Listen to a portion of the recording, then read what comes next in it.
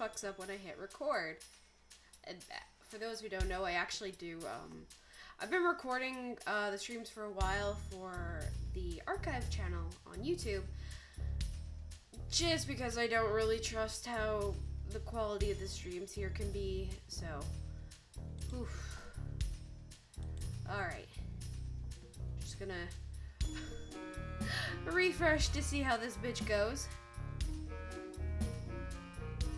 Does it still say I'm live, or does it say I'm not live?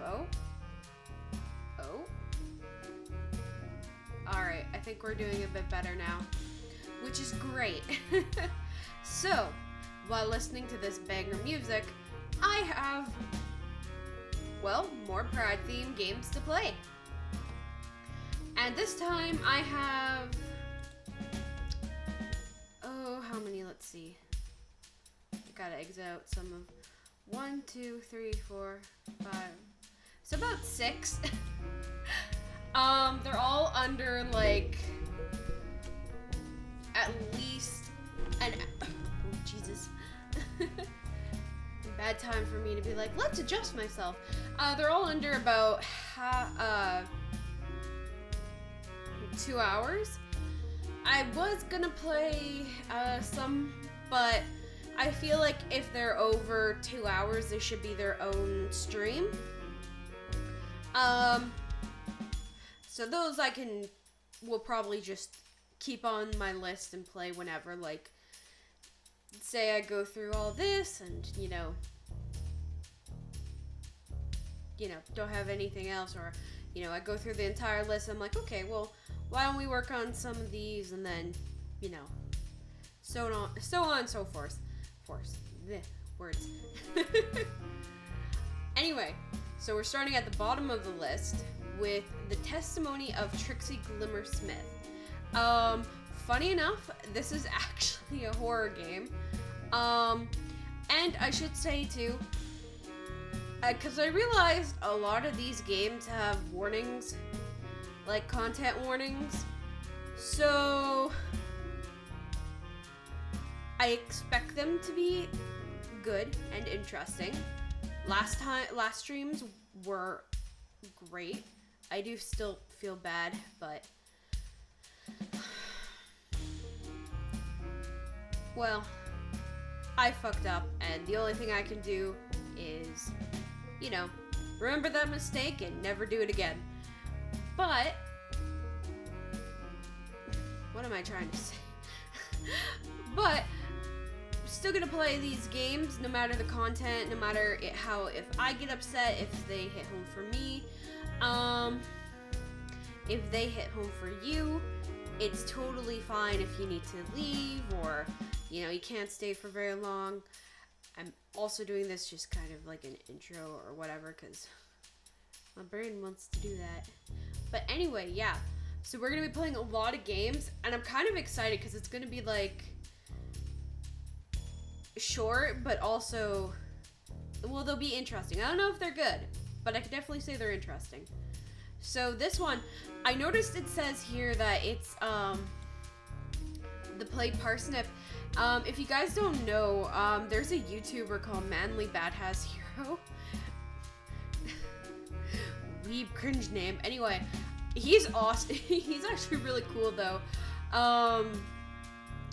He played Parsnip, which so the creators who created this game are the same ones who created Parsnip, and I've seen the playthrough of Parsnip. I don't know if Parsnip has the similar tags as this one, so, you know, LGBT. From what I've seen, it doesn't really show that, but, you know, if you know Parsnip, you kind of know you kind of know the shit we're gonna be in for. So I thought we'd play this now. And then just kind of, I don't know. This might hurt. This might be a little scary. This might be a little, I don't know. It's horror, give or take. But anyway, I think that's a long enough time for me talking. Let's get started. My name is Trixie Glimmersmith.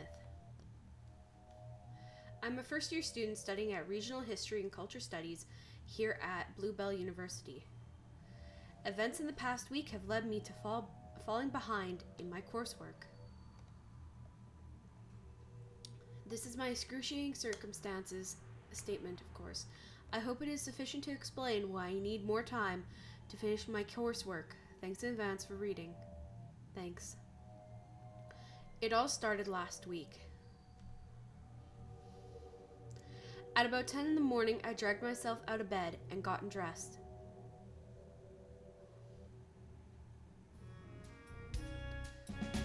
Right, it's 2 weeks till my coursework deadline. Time to start this report on Blue Hill County Cultural Exports 1800 to 1900. Oof. I do know. I sat and stared at the brief for about 10 minutes. Okay, no more slacking, it's time to get to work. I noticed I just clicked on a 2-hour video essay about memes on video.com. Okay, a slight call out. Why are you scratching my chair, sweetie? Before I had any more time to be distracted, there was a loud knock at my door. I jumped, knocking my cereal over. Milk and chocolate covered sugar flakes spilled across my generic student accommodation carpet. Someone outside yelled, "Trixie Glimmer Smith, open up, we have something to discuss." I recognized that voice. It was Nikita, my course's top student. We don't talk about it because she's kind of horrible.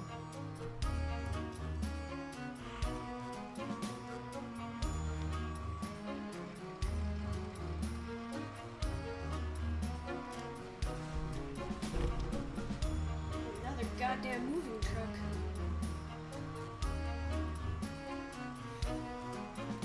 To explain, I don't know why, but the apartment block next door has some, like, weird fuckery going on. Like, I swear to God, yesterday, so there's, like, one apartment that gets a lot of shit going on, and yesterday, in the morning, I remember the window was perfectly fine. They had their window replaced, like, God, I think like a month ago. And then, yesterday, so I remember the window is fine.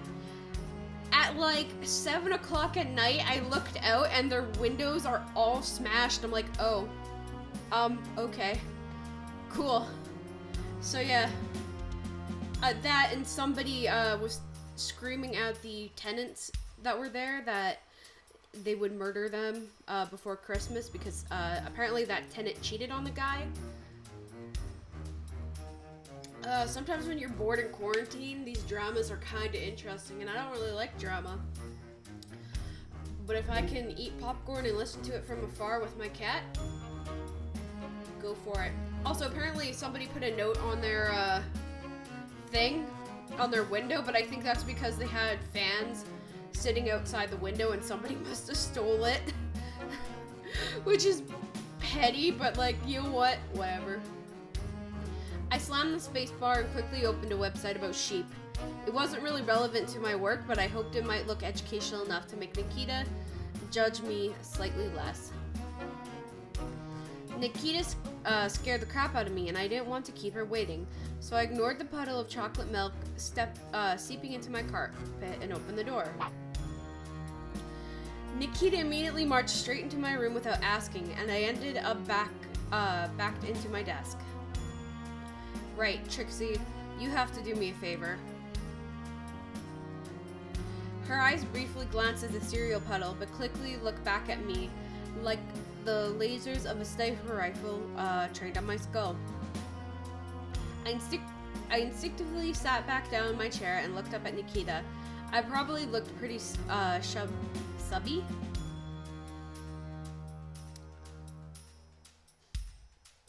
Huh. It would almost be kind of hot if I wasn't a fucking loser. Oh, Trixie. Kind of a mood. Look, Trixie. Wow. I could hardly process that, but she said hi. Look, Trixie, if I hadn't bailed you out last term by doing your coursework for you, you'd be fucking dead, right? You'd be living in a bush and eating dirt because you don't want to go back home to your family and admit you fucked up your education by sleeping through an entire term. Alright, we're into blackmail. Jesus. I mean, that's a little harsh. Had also been playing video games, writing raunchy fan fiction, and growing breasts. Oh.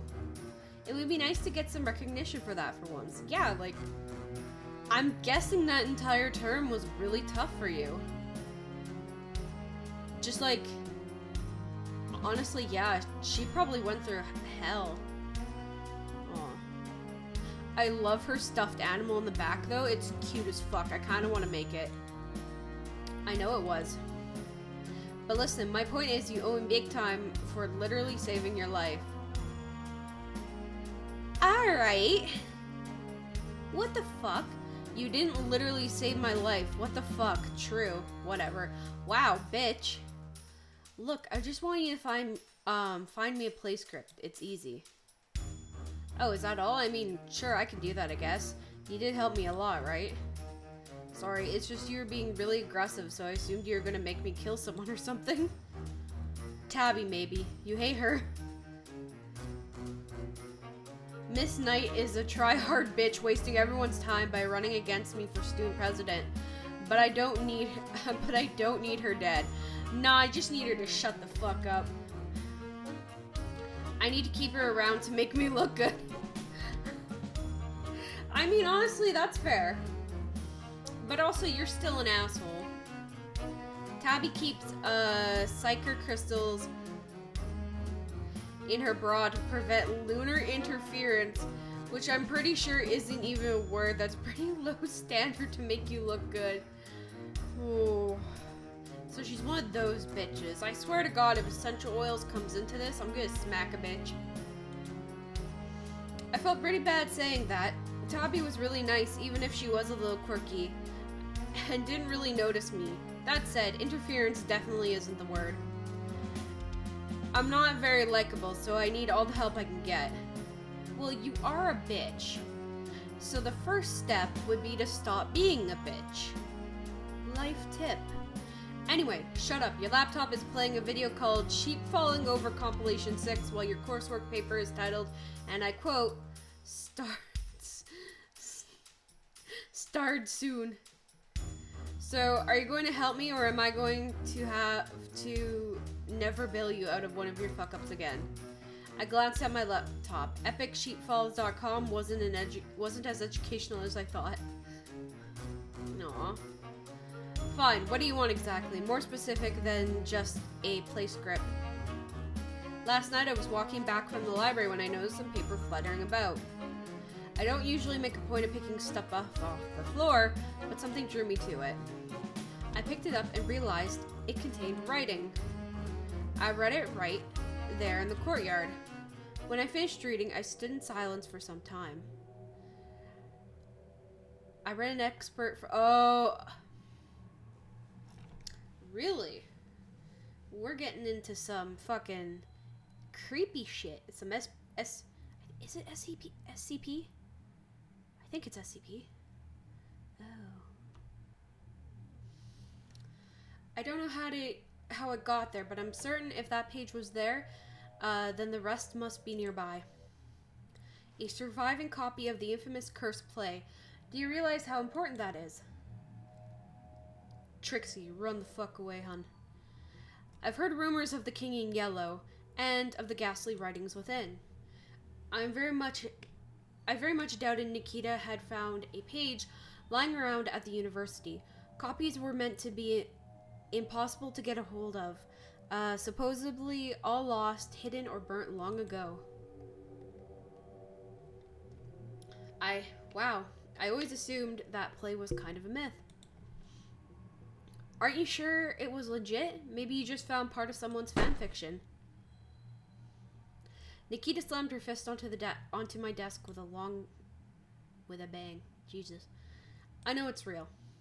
Sorry. It's okay, you're probably right. Only a real loser would write fanfiction about the king in yellow. Is it just me, or could I see Trixie writing that? Just me. No, you're not a loser for doing that. The completed play would be of immeasurable importance to my studies. I could write my entire thesis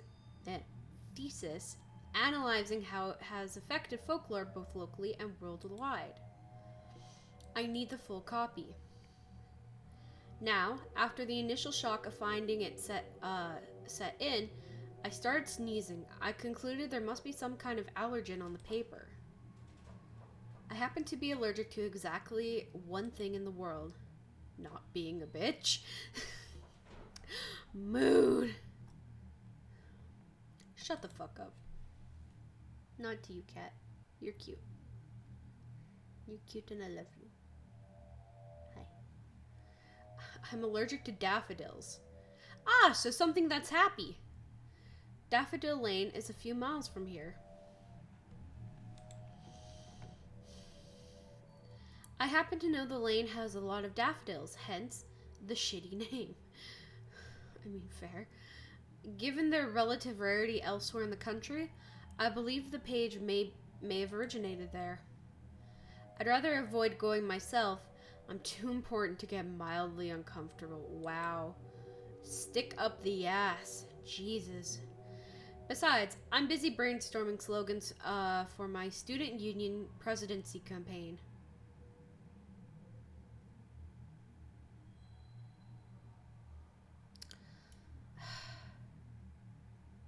She got good policies, but she do be a bitch.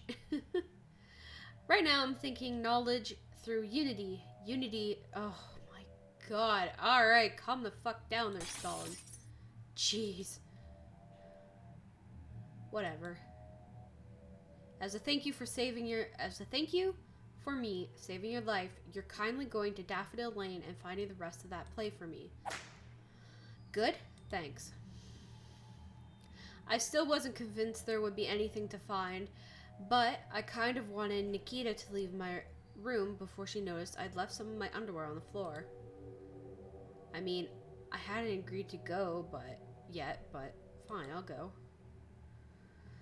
Just stop being so rude to me. It's not a good work relationship. It's not good at all. Fantastic. Thank you for being so accommodating, Trixie. Trixie, I'll write your paper for you. I did it once for like $20 and some and some trading cards. I can do it again. I'll let you get on with it. I have some books to read. Nikita brushed some dust off of her skirt and left without a goodbye. According to my laptop, it was still pretty early. I guess I should get going. I may as well get this over with so Nikita stops bothering me. I found some snacks. I knew I would need them on my quest. Errand? Whatever this crap was. A 20-pack of cheese ropes. A 20-pack? Also sounds delicious. Are you sniffing my mic? Ma'am? Hello? I fucking love artificial flavoring. Sometimes that shit is good. I found my phone under an old shirt. Not that it come in much use, it was basically only take calls and receive messages. After years of wear and tear. Damn. My phone's light flickers uselessly. You constantly shake it like a maraca, so I brought along a torch as well. Oh no! Oh. Alright. Oh, come here, cutie. Alright. In retrospect, I should have made sure it had batteries in it before I left.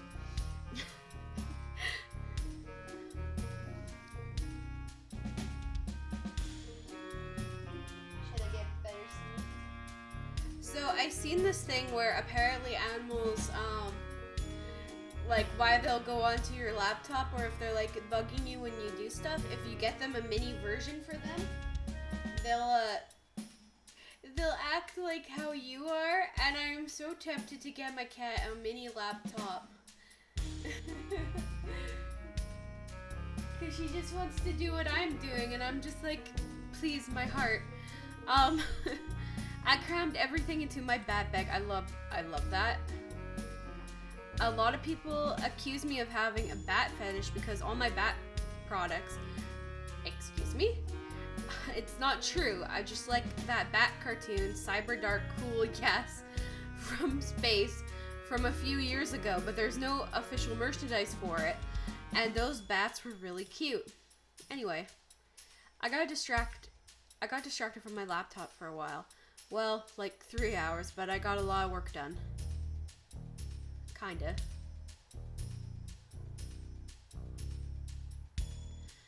The 2-hour trek through the countryside during the worst heat wave in the century took its toll on me. Oh god, mood. We had that like I think a few weeks ago. Ew. I've never been good with summer. Wow, words. I usually just hide inside, so I'd underestimated how hard it would be out in the sun. It was also about here I realized I never cleaned up the cereal on my floor. Ew. I did eventually reach Daffodil Lane. I took a little rest in some shade and got my bearings. Phew. I hope the weather gets worse soon. I could use some rain to cool me off. Oh, again. Mood. I took a look down the lane from my vantage point. 4 quaint little cottages dotted the dirt road, and at the far end was a tree line of Blue Hill Woods. I'd been in the woods once before as part of my course. They were old and filled with interesting landmarks. I considered taking a walk in them once I sorted out the play stuff. It was probably cooler under the tree. Hi! Ah! A small, rather energetic-looking rabbit had appeared behind me while I was distracted. Run away. I believe if I remember that creature's kind of fucked up. Before I could say anything, he held out a weird yellow string. Since we're such great friends, I made you a friendship string. I hardly don't know you. The friendship string was about 6 inches of tattered yarn, seemingly dipped in yellow acrylic paint and sprinkled in what appeared to be sugar. The feck? It was faintly disturbing on a level I can't communicate, even after everything else that transpired in the following days. I add sugar so you can taste it if you get hungry. I hope you like it, best friend.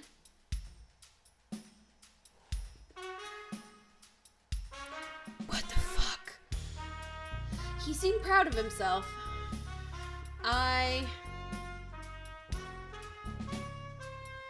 We're gonna keep it as evidence. Confused, I took the string out of the rabbit's paw and held it up for a closer look. It looked just as bad up close. I tucked the string away into my bag. Thanks?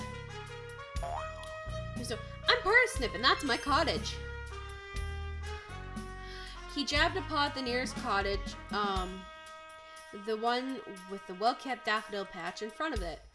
A small sign with my cottage written on it stood on the path next to it, clearly marking the cottage as someone's cottage. Oh, hi Parsnip, my name's Trixie. I'm looking for a book that might be around here. Have you heard of The King in Yellow? Wow, I love yellow! Oh wow, that's my favorite color! I heard him.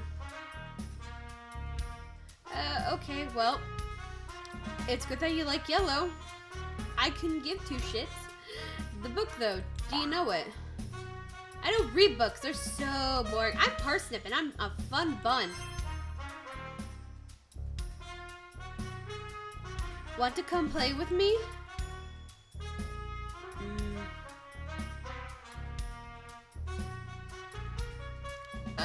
Try. This is getting too weird. I want it out. Wow, look at that. I pointed in the distance. Parsnip just stared at me. I'd much rather look at you, new friend. Okay, well, I can't play with you right now because, like, I have to find a book for my friend, remember? Wow, that sounds really exciting. You're like a detective. Oh, I mean, it's more of an indebted servitude. Okay. Wow, cool. That's amazing. This guy's gonna fucking murder us. Before I could begin to formulate a response to Parsnip, the sound of a cuckoo clock blared from inside his cottage.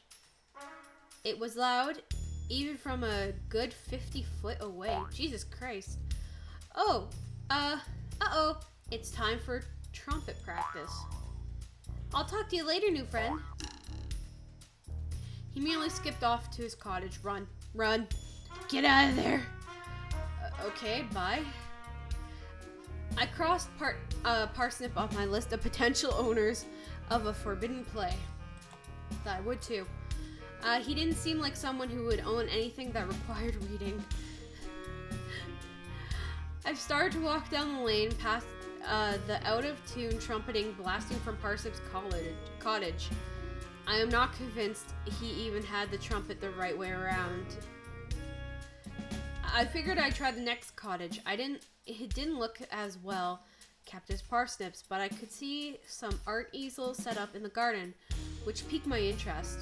An arty person might have a copy of an evil play just to make a statement.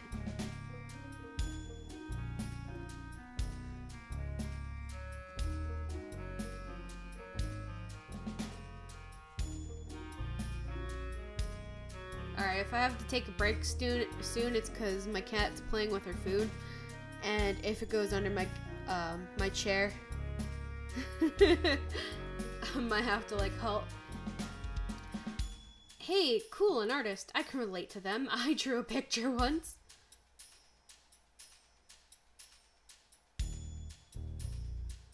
That bat and the trees kind of scares me. I approached the cottage and caught sight of a rabbit lounging in a deck chair, smoking and drinking wine. Classy. She was tall, stylish, and pretty. I was pretty hyped to meet what I assumed must be a famous artist. Either she didn't see me or chose to ignore me. I noticed her cigarette wasn't even lit.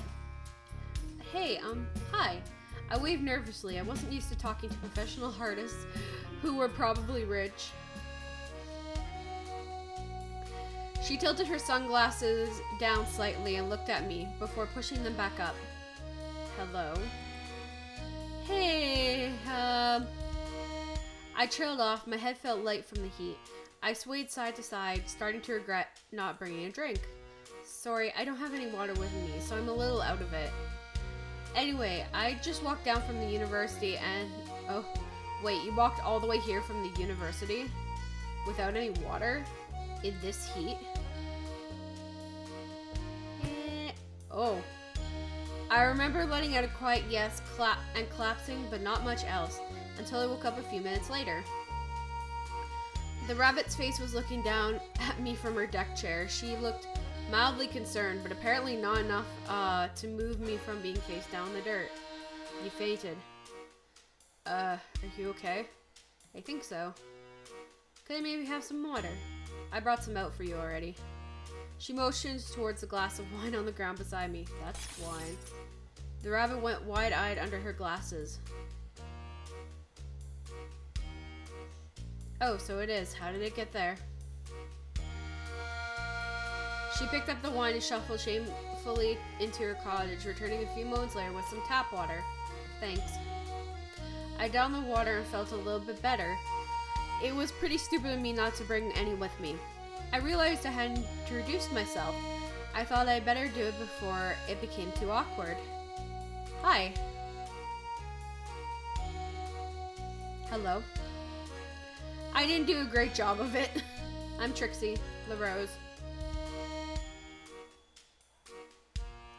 There was a frosty silence. So, sorry to bother you. It's just I'm doing someone a favor. They think there's a copy of some old playbook around here, The King in Yellow. I can't say I've heard of it. Are you sure your friend didn't say Daffodil Library, you know? The one in town? I briefly worried she had. No, I'm pretty certain she said Daffodil Lane. I don't know where it could be, though. I asked, Parsnip next door? LaRose seemed to grimace at the mention of Parsnip. You spoke to Parsnip? Are you sure? You look like you still have a will to live. I didn't, but that was unrelated. Hitting some moods? I mean, yeah, I bet. Is he that bad? I mean, he's a little excitable, sure, for sure, but LaRose's blood pressure looked like it was rising rapidly. Let's get back on the topic. I decided it was best to change the subject. Anyway, the book, you haven't seen it? She shook her head. I don't get out much, though. If it is around here, I probably wouldn't see it. I didn't even realize my neighbors were missing until the police came knocking. Jesus. Oh geez, the squirrels, yeah.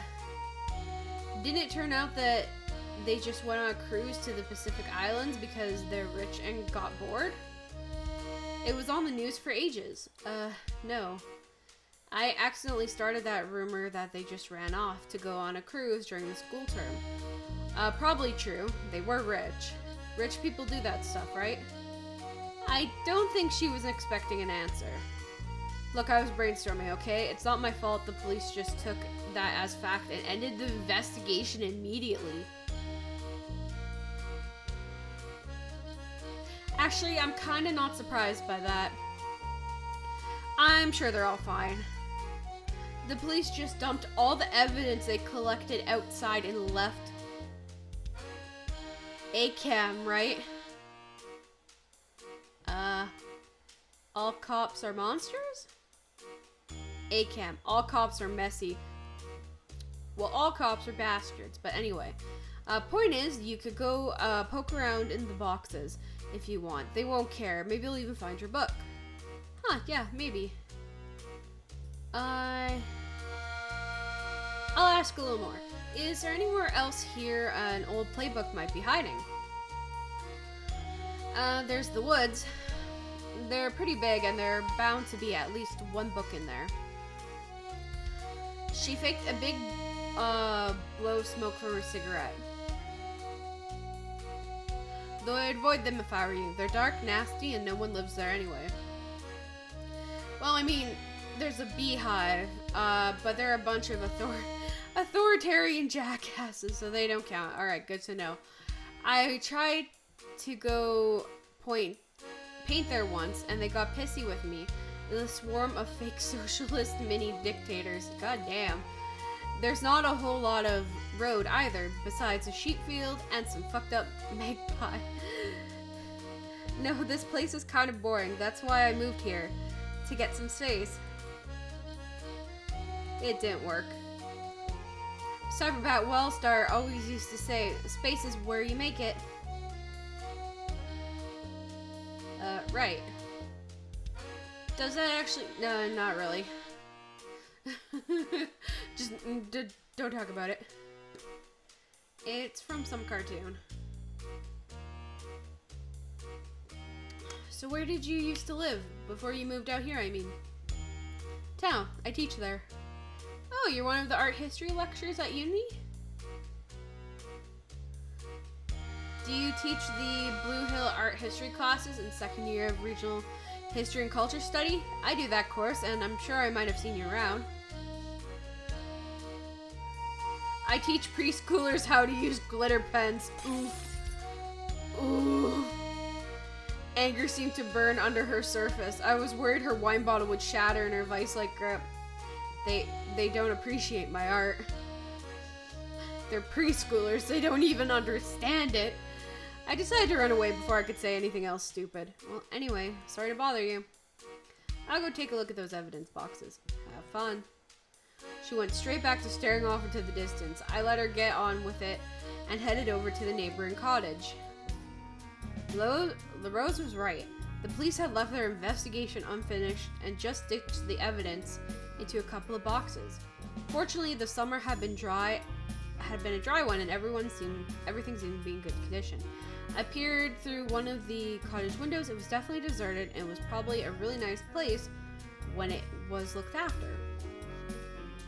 I could see the occasional bit of half-eaten food lying around the floor, making a mess of the otherwise cozy middle-class countryside retreat.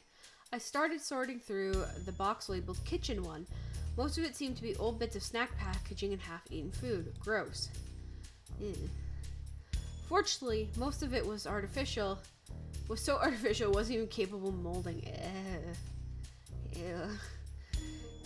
Interestingly, a DVD copy of Jenny Jason's archery training time for the Game Machine 100 also had a large bite taken out of it, and the toaster seemed to have lick marks on the grill. What the fuck? An entire box of sugar acorns seemed to have been emptied into the box, coating everything in a thin layer of nutritionless dust. Someone had been very hungry. The next box, Kitchen 2, only had a couple of gas canisters inside. I guess they were for the cottage's stove. I don't think Daffodil Lane has much in the way of actual infrastructure. The last box, labeled Kids Room, contained the only real interesting stuff. My eyes went straight towards a small games console and a selection of video games. I spotted one of my favorites, Gun Attack 2. Oh hey, this kid's one of those little fuckers who always screamed abuse at me when I tried to play that online. Yeah, sounds right. Actually, I probably shouldn't refer to a possibly missing kid as a little fucker. That seems a little wrong. No, that seems a little right. There were more sweet wrappers, though. The kid had clearly diversified their diet by eating crisps on special occasions. This kid didn't really seem the type to collect old play scripts. I doubt it would be in here. In fact, I don't think there's a single word in this box that isn't a brand name. As I said, I realized I was wrong. There were some very obvious words in the box, and I didn't know how I missed them before. On a small paper booklet, scrawled and faded, felt tip writing read, "There is a monster near the woods." Underneath was a crude scribble vaguely resembling a crouching figure with woolly thick body and 4 eyes. Some kind of imaginary monster, or maybe a wool suitor, I think. Oh shit, that's ominous. The handwriting was childlike and shaky. It could have been more than a month ago. It was probably written as part of some silly game, I thought. But that didn't stop it from filling with dread. What was this monster? Oh, hey, Bailey! How's it going? I realized the message was written on the front of a small scrap paper booklet. It looked like it had been written and illustrated by the kid. Squirrel Warrior Princess Adventure. Squirrel Warrior Princess was an adventurer to save the Squirrel Princess Dragon. She went through the hills, and there was a monster shaped like a woolly person. Squirrel Warrior Princess.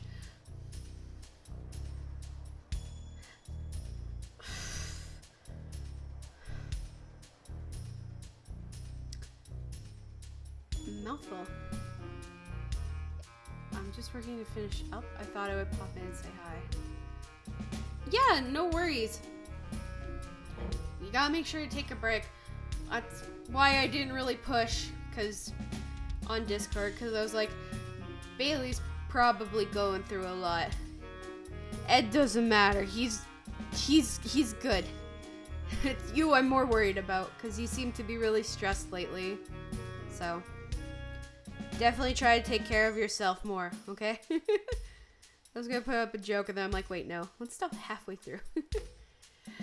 She went through the hills, and the monster shaped like a woolly person Squirrel Warrior Princess shot him with a bow and arrows and one. Jesus Christ. That is what you get if you're my enemy, said Squirrel Warrior Princess, said Squirrel. I was working. I'll answer my free tomorrow. No worries. Honestly.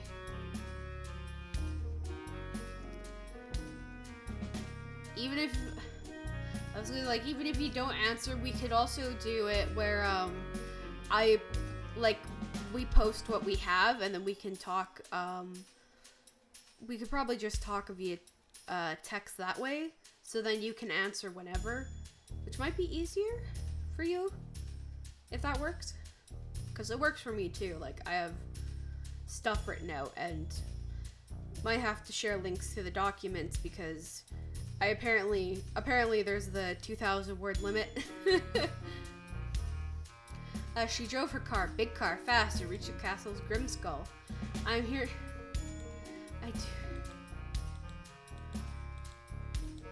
I do not want to read this. Inspiring. I decided it was best to leave it before I left much more incriminating DNA on everything. I felt pretty sure I wasn't going to find the play in amongst that junk. And I wasn't breaking into what was technically still a crime scene on Nikita's behalf, so I headed down the lane to the last cottage. I strolled past the sheep field. The silly creatures were absentmindedly chewing on grass as sheep are oft to do. It looked like a refreshingly simple life. The field was overshadowed by a large tree. There seemed to be a few shiny pieces of jewelry trapped high above its branches. Maybe it was one of the rose's art pieces. A ragged nest was perched high up near the top. It looked deserted. This was probably where that fucked up bird LaRose mentioned had lived.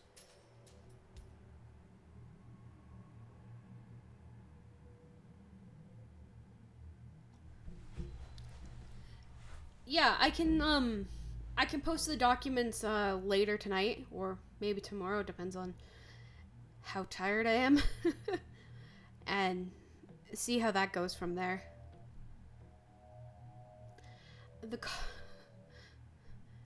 Also kind of looks like something I would live in. The cottage at the end of Daffodil Lane was a bleak building. The windows and doors were all boarded up, its interior was dark, and the entire building had an uneasy aurora around it. Or aura, Jesus. Compared to its scenic surrounding, the place was a septic sore. Ooh.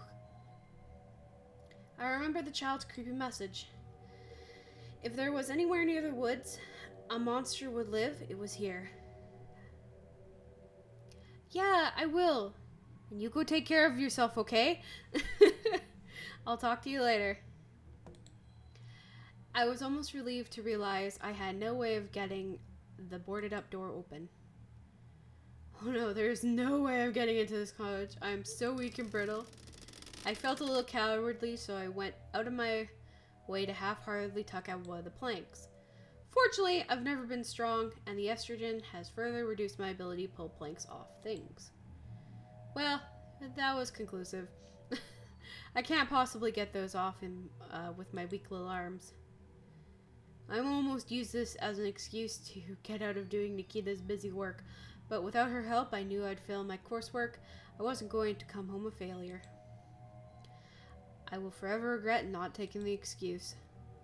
I should get a crowbar or something. I think that's how people get planks off of things like this. Games and stuff. I'll head to town. I'm sure I can find some boring old person shop that sells tools there. I dusted off my hands and started to hike back to town. Somewhat regretting never learning to ride a bike. You don't know how to learn to ride a bike? It's not that hard. Much easier than doing this. She's loafing. My bird loaf. Anyway, me staring at my cat. She's adorable. And I will remind her 50,000 times a day that she is adorable. And I love her. The monster near the woods would have to wait. It was a long walk back to town still. The exercise was pretty good for me. I hadn't spent much time in town since moving to Blue Hills. It's too loud and busy for me. I'm pretty sure people stare at me too, though it might just be me being paranoid or my anxiety talking, I don't know. I was looking for a tool shop or something when I noticed a small shop called Heidi's. In the window was a big poster, all crowbars, half price. Alright. Yeah, that was convenient. Jesus.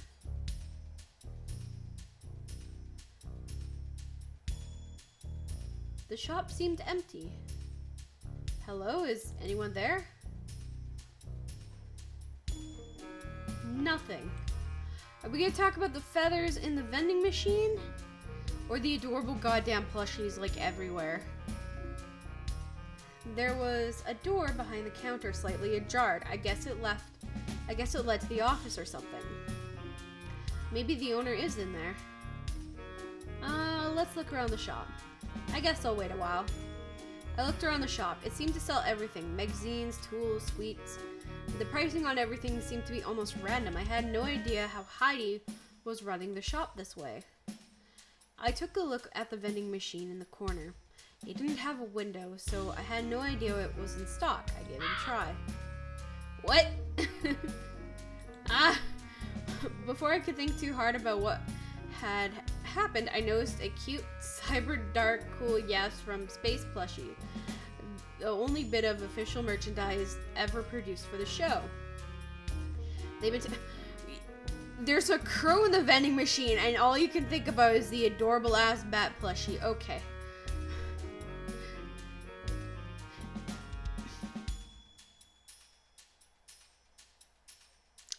I agree with Trixie so much. She's kind of a big mood. They've been taken off the market because they contain lead, but it looked like Heidi hadn't gotten the memo. Oh. Hey, don't break that. I dropped the plushie back onto its shelf.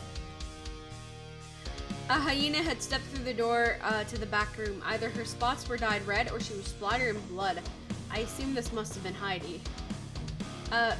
Sorry, aren't those like toxic though?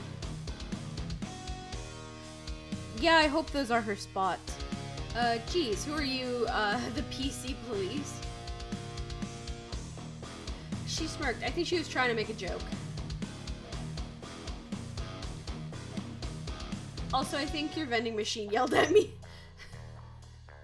Yeah, it does that. Oh.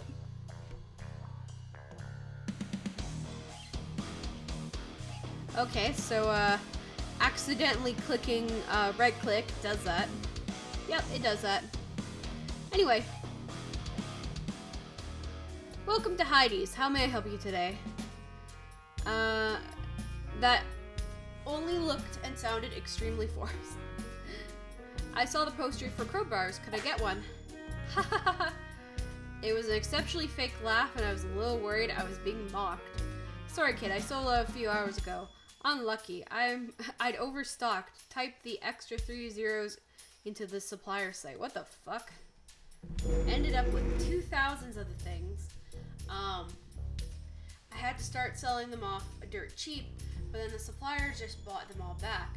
That sounds fake. Guess they want to resell them. That also sounds fake.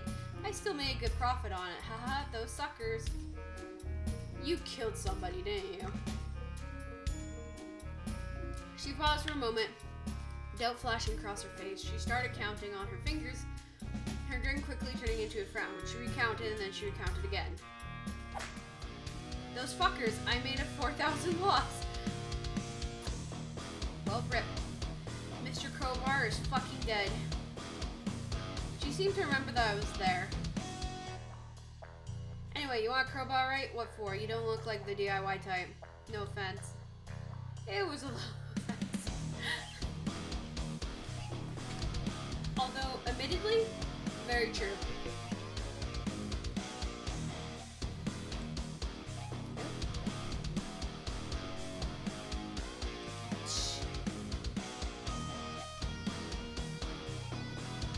Wow, I have no idea how long I look like that, but I'm guessing that was from my kitty. Oh well. I need to break open a door. I realized I probably sounded suspicious, so I tried to defuse the situation. I'm not a burglar. It's my door. A strange mix of resignation and confusion appeared on her face. You accidentally boarded up your own door?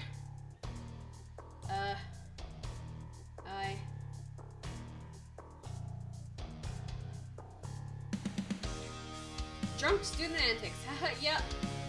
I boarded out my bedroom door up last night when I was super drunk. Was mega high from snorting mind-altering substances. Haha. It was lit. I have a lot of friends. We get drunk and do carpentry. She's just like, what? I think I overdid it. Right. In fact, I think she had stopped caring. Heidi dashed to the door behind the counter and quickly reappeared with a crowbar. One of my personal crowbars. I need my others, so if you somehow break it, don't come begging for a replacement. I don't offer warranties. That's $15. Well, euro. I rooted through my pockets and I realized I'd forgotten my wallet. All I had was about 3 in coin.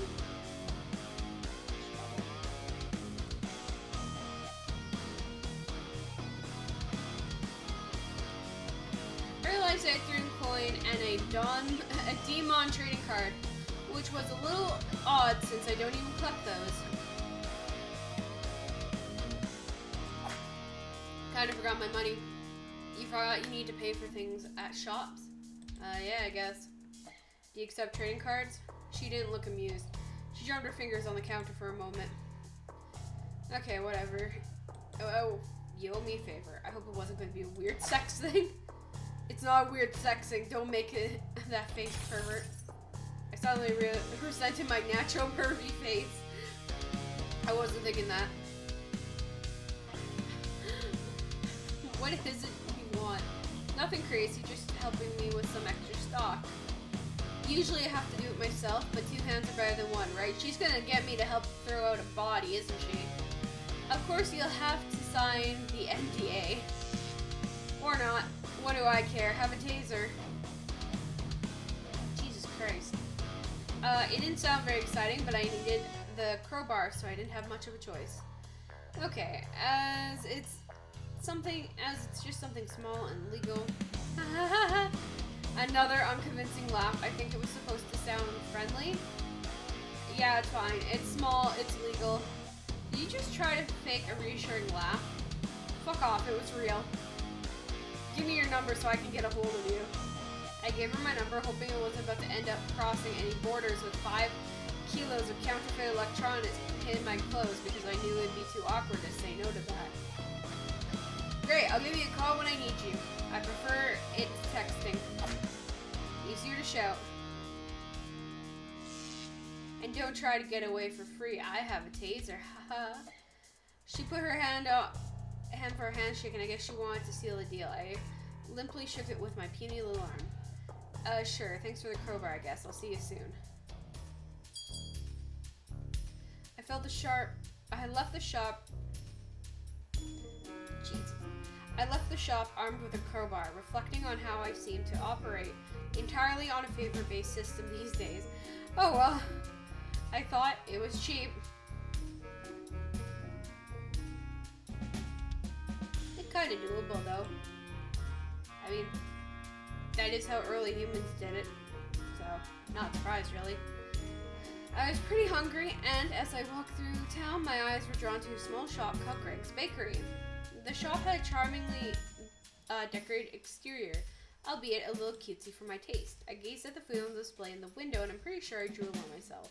It looked really good. I really needed some sugar.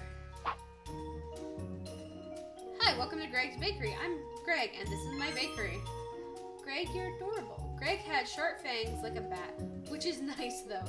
Obviously, that isn't important. Oh, hey, I'm here to eat cakes. Why is there pizza? The fuck? Do you sell cakes? I don't know why I asked though. I knew they sold cakes. I just been drooling over their display. Oh, sure we do. I make all of them fresh every day. Do any catch your eye? If you decide you don't want a cake, I have plenty of other pastries and treats for you. A nice bun, a pizza slice, a donut, vegetable rolls, what? And a bag of sprinkles. The choice is yours. They seem nice, albeit slightly hyperactive. I kind of suck at biting food, especially when there's so much choice. I was glad to hear the door loudly open behind me and distract Greg. Hiya, Belle. The usual? You betcha, hun. How's work going?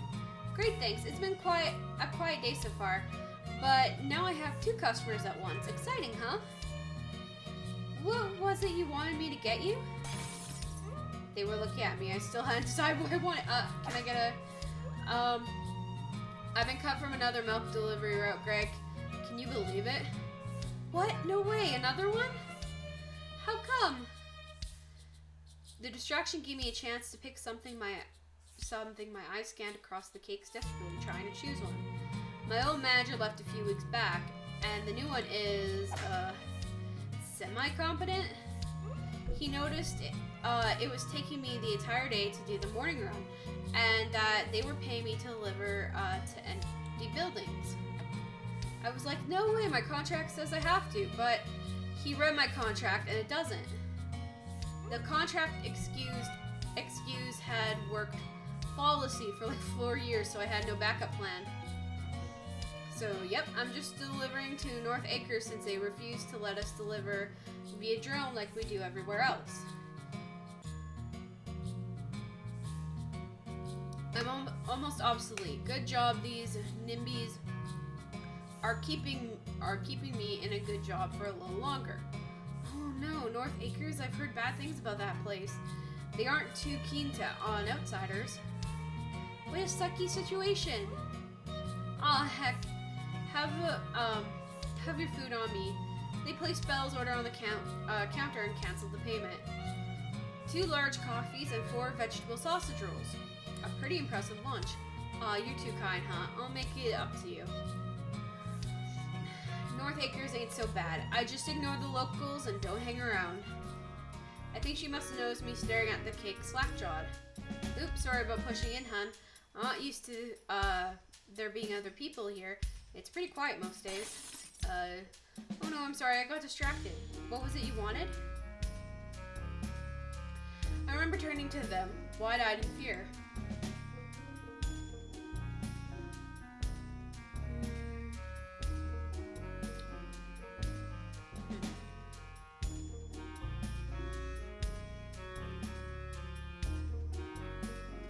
The cake does have more sugar. The donut would be cheaper. I'll go donut. I wanted donut, but somehow got hurt in my own confusion and messed up. Oh, that cake. I jabbed a finger meekly at a random cupcake. 1 triple chocolate muffin coming right away. This wasn't going to plan. They picked up the muffin with some tongs and slid it onto the paper. Any other cakes or drinks or savories? A cheese bake, maybe? I'll get another muffin, please. Great choice. You have no money, hun. Belle was looking at me, munching on one of her rolls. She seemed amused by my inability to buy cake. I don't think I've seen you around town before. What's your name, hun? I'm Trixie. Trixie Glimmer Smith. I only moved here a few months back, and I don't get out much. Nice to meet you, Trixie. The name's Belle. She stepped forward with her arm outstretched, and I shook her hoof. It was really clunky and awkward since she didn't have fingers. I hope this ain't too presumptuous, but if you're looking... Oh, God.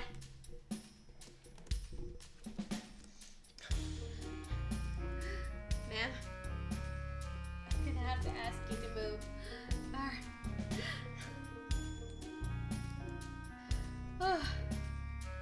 Oh. She knows how to hit the number lock now. I'm screwed. But if you're looking to make some friends here, you're always welcome to come down to the Attic Mouse, the bar just around the corner. It's always nice to make some new pals, you know, especially if you're new to the area. You wanna come sit on my lap? Okay. I'm going, I sometimes go with Belle, but I've been too busy with the bakery recently. Everyone there is super nice, very gay too, so you can just be yourself. I guess we're lucky to live in the queerest town in the country. Oh, mood. Feels. I mean, I say that and I live in Alberta, which is the most backwards province in the country, but like Edmonton, weirdly enough, is like the most progressive, at least for like the Midwestern provinces. For Yeah, for sure. I don't know much about Manitoba, but that's generally how it goes. Whereas, like, Saskatchewan, it's awful. I mean, not officially sure, but heck, you try finding someone here who isn't queer. They had a point. Everyone I meet here was pretty fucking gay.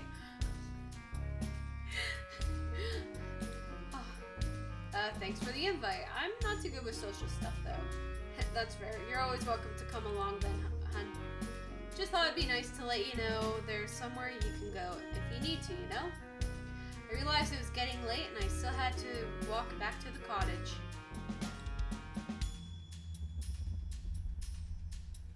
Crap, I gotta go, sorry. When the hell did that come up? Alright, well, whatever. Don't know how to get rid of it, but it'll probably be gone later. Different game then. I dropped some coins on the counter and ran out of the bakery. I hope I paid enough. I heard the pair say bye behind me. They both seemed kind of nice, albeit a bit scary. Alright, time to break into the creepy cottage and see if I die or not. Should probably save though.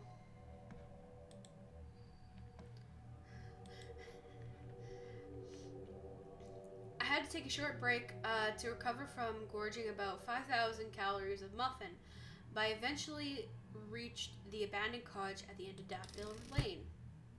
Managed to pry the front door open with a crowbar, which was tough given my complete lack of muscle mass. Regardless, I got the door open and tossed my crowbar away. My weak little arms couldn't carry it anymore. Without waiting around, I stepped through the dingy portal.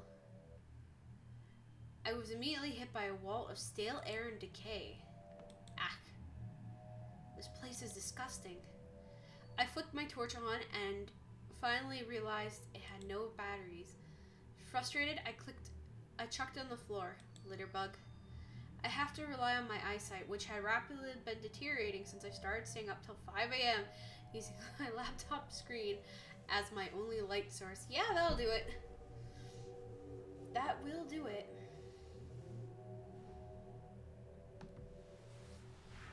Trying to see where. Oh, there it is. Okay. Have to put some lip chap on.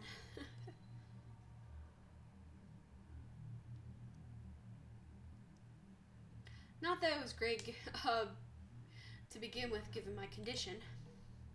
The building was dim and a few shafts of light piercing the boarded windows. It looked like a basement door was slightly ajar. A cold and unpleasant stench seemed to crawl from it. I wanted to spend as little time in this place as possible. I decided to take a look around the ground floor before heading downstairs. I stepped into what seemed to be the kitchen. Water dripped from the wooded ceiling into the sink, which was close to overflowing. The water was dark and still. A few tufts of wool floated on the surface and stained it dirty brown. A gross smell seeped from the room from the pantry. I carefully pried it open and was relieved not to find any dead bodies. Instead, I found a small garden's worth of decomposing grass melting in a pool of green frothy liquid. Oh, gross. What? Who would keep grass in their pantry? I poked around the pantry, trying to uncover anything else that may be hidden. At the very back, buried under some of the decaying grass, I found a tin of pineapple rings. The best before date was over 2 decades ago. The front depicted a happy pineapple mascot. Eat me, he said. Sorry, happy pineapple abomination, but I don't think I should. We'll leave that to that one YouTuber who does that. Besides, I don't have a can opener. The bedroom was evidently plainly decorated years ago, but was now completely derelict. A shelf. If that was. They disappeared a year ago. This seems to be abandoned for like 20 years. Okay. A bookshelf stood against one of the walls, but was almost completely empty. The only books remaining were Manners for Girls and 7 Plants I Saw, an adventure story. I decided not to read them. Good. The plant thing seems a little interesting. The other one, nah. You don't need that, hun. Like the kitchen, the windows here have been boarded up, though I noticed that the planks seem to have been taken from the bed frames, given the mattress slumped onto the floor. A pile of tools on the floor looked like the likely culprits of the renovations to this place's windows. I noted one of the tools was a sturdy crowbar. Huh, I went all that trouble to get a crowbar when I could have just broken in here and got one for free. Well, you know. The tools looked old, but judging by their relative cleanliness, appeared to have been used recently. Next to the bed was a small dresser, and on top of that, a picture frame. I wiped the dust away from the photograph to reveal a woman, probably in her 40s. The photograph itself had an old-fashioned, faded look to it, and her hair looked very 80s. I guess this lady must have lived here before abandoning the cottage. It doesn't look like she properly packed when she left, though, given that a lot of her stuff seems to be here. I briefly wondered what had driven her to leave her here so fast, but stopped myself from dwelling on it too hard. There was a loud groan from upstairs, the settling of the cottage timber frame, I told myself. Regardless, it gave me a scare. Ugh, this place really has me on edge. Let's hurry this up. The bedroom window was broken, and one of the boards seemed to have fallen off. A black feather was snagged on one of the nails still left in the frame. The water tank was probably meant to be above the toilet, had fallen down, littering the floor with smashed ceramic shards and leaving a moldy damp patch spreading from the toilet's gutted remains. The bottom few inches of the bathtub were stained brown, as if it had been full of rancid water for some time before being emptied. The plug hole was matted with wood, almost like a spider web. Ugh, this is nasty. What's wrong with this place? No wonder it smells. I was cut off as the house groaned as if settling. Only then did I realize how weak the floor seemed to be in this room, and stepped back. I had no intention of falling through into whatever waited for me in the basement. I returned to the living room where I had first entered the house. I hadn't really looked around it when I first got there. It was totally trashed. The furniture was a mess. The floor was covered in junk, and some water appeared to drip down from the attic onto the sofa, which was coated in white mold. Ew, no thanks. What looked like blood stained the floor and seeped into the musty sofa. It couldn't have been more than a month or two old. This isn't good. Hopefully someone just had a minor accident, which made them lose about 4 liters of blood. It's old, though. I'm sure any murderer who lived here would have left ages ago. The smell probably drove them off. I stepped a little further into the room and almost tripped over something. A video game cartridge? It didn't look as dusty or as decrepit as the rest of the house, and definitely wasn't old enough to be from the previous owner. Some brown hairs and white wool blocked the pins, and the image printed on the front was scratched but still readable. Gunshoot 4. Nice, I really enjoyed Gunshoot 3. Keep it.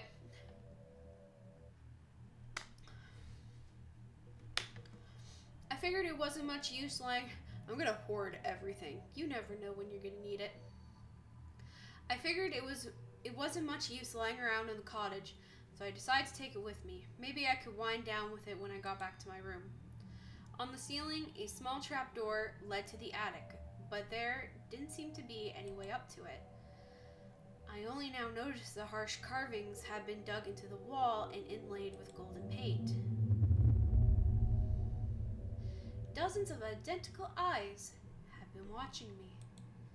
Okay, no. I found myself drawn to them. The house suddenly shuddered and I almost collapsed. I regained my footing. Thankfully, the house had remained standing. I turned away from the drawings, deciding to avoid them for now. There didn't seem to be much more to see on the ground floor, and I still hadn't found the book. There was only one thing for it. I'd have to go into the dark, dingy basement. I forced the door open on its rusted hinges. Did anyone see that little... We're just gonna ignore that for now. I made my way down the stone stairs. The decaying air grew worse with each step. God, this better not take long. The air in this place is probably cutting off years of my life.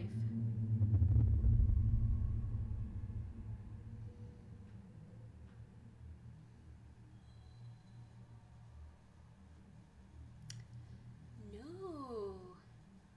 Nikita can go and shove this book up her snatch for all I care now. No. The stairs emerged into the large basement, almost as big as the entire ground floor. My eyes were immediately drawn to a horrific scene at the center of the room. Ah, what is this? Are those... Two skulls were positioned around the chipped remains of some kind of symbol etched in the floor. I better look around quickly. I really don't want to stay here much longer. After a closer examination, it was clear the skulls belonged to a pair of squirrels. Oh gosh. So much for LaRose's Pacific Cruise theory. These both seem adult-sized though, which means the girl is missing. Hopefully I don't find her in here. The skulls were undamaged, with no indication of how their owners may have died. Strangely, I don't recall having seen any other bones around the cottage.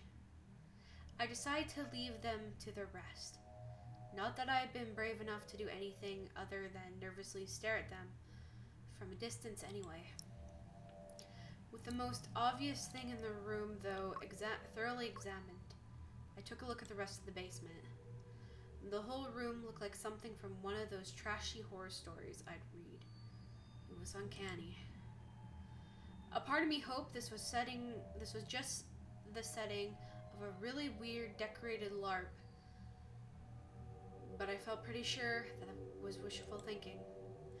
The basement was littered with black and white feathers. It looked like a bird had been in a fight, but with who? Probably the most out-of-place thing in this murder basement was a small collection of dry cake crumbs scattered across the floor. Despite there only being a slither of cake left, I felt my stomach tighten. A deep and primal part of me knew it was a bad cake.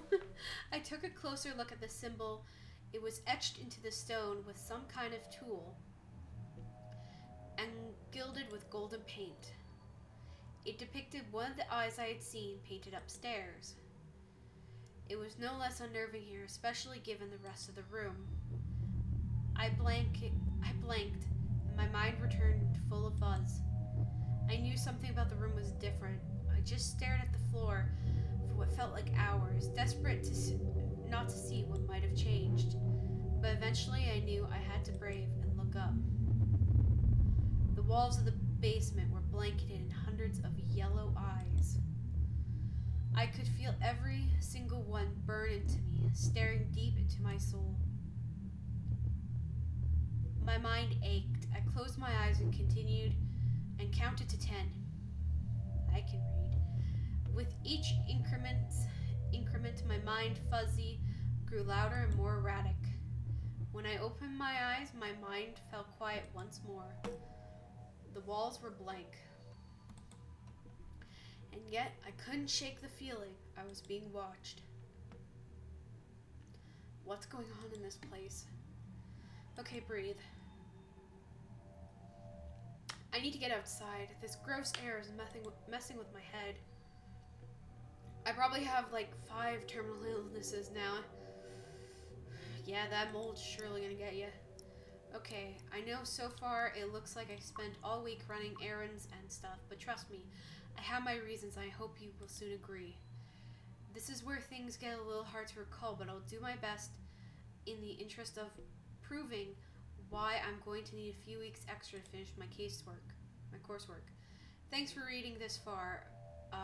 By the way, faculty admin team, I appreciate it. Thanks.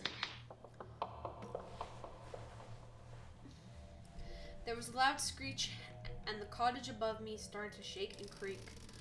I heard a large groan as the basement door shut.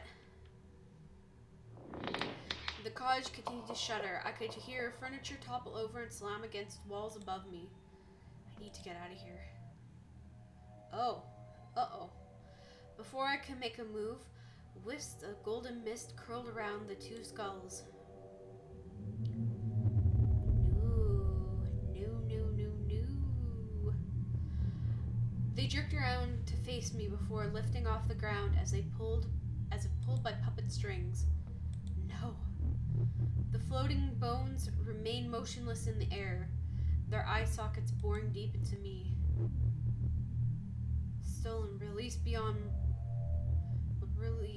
betrayal. Cloud waves. Okay, words. Lots of words. The skulls called into my mind, a rasping voice that felt as if it was coming from within my own thoughts. Upstairs, the cottage continued to shake, the sound drowning out even my breathing. But the voice remained clear. The rabid betrayal, how blue starlight, Carcosa, the dread city trapped forever under the red skies of the Hyads, the stolen crown jewel of a long-forgotten empire. The setting of the King in Yellow, that much I knew. If the play was anywhere, it would be here, but it was hardly at the forefront of my mind at this point. The spire, broken, body, Carcosa. What are you? I'm the abomination, the malformed socket, the malformed stock, the accursed meat, filthy, unclean.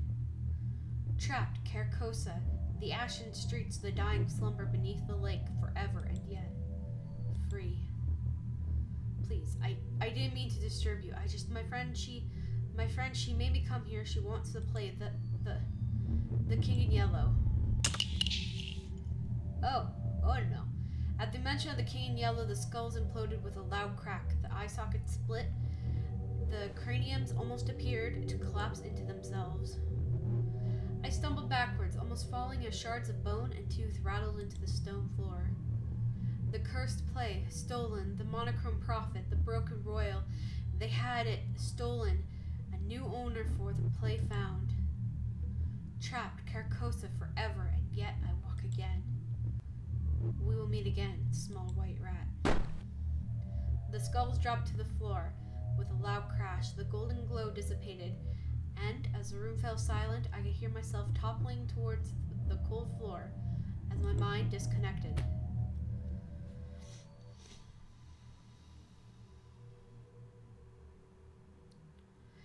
My eyes slowly opened. A feeling of grogginess and nausea had taken over my body. I felt my mind spin, and I could make out grass fluttering gently in the breeze. Alright, back the fuck up, you creepy Walt Disney sheep. I looked up. A sheep gazed down at me as she chewed on some grass. As I steered, she wandered off and left me be. I took some time to properly come to, but as soon as I realized I was crumpled in a sheep field on Daffodil Lane. The moon cast white rays across me, and I wondered how long I'd been there. Ugh. What happened? It was here I slowly started to remember my time at the cottage, the decaying rooms, the black and white feathers, the strange symbols, the blood, and the two skulls speaking into my mind. Fuzz. How much of that actually happened? My eyes started to focus on the grass beside me, and there was a box of some kind, or was it? I squinted at it. Whatever it was wrapped in a shiny yellow skin. I reached a weak hand over to it and ran it across the top of the box. My suspicion was confirmed. It was snakeskin. My hand curled around the back of the box and felt paper. It was a book. I grabbed it and pulled it above my eyes where I could see it. Embossed in black amongst the yellow scales was a title, The King in Yellow. I stared at the playbook. How did it got here? It was held shut by a golden ribbon, but would only take a second to undo it. I started to reach for it, my fingers feeling like soft silk. Suddenly, a bird screeched a horrible caw. I jumped, almost dropping the book on my face. Far away, sat in the big jeweled tree, a strange, mangy-looking magpie stared at me. I thought of the feathers in the basement. It was hard to tell at a distance, but it seemed to be staring right at me, its eyes wide, reflecting white moonlight like mirrors. I was about to shout over at it, but it took off and flapped away to the darkness of the night. I lay in the field a while longer and watched the woolly sheep munch on grass, the King in Yellow held tightly against my chest. Eventually, I managed to pull myself up and started to take the long trek back to my room.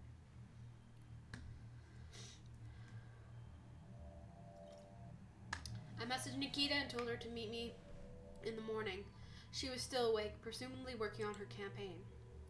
She seemed pretty set on retrieving the King in Yellow right then, but when I told her I wasn't going to get back out of bed, she begrudgingly agreed to wait. I shoved the play into my bag and turned my phone off, eventually settling into a disturbed sleep. My dreams were dark and confused.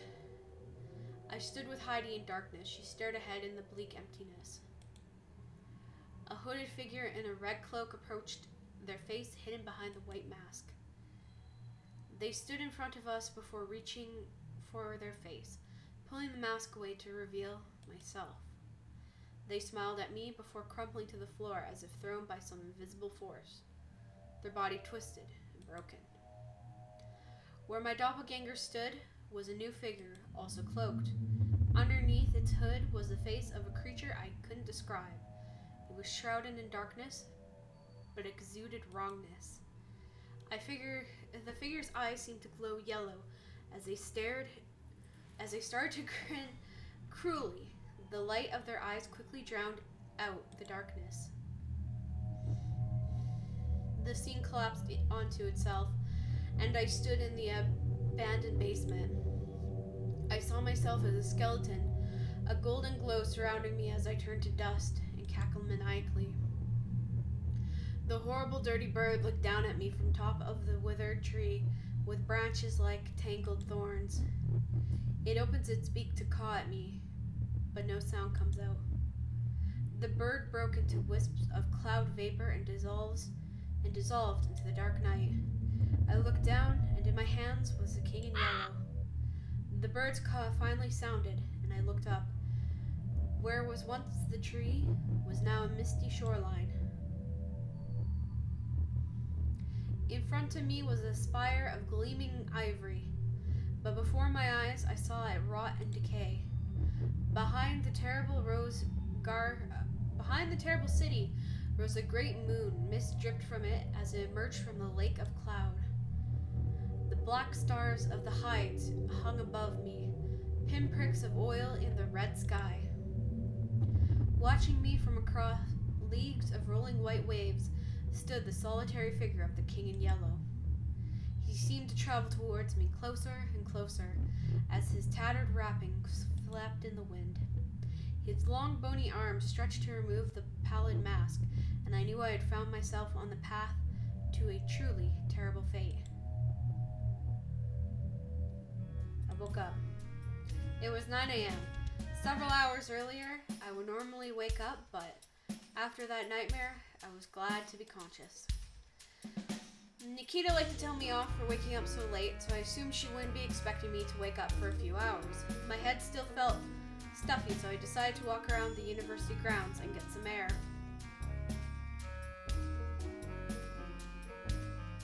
Alright, that's a little cult-like. It was a pleasant morning. A gentle wind blew softly on my weary eyes, a welcome break from the heat wave. Still, it felt like it was going to be another warm summer day, unfortunately. It was the last thing I needed with my albinism. I'd have to put a lot of sun shampoo on my fur. Yeah, that would make sense. The uni campus was really nice, albeit a little old-fashioned. It looked like somewhere that would be haunted, and actually was, albeit only by the occasional gaunt-looking PhD student. Not that I was complaining. Whether my experience in the basement was real or not, I had quit enough for ghosts for now. I walked past the old clock tower. It would have looked a lot more impressive if it wasn't broken. I don't know why you don't replace it with a digital one or something. Although obviously I'm not aware that it isn't really your department. That wasn't an attack on your faculty admins. Goddamn. I like how she's like bitching about this in the middle of it. Below was an old statue of the university's founder, P.H. Lubberford. He was a specialist dickhead, but now he's just dead. Yeah.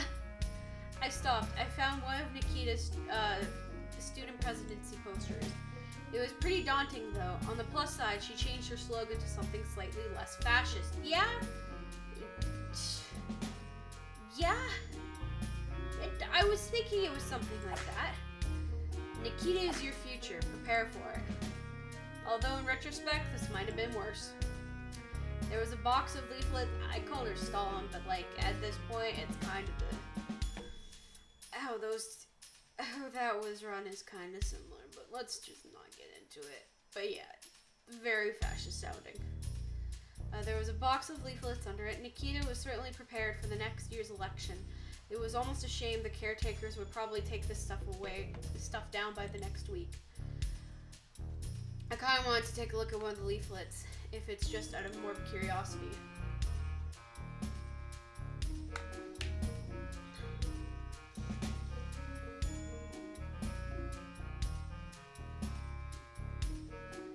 I kind of want to see how awful she is. So let's take a look at it. University of 2019 Manifest for a Stronger World.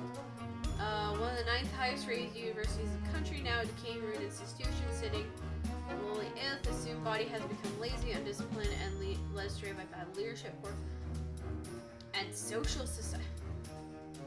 What?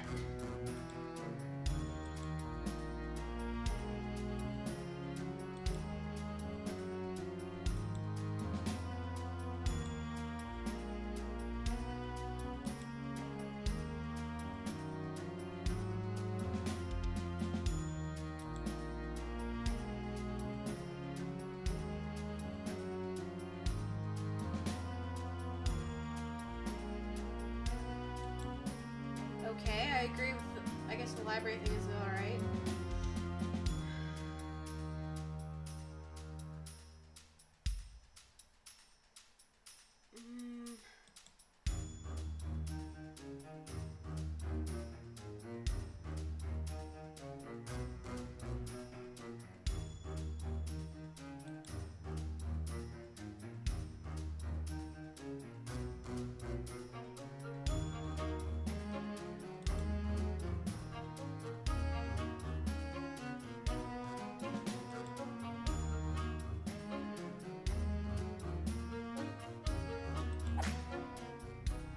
Jeez, Nikita has issues.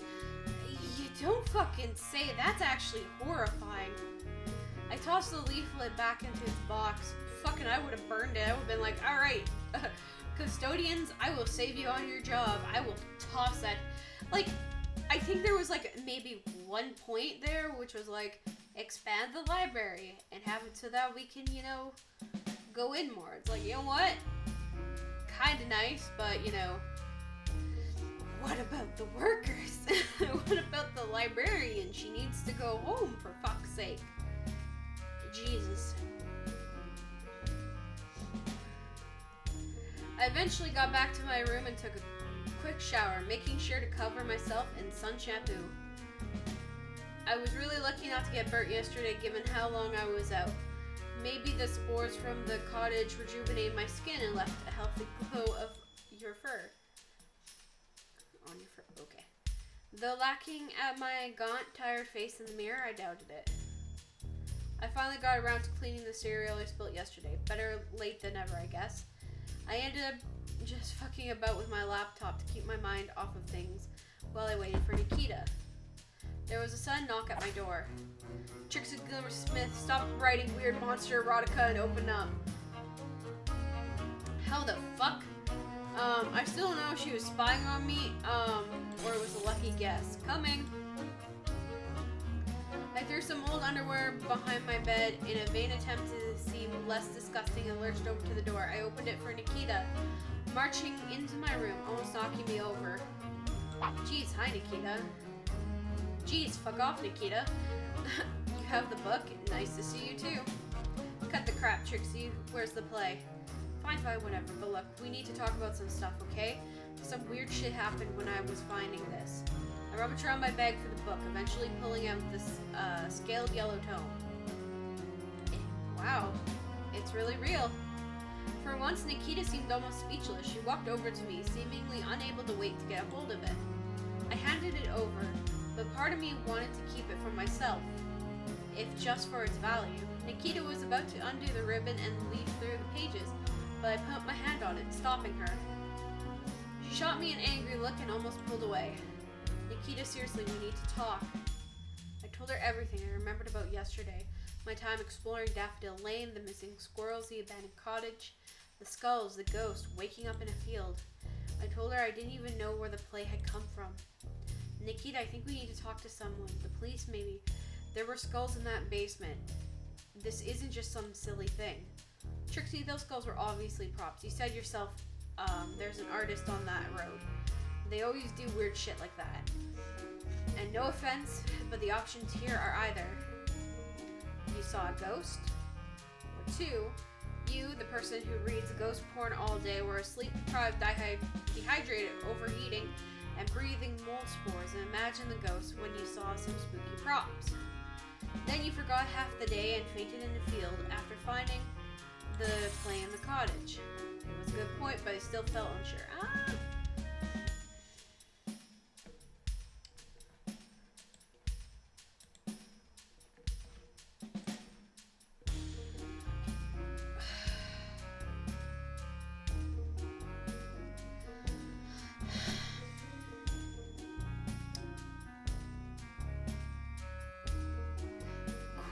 I think, considering that the police literally took one person's word that they were gone and then just fucked off, does kind of play in my decision here. I don't want to agree with Nikita. I absolutely do not like her. But, you know, considering the conversations we had with the people in Daffodil Lane, and all the shit we went through, and what La Rosa said, because she seems like she's seen some shit, so I don't think she would be lying. So, and like she said, the cops just dropped their shit and left, and it's like, I'll have to agree. I sighed. You're right, the police are totally corrupt anyway. Thanks, capitalism. Also true. Part of that was that. Part of it was because they literally took one person's words and were like, alright, bye. There, I told you. It was pointless. Now just keep it to yourself and I'll help you with your coursework again. Once I'm finished reading the play, naturally. Is that a deal, Smith? I felt wrong for not trying harder to get the police to check out that cottage. I knew it was selfish for me to ignore what might have been a huge deal, but I needed Nikita's help. I shouldn't face the idea of going back to my parents after fucking up my education and not talking to them for months. I let out an audible sigh. Whatever, as long as we're even now. Of course we are. I never lie. I wasn't sure I believed that. Well, I'm off to read this. I do appreciate your service, Trixie, as much as I hate to admit it. I'll draft your coursework for you in a day or two. You have to finish it yourself, though, and not your mother.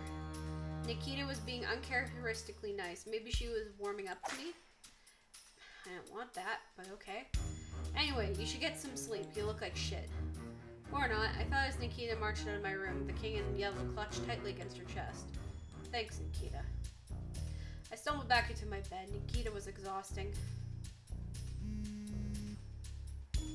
A buzzing woke me up a few hours later. It's Someone was calling me. I was groggy and confused, so no different to normal. Reached for my phone and through my blurry eyes could make out Heidi's name on the screen. Oh boy, here we go. Hey, you owe me a job. I stopped when a bit of drool fell out of my mouth. I've never been good with naps. I need you to come by my shop at like 5 today. Don't bug out now, you owe me. For that crowbar, remember? And given your obviously bullshit explanation, I don't want anyone to find out you're blatantly breaking and entering some poor innocent's house, right? She had seen through my lie. Great.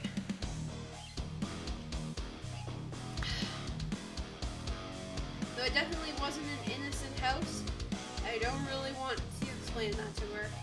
Hey, no, rude. It was for urban exploration, actually. Oh, right. Sorry. I just assumed since you were lying, you were off to rob someone or something. Look, I just need your help, okay? I promise. I did owe her, and it wasn't like I had anything else to do. Besides, it would be good to go outside and distract myself for a while, even if it should have been working on my report. Okay, I'll help. Good, my shop at 7. Don't be late. I have a taser. Okay, we get it. Okay. Everyone is so rude to me. I curled back up in bed. I was still pretty tired. I had half a day to kill until Heidi needed me, and I didn't want to sit there stewing in my own thoughts all day. Yesterday had fucked me up pretty bad, whether I wanted to show it or not. I'd found a coupon for a free bottle of sugar rabbies in my sock drawer a few weeks back, so I figured since I had nothing else to do, I should head to town and use it. Anyway, the shopkeeper let slip the only reason Sugar Crop was giving the stuff away for free was because anyone who drank a can lost an average of 3 teeth, so no one was buying it anymore. Okay, I guess they were hoping people would risk a bottle for free and end up hooked on its dubiously legal chemicals. Okay. I knew better than to wrangle with that since I don't have that many teeth, being a rat and all. Fucking capitalist. Yeah, that's a mood. My phone's... I do agree with the statement of fucking capitalist. My phone clock said it was almost midday and I hadn't really eaten yet. I figured I'd combine breakfast and lunch. I decided to call this new meal Lunch Fist. My thoughts were cut off when a familiar figure tapped on the window next to me. I recognized Greg, the small sugar glider from yesterday. I wandered past the bakery without realizing it. I guess my subconscious was telling me to get Lunch Fest at Greg's. Part of me thought they might be lacing their cakes with some kind of addictive substance because I really wanted more sweet stuff. Maybe. Or maybe he's like sacrificing people to make his treats be good or something. Hi Greg. Hi Trixie. Are you here for some tasty treats? Yeah, I guess so. I looked around at the section. The triple chocolate muffin I'd eaten yesterday had been really nice. I did kind of want to try something new though. Let's go for the veggie roll. The veggie roll would be nice. I need to keep an eye on my sugar intake. Haha. All my vegetable rolls come with a triple chocolate muffin. Yeah, do you want that? Sure. I scurried back to the counter and I was just picking the vegetable roll because it was like, you're gonna need some nutrition for the fuckery we're about to go on. Greg scurried back from behind the counter and placed the food into a little paper bag. Fortunately, I remembered to bring my wallet today. Yeah, how did you pay for the last one? I probably missed it because of the cat, but you know, that's fine. Luna is a sweet baby, and you know what? If there's a bit of fuckery with this, there's a bit of fuckery. It's just how it goes. It's nice to see you again. Sorry the bakery was so busy yesterday. I could see it was making you anxious. It's a lot calmer today. The fact that 2 customers were considered busy made me feel slightly bad for Greg. For Greg. Was the bakery not doing well? No problem. Sorry for being weird yesterday. It was kind of hot and I already fainted once and, I get anxious about buying stuff. Greg laughed sympathetically. Oh no, I hope you're feeling better today. Here, have a bottle of water in the house. That should stop you from fainting again. I feel bad accepting something for free, given my suspicion that Greg's financial situation. Oh no. No, that's okay. I'll live. No hiking in the sun for me today. Okay, well, the offer's still there. I wouldn't want any of my friends fainting. The friendliness almost reminded me of Parsnip, though thankfully Greg seemed to be a capable conversationalist and had an actual personality. Yeah, true. You seem to like cakes, Trixie. Do you make any yourself? I shook my head. I don't really do much baking or cooking in general, really. Basically, I just eat snacks and drink energy drinks. I survived most of college drinking mostly, almost exclusively coffee. I think like second year in, so when I actually got a taste for coffee, and it was like, oh, time to start a caffeine addiction. Thanks, caffeine. And also Pita Pit on occasion, because that shit was actually pretty good. I probably have like 4 years left to live. Oh no, I hope not. They giggled.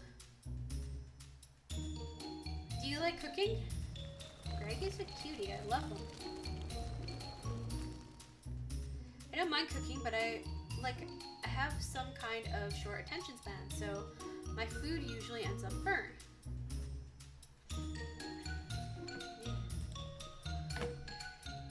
It was a slight understatement. The fire brigade had been called twice since I started uni, thanks to me. I used to bake bread with my parents when I was younger, but we just kind of stopped at some point when I got older. Oh, that's sad.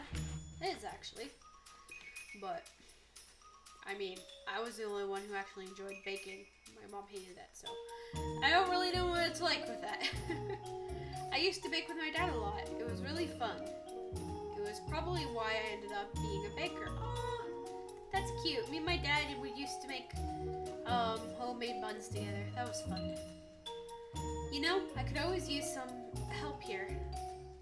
I could teach you to bake treats. It was a really kind offer. I didn't want to learn baking, even if it was just another way to fuel my sugar addiction. Oh, geez, that's really kind.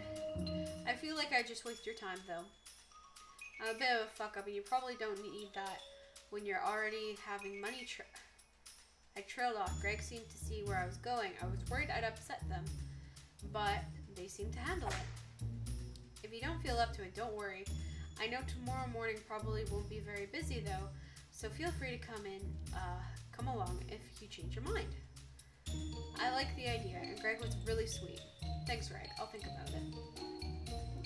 I'm gonna say, this is probably the best way. This is actually one of the best ways I've seen. Or, like, actually, no, this is like the only.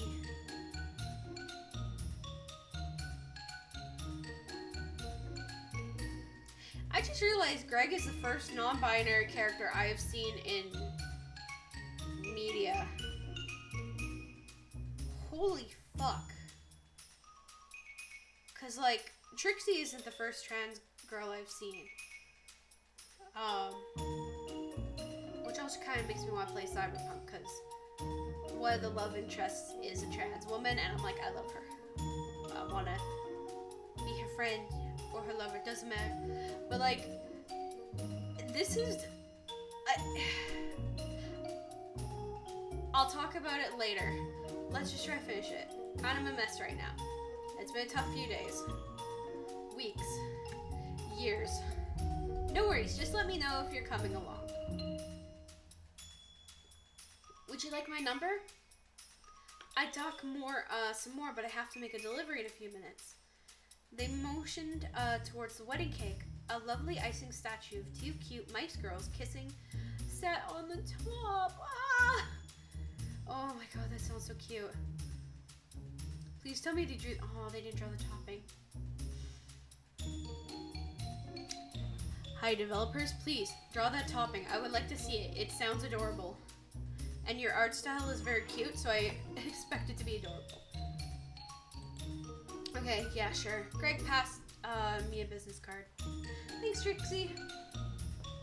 I better close up. I'll see you soon. See you, Greg. I waved goodbye and left the bakery munching on my food.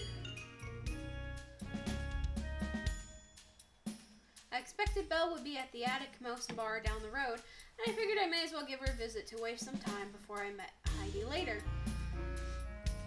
If just to show I wasn't ignoring her offer. That's actually pretty cool. The Attic Mouse had a warm, friendly atmosphere, and I was relieved to see that their drinks were super cheap. Ooh, love to see it. By bar standards at least. I walked inside and found it was pretty quiet, understandable really given the time of day. Belle was sat in a corner by herself, with several glasses of alcohol in front of her. I'm not really into alcohol, so I dropped 10 on the bar to pay for my pint of cola and walked over to her. 10. Of course, a pint of cola is pretty big. Hey. Hey, Trixie, nice to see you come along. Say, no one else has. Oh, well, we pre-ordered the drink some more for me, I guess. She downed one of her shots. Oh, I mean, I'm not good with groups anyway.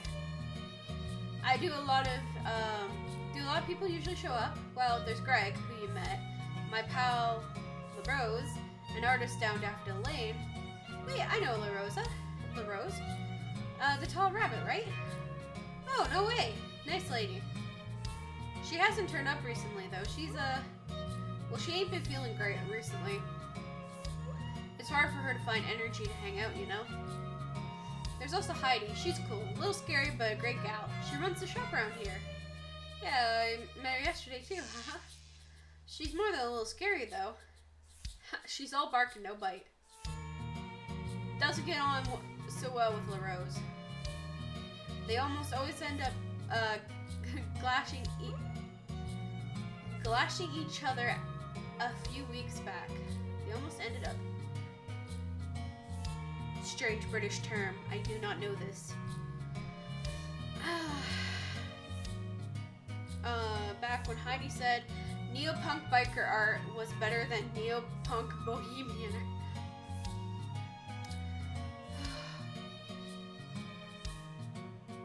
Don't ask me to choose. I'm bi, we're not supposed to choose, we're always into both. I don't know what either of those are, so I don't think it was my place to meditate, you know? Jeez. It's weird how I met literally all of you by chance yesterday. Yeah, that's actually kind of weird. That is weird. We all know each other, and now we all know you, too. She took another sip of her drink. I copied her and sipped my cola. I felt a little awkward and just ended up staring at the TV in the corner for a bit. The Prime Minister was giving a speech about... Oh, wow. I should have realized because this is very British. Of course they would talk about Brexit or sheepics. I rolled my eyes. I was getting pretty tired of hearing about all the non-stop for the last 2 years. This is getting ridiculous. Leaving the Northwest Union just because it's official sheep mascot bit. The Prime Minister, because it's official sheep mascot bit the Prime Minister's 4-year-old. Okay. It's so petty. Exactly. If she didn't want her kid getting bit, she shouldn't have let her roll around in the grass to go pet the sheep. Jesus Christ. We both shook our heads and tutted. So you're like a milkwoman, right? That sounds kind of fun, driving around and seeing places all over. I don't get out much, so nah, it sucks. Oh. Not much traveling either anymore, I'm afraid. Oh, of course. When you were talking to Greg yesterday, you said you only go to North Acres now, right? North Acres, yeah. Nasty place. Why? She squinted at me quizzically. Oh, it's just, I study local history and stuff. North Acres is meant to be really good for that, right? It's kind of old-fashioned and remote despite being only a few miles from town. I've wanted to take a look around there, but it's kind of hard to get to. I couldn't find any buses that go that way, and no way am I paying for a taxi. Yeah, they shoot down every proposal for a bus route. I think I think I might be the only outside interaction they get besides the postman. They're a weird lot, and I try not to spend too much time, there. She shrugged and took another drink. But hey, if you want to have a peep around there, you're welcome to come, along tomorrow morning. Wow, I mean it, if it isn't an issue. Not at all, they could use the company. Not much to do on the job, and the boss says if he catches me reading magazines on the wheel again, he'll fire me. Bells from above, she took a look inside. Speaking of the great director, I gotta get going. Apparently a sheep escaped from Daffodil Lane, probably that kid opening the gate because it looks sad being closed again. She shook her head and downed the rest of her drink. I suspected I knew who she was talking about. Oh no. I better stick around, I still have some stuff to do in town. Well, feel free to shoot me a message tomorrow morning if you're up for a really dull adventure. She chuckled and added her number to my phone. Wow, everyone really wants to hang out with me. If this was a lame dating game, they want to get in my pants. Fortunately, I keep my life very PG. I wasn't sure how much I believed that given the recent events, but the slight hope of not involving Nikita and her stupid play would escalate beyond comic mischief and some rude language was reassuring. I don't play enough video games to get that joke, but sure. I hadn't meant to say that out loud. Oh well. Anyway, I better get going. See you, Trix. She strolled off as calm as ever. I finished my drink and sat around for a while, glad today had been full of distractions. I still wasn't ready to think about yesterday's events. Eventually I knew it was time to head to Heidi's. I didn't want to be late, because she apparently had a taser. I have to admit, I was slacking on my way to Heidi's shop, drinking a pint of cola right before walking. Wasn't a great decision on my part. Sorry I'm late, I'm here now. Please don't tase me. Trixie, I was about to call you. Good, thank you for coming. I was worried you might be a deal breaker. And then I would have to tase you. I don't think that was a joke. Why do you have a taser anyway? It's not even illegal, probably. It's for self-defense, right? And good company on lonely nights. What? Okay, enough fucking around. We have a lot of work to do. She bundled me into her sheet, right? It was pretty small, completely cluttered with cardboard boxes. Okay, Trixie, you're gonna help me with my side business, spring cleaning. We're going to go through these boxes and sort through the drum into these two other much bigger boxes. This is a stuff to be burned box. She kicked a generic wooden crate soaked in petrol. Oh, I chose not to question her health and safety practices and just tried to avoid breathing too much. And this is the stuff that might actually be worth money box. She tapped the sturdy metal safe. Okay. So what kind of stuff are we sorting through? Like extra stock or what? Just like old antiques, books, nothing so important. Let's just get on with it, okay? I want to close on time. She dropped the cardboard box full of junk onto the desk in front of me. I started rooting around it and found it was full of trash, mostly dusty books falling apart at the seams and broken old antiques. But the more I looked, the more it became clear some of this stuff might actually look valuable. I pulled a golden bracelet out of the box and blew dust off it. Engraved in it was a strange fish with a face. A fish-like face with a single opal eye that seemed to stare at me. Geez, how much money do you make selling this stuff? Heck, where do you even get all this stuff in the first place? It looks expensive. Probably that bad ability. She probably was upstairs. Heidi shot me an annoyed look. Don't question it. So, a lot and illegally. Got it. I chuckled myself. Heidi seemed unamused. I carefully put the bracelet into the safe. As I sorted through the box, it became pretty clear that there was a theme to Heidi's stuff. It was all in some way arcade. Old magic books, spooky scrolls, and even what seemed to be occult apparel, like the bracelet I'd found earlier. Heidi, do you believe in any of this stuff? Monsters, magics, I mean? She looked at me for a moment, somewhat puzzled. Of course not. I've never seen any monster or magic. But like, you don't get tempted to try out any of the spells in these books. I opened up one of the thick, dusty tomes and skimmed through it, looking for an example.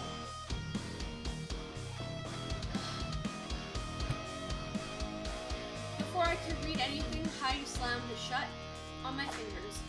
Hey, ow! Okay, new rule, you don't look at anything for anything longer than it takes to work out if it's valuable. Got it? I nodded. So I don't believe in this stuff, but look, I'd like to keep it that way, okay? I've met people who like this crap and it messes with their heads. This stuff is best left ignored, okay? Ignorance is bliss. She got back to work. I envied her lack of belief. I hope with enough time, my brain could fully convince me that what I saw the night before was just the heat, dehydration, and spore-field hallucination. Okay. Yeah, I did. Okay. That's probably what the rumbling was a while ago. What? I think I even knew. But I think even then I knew the truth. Heidi seemed to know that we were only inches from madness and intended to never test that distance. We sorted through the boxes for a while. Most of the stuff was pretty uninteresting, but a few things caught my eye. A copper amulet, a shard of amber with a strange ancient bug frozen inside of it, some long-distant ancestor of a modern bee, perhaps, a manuscript detailing a ritual to summon rain, and at one point a Dungeons and Fungeons rulebook with Heidi's name on it, which was actually grabbed off of me and stuffed to Heidi's desk drawer. Alright, fair. I was getting pretty bored. Some of the stuff looked really interesting, but I knew Heidi would snap at me if I tried to look at any of it. Fortunately, there was a sound of someone had walked into the shop. Heidi slinked over to the people in her office door, looked suspiciously. Ah, it's a customer. Trixie, you take care of this stuff. I'll go deal with this schmuck. She walked into the shop, snapping at the customer for looking at something too strangely before the door closed behind her. I picked up one of the last items in the box. A small book titled Spiral Speeches of the Star Gods. Most of it seemed to be missing, but there were a few pages left. It sounded kind of interesting. Read it. I decided to use this chance to flick through the remains of that book. Okay. Across the world there are 100 tablet F with identical spirals. Thanks to the bird mythology, these are very popularly known as Star God tablets.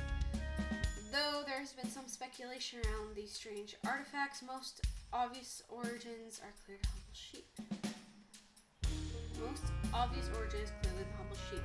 Famously, every sheep has a near identical spiral on their right front hoof, a strange evolutionary quirk. These exactly mount to spirals as seen supposed Star God tablets. As the star gods are without a doubt entirely fictitious, the most obvious conclusion is the ancient societies would use sheep to produce this strange art.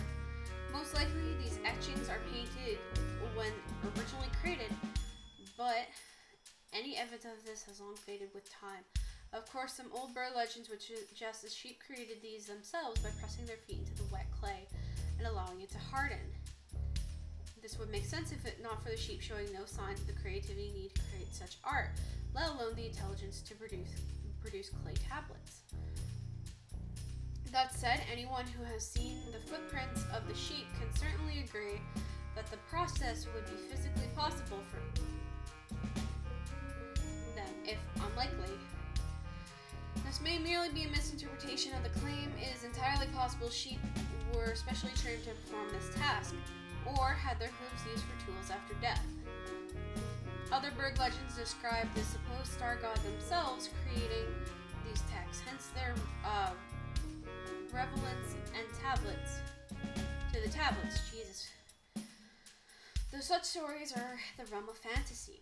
The largest discovery of these relics were found in the ash islands of Oceania and would have fallen from the sky after being thrown into the air by the Great Dark Age catalysm. This would make their original location, the Siberian Wastes, the supposed home of the star gods. Nevertheless, the theory seems on. The page ended there. The book has seen some better days. interesting read, and I threw it into the trash box. It wasn't long before Heidi was back. Sorry about that. Customers are a pain. Oh, you finished. Nice one. She looked genuinely pleased with me. You know, you didn't do a bad job. She seemed to think for a moment. Trixie, how would you like to help me out again? For money, I mean. Your crowbar debt is paid. Oh, wow. I've never had a job before. Maybe. I wanted to help Heidi, if just to satisfy my curiosity about her strange inventory. But I also wanted to hang out with Greg or Belle. I wasn't sure if there would be time for that too.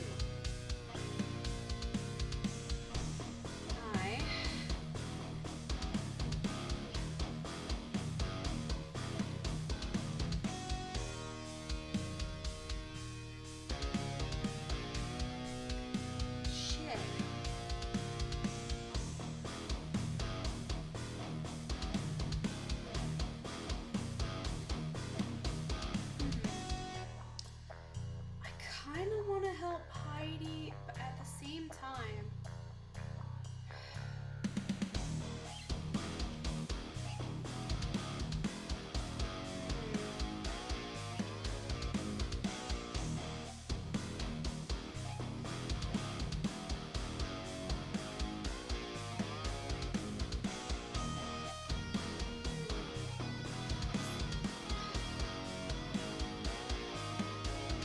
I feel like seeing like all the weird shit that Heidi had would help, but I also feel like if I went with, you know what, I'll go with Heidi. Yeah, I guess that might be fun. I could use that money to buy more bat stuff. Bat stuff? Okay, sure. Tell you what, come along tomorrow at like 3 o'clock. You can help me out. Plenty more work to do. She tapped one of the unsorted boxes. Cool. Okay, Heidi. Thanks. Right. I better start closing up. Thanks for your help. I'll see you later, Trixie. I wished her a good evening and started to walk home to my bed. I could definitely use some sleep. I was walking past Wilbur Hall on my way to bed when I noticed Nikita fumbling through with the vending machine. She was trying to pull a bar toffee millet out of the slot, but she seemed to be stuck. She gave the frustrated kick and the snack fell out. She picked it up and noticed me watching. Alright, so she's absolutely fucked. Absolutely fucked, like no doubt. Oh, hello Trixie. Nikita, you fucked? I'm just on my way back to her room. I have to finish reading She seemed almost scared to say it. The King in Yellow. Yes, The King in Yellow. Nikita seemed skittish. Her unusual tidy clothing was scruffy. Her fur unbrushed. Her eyes flitted around the hallway frantically. Her constant fidgeting made her look eager to finish talking to me and get back to her room. It was like she had just been for a spin in a tumble dryer full of caffeine. Are you okay, Nikita? You're kind of a mess. Have you been reading all day or something? Yes, I have all day, yes. Last night too. Preliminary research. It has been an illuminating read thus far. I need to read a little more, but... Trixie. She grabbed me by the shoulders, pulling me close. I looked down her scared eyes. I knew all too much about the reputation of the King in Yellow. I didn't want to believe it could have done this to Nikita, but this wasn't right. Trixie, I need to make some notes, and, I need to double check, read between the lines, but... No, never mind. We can discuss this later when I'm certain. She let go of me. I better get back to my room. Yes. Good night, Trixie. She did a sort of shaky fast walk away from me towards the accommodation block. Bye, Nikita. I was scared. Could this really have been the work of that plate? I shook my head. This had to be sleep deprivation. She clearly she barely slept in weeks with her campaign planning and coursework. And yet, I could remember how the book had drawn me to it when I held it. I wanted to pull the golden ribbon and read it. Regardless of the contents, the rumor around it, that cursed play were more than enough to make it maddening to behold. I didn't like Nikita, but I was genuinely worried about her health. I figured I'd let her finish reading it and get some sleep. and then I could always make sure she was okay in the morning. I eventually got back to my room and collapsed on my bed. It had been a busy day. I was planning to muck about on my laptop until I got tired enough to sleep. It was on my desk and I couldn't be bothered to get back out of bed. I remembered the book about ghosts I had gotten hold of a few weeks ago back when it was probably still on the floor next to my bed. I remembered it being pretty tacky. Being over the edge, I could see it was. After my sighting in the basement, I thought it might be relevant if I was going to stay awake a little longer. I thought I may as well use my time productively. Before I could reach for my book, my phone buzzed. Tabby had sent me a message. That was unexpected. I don't speak to Tabby often, which is sad because I kind of wish we were friends. But I don't think she really notices me. I used to think she was kind of weird, but after last week, I have to admit, I'm taking her more seriously. I wasn't sure if I could handle a conversation with her right then, but I don't think I would have, I would be kind of nice to talk to someone. I messaged Tabby. Hey Trixie, one of my, the green spiral aligned one went missing. I wonder if you've seen it anywhere. Sorry Tabby, I haven't seen him. When did it go missing? No worries. Someone today, I think. Oh no, I'll keep an eye out for it. Hey Tabby, do you know the King in Yellow? Sorry not to bug you, I was just wondering if you're not busy. Oh yeah, the infamous haunted play. I know it. I can't say I've read it though. Why, are you researching it or something? I heard it's generally a bad idea. Not to discourage you, I bet it would be great study for next year. No, I'm not gonna read. I'm pretty sure it doesn't even exist anymore. I was just wondering if you knew much about it. You're a good student. Well, I have to be if I want to be a student union president next year, right? I read a few books on it in the library. Maybe you can go and get them. The notes of Grand Inquisitor Wilhelm are really good for obvious reasons. Anyway, I gotta get some sleep. I'm going to Wolffest South tomorrow in town. I'm gonna be super hot in my costume, all. Not in that way, you cheeky rat. Maybe you should come to WorldCon with me sometime, if you're into that. Maybe. I'll let you get to sleep. Thanks, Tabby. I'll look for your crystal. Tabby is nice, but I don't really know if she likes me or not. I think she's open to being your friend. Or more. I don't know, but she seems nice. I wasn't super keen on the idea of going to WorldCon, dressing up as a sheep and whiffing. It don't sound super, So they dress up as sheeps and fuck. Okay.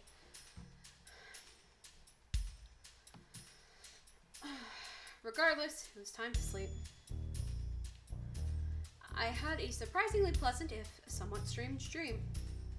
I was a clerk marrying Nikita to a giant toffee millet bar, and then I married the entire cast of Cyberdark Coolies from Mars. Parsnip was there jumping up and down, throwing confetti. Let's not get into it. Regardless, it was a welcome break from the horrible dreams I had the night before. I woke up feeling a lot better. It was pretty early in the morning, but I sent Nikita a message anyway. I didn't respond and assumed she must have finally gone to sleep.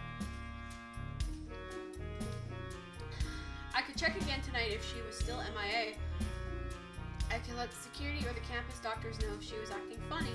That said, I knew she wouldn't be the same for me. I lazed around the bed for a while until I felt too gross not to shower any longer. Once I was eventually somewhat functional, I decided to work out on what to do. I remembered I promised to help Heidi again. I was hoping I wouldn't regret signing up to boring junk sorting, but I couldn't help but be intrigued by her side business, whatever it was. And some of the stuff she had might have been cool to look at, even if it was just that. With last night's encounter with Nikita all but forgotten, I made myself somewhat presentable and headed to town. Okay, so we go straight to the shop. Heidi seemed somewhat surprised to see me. Good for you to show up, Trixie. Ready for the day of hard work? She grinned and bundled me into her office. Okay. I wasn't ready for a day of hard work. I never am. I was tired after about half an hour. Lifting stuff is a lot of effort. I persevered, and after a few hours, we were pretty much done. I noticed Heidi's shop didn't get much traffic, though. With the amount of money her secret stock was worth, I wasn't sure that was an issue. I was about to comment on the lack of customers when we heard the shop's front door open. A customer had arrived. Heidi snuck over to the office door and peered through the spy hole. Of course. She opened the door and beckoned me into the shop. A familiar face was waiting for us. Hey, Greg. We were just in the back. No fucking each other or anything. Haha. Don't say it like that. She forced a laugh out as she closed the door behind us. Greg giggled. I was a little offended, and I don't think I'm really the fucking kind of person. Unless it involved monsters or cyberbat raising. Maybe you should go to Wolffest. Hi, friends! Hey, sisters! You here for those boxes? You bet. Is that okay? I don't want to cause any trouble if you need them. Nah, take as many as you need. So, you need them for... What do you need them for anyway? Making a delivery or something? Oh, it's for boxing things. I'm going to put things in the box. That's all it's going to be for. Just a box. Their eyes flew back and forth. I'm boxing the wedding cake I made for those two mice. The cake's going in the box. Yep. But you were delivering the cake yesterday. Makes sense. Ha ha ha ha. It certainly did. Anyway, I better get back and box that cake. See you later, pals.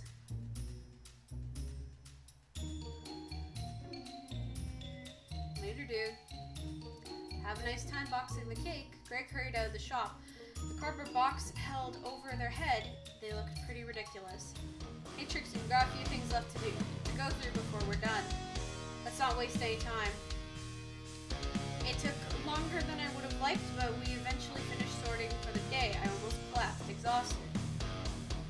I was amazed at how much junk Heidi had collected. I still really wanted to find where this stuff came from, for educational reasons, obviously. It's enough for a day. Great work. She pulled a lot of money from her pocket. $75, how does that sound? I could buy a lot of cat with that. Cool.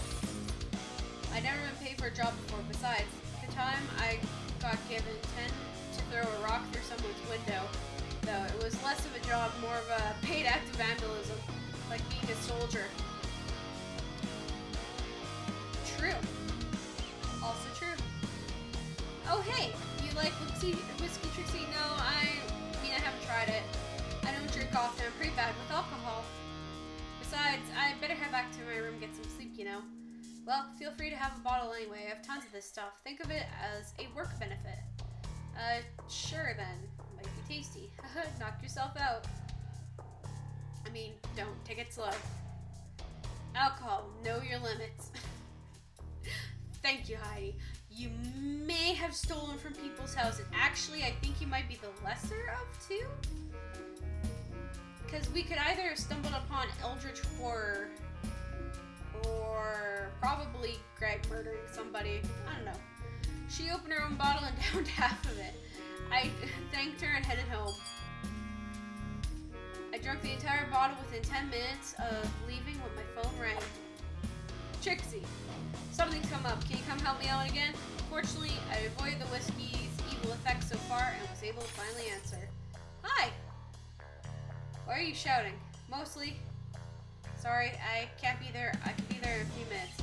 Great, see you then. Managed to find my way back to Heidi's. It only took about twice as long as it should have. Hi! I kind of fell through the door. Oh god. I tried to turn to the cool dance move, but I didn't think it worked. Wait, Trixie, are you drunk? Oh, seriously? Yep. I tried to play the cool grin, but I'm pretty sure it just looked sleazy. Great, well, you better sober up because it's too late to rearrange this mess now. I need you to go make a delivery for me while I meet my supplier. Hope it's not drugs. That'd be very illegal. I giggled to myself for a bit, apparently finding the concept of drug prohibition hilarious. Heidi just shook her head in despair. I realized I need to get my act together and managed to brute force sobriety for a while. Sorry, Heidi, I'm Yeah, I'm okay now. I could truly head over for some drugs for you. Easy. Heidi didn't look wholly impressed by my joke. Apparently, only I found myself funny when I'm drunk.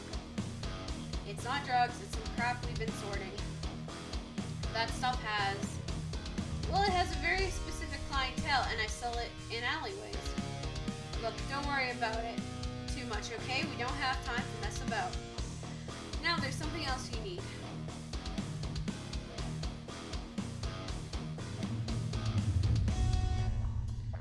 Okay, explain again why I'm dressed up as a pixie or whatever.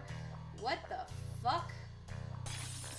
A pixie? Have you ever seen a pixie before? You don't look anything like that. I meant goblin. Oops. I giggled to myself a moment before calming down again. Behave. Now, Trixie, you're no longer Trixie. In this costume, you're Delilah Moonbeam, keeper of the cosmic secrets. Is this your freaking Dungeons and Functions character, Heidi? I started cackling myself. I seem less cool and edgy now. Heidi's face was red with embarrassment.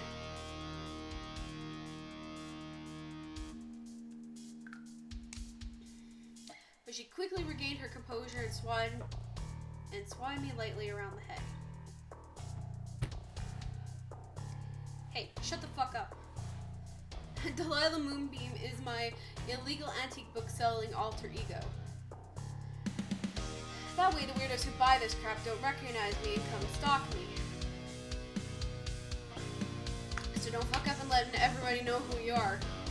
And don't fucking tell anybody about this or I'll fucking end you, okay? She talks like me. I didn't read that. Okay, so you're gonna go and want to use a different voice. I usually do the scary one. I wasn't gonna do that. Talking deep voice made me feel like shit. How about higher? As unhealthy as it might be, I'll always choose to kill my vocal cords and talk how I want to over my normal voice, or worse, an over-the-top deep one.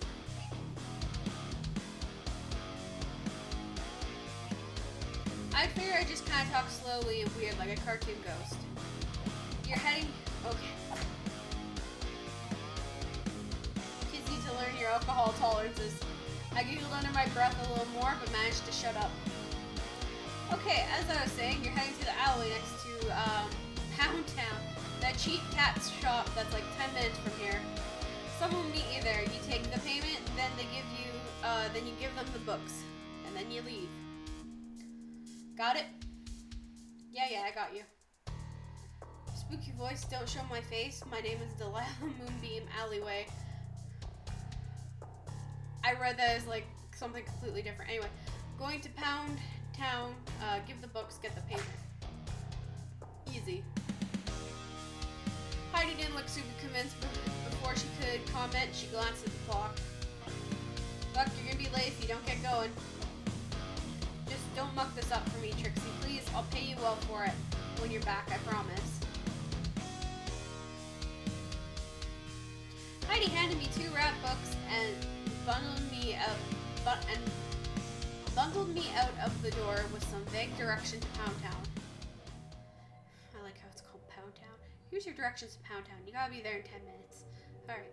It was too far from the shop, so even my inebriated state, I got there pretty quickly. Oh, it wasn't, okay. I waited around the dark alley, hoping I wasn't late. Just as I was thinking about leaving, I caught sight of movement from the darkness. An odd figure shuffled towards me. They forced themselves towards me on clumsy, rigid legs. They wore a heavy hooded cloak and shrouded their face in darkness, from which yellow eyes gleamed towards me.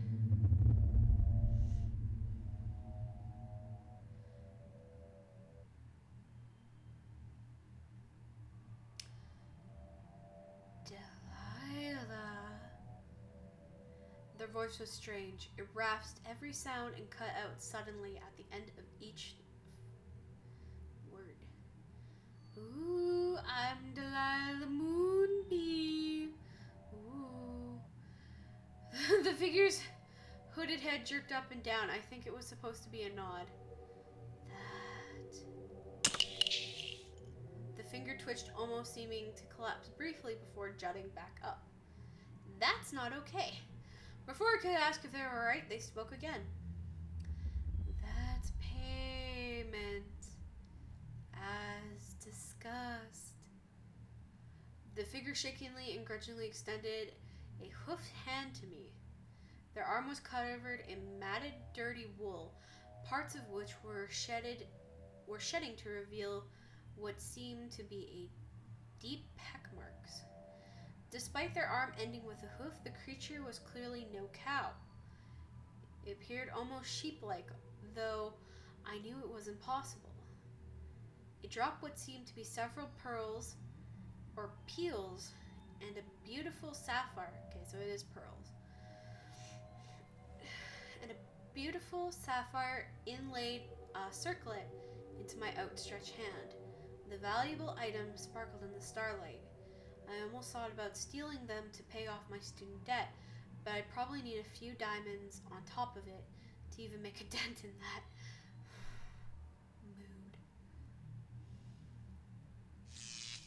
Besides, Heidi had a taser, one which he had neglected to give me for this meeting. Great. I put the treasures in my bag and took out the first package. I gingerly held the package towards the matted figure, clumsily took it from my hands. Thank you, Fred.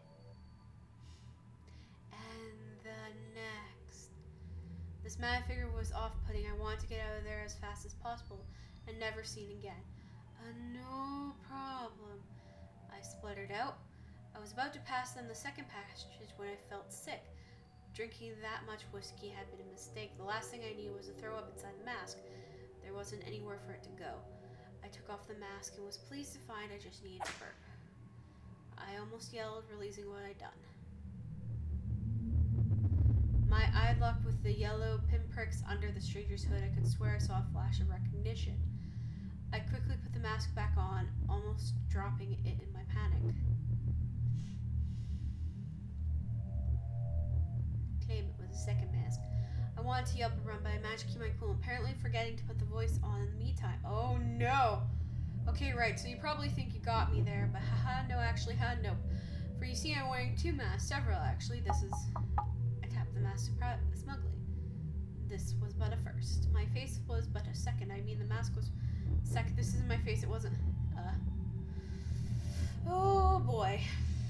Though it might have worked, I swayed in the spot for a bit. My heart stopped. Under the hood, I saw a glint of a malicious smile, and I knew the strange mad figure had not believed me. I was about to hand over the package and run, but I freaked out, and the next thing I knew, I was running down the alleyway, and the figure following me with loud stomps of its strange, hard, hoof-like feet. My heart raced. That unnatural creature in the alleyway filled me with dread. Something about their appearance, mannerisms, and even the air chilled me to the bone. I threw open the door to Heidi's shop and ran to the office, relieved to see Heidi in the back. Back already? Good work, I owe you one. Get that costume off, and we both go get some sleep. Took the costume off and packed it away like Heidi had asked. I took my time, but I couldn't put it off any longer. So Heidi, there was a little fuck up, and they saw my face, kinda. What? You showed your face to them? Are you kidding? I gave you a fucking mask specifically so this wouldn't happen. Do you know how much danger you put us in? You know the people who buy this crap are real psychos, right? Completely unhinged. I knew she would be mad, but hearing the sound, genuinely afraid, surprised me. I'm just gonna tell her the truth. Okay, so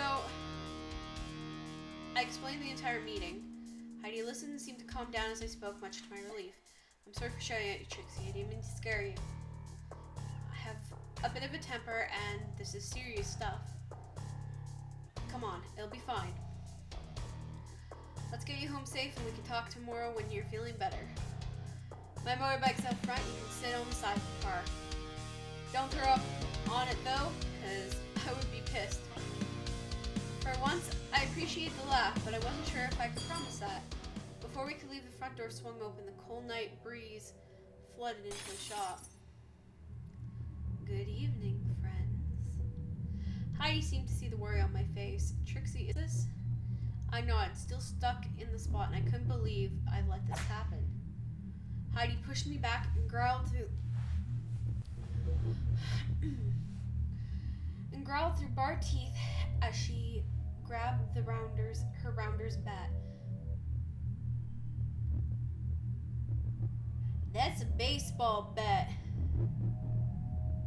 Oh wait, no, that's a little different. It doesn't have the weird notch at the bottom of it. Alright, I'm gonna have some research on this shit. What do you want? The figure jerkily raised his arm and pointed at me. That rat, that book. Leave Trixie the fuck alone, leave now. That book. The figure lurched forward. Wrong move. Heidi leapt forward and swung the bat as hard as she could. She clearly had a lot of practice. There was a terrible crack and the figure's arm broke. I cringed at the sound, but was shocked to see them continue their advance. Either they didn't notice their arm was fractured or didn't care. Heidi threw the bat on the ground and pulled out her taser. She charged the figure and began wrestling them, but seemed unable to budge them as if they were carved from solid stone. The book, return. Get out. Heidi jammed her taser in the cloaked figure's woolen arm, forcing contact between them. The figure pulled away with a start. Heidi fell to the floor. In their absence, the wool Heidi had been tasering had ignited. A small fire spread up the creature's arm. The mad figure flew out the door with forth as if yanked off the stage by a cane. See, I thought this was going to be a bunch of short games, and I've just started probably the longest one. The shop fell silent. It was a while before Heidi spoke up. Trixie, let's get you home. We can talk about this tomorrow, okay? I nodded.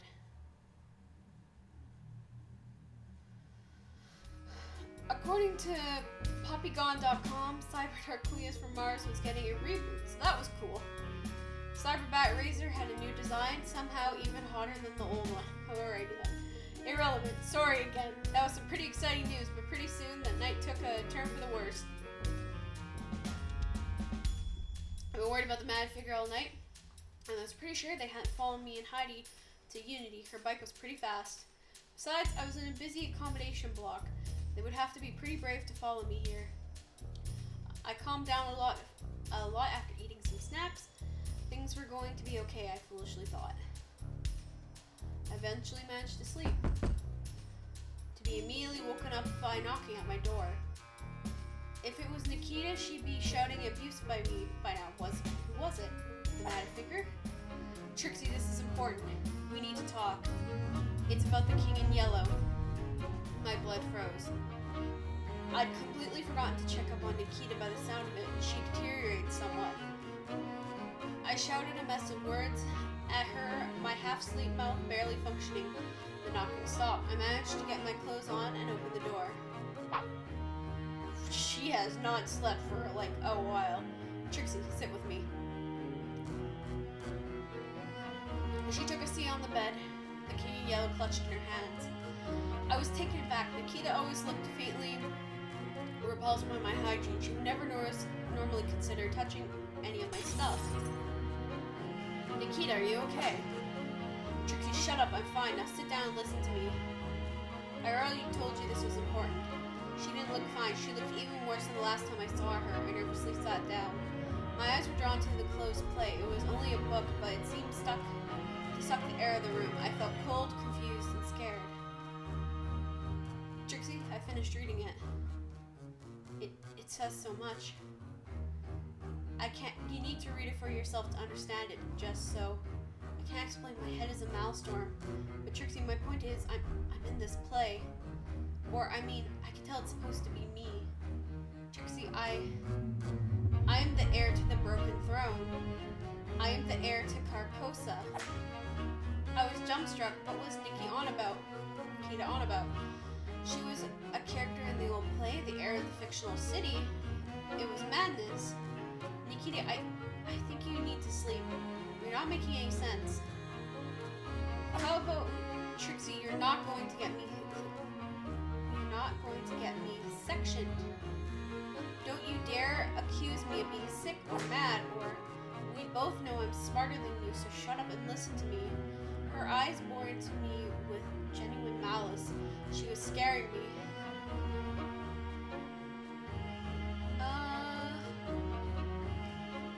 You know what? I'll let her continue. Okay. I'm sorry, Nikita. I'll listen. She stood up, pacing in the moment, the book still in her hands. Eventually, she stood over me, trying to look tall. I leaned back a little, hoping she got what she wanted, and she could calm down a little. I'm the heir to Carcosa, Trixie. At first, I didn't believe it, but all the signs are there. I've got this. I've had it since I was born. She pointed out to the white freckles on her face. You recognize them, right? The Hyads, the constellation, the eternal prison of Carcosa. I had seen the black stars of the Hyades in my dreams that night. I found the king in yellow, but the marking on Nikita's face did not resemble them. Nikita, no, you're imagining it. They don't look like that. You should know, right? Being smart enough. You don't believe me, of course. Nikita, look, Trixie. Just read the play. It's not just the markings, there's so much. Nikita dragged my desk over to the bed.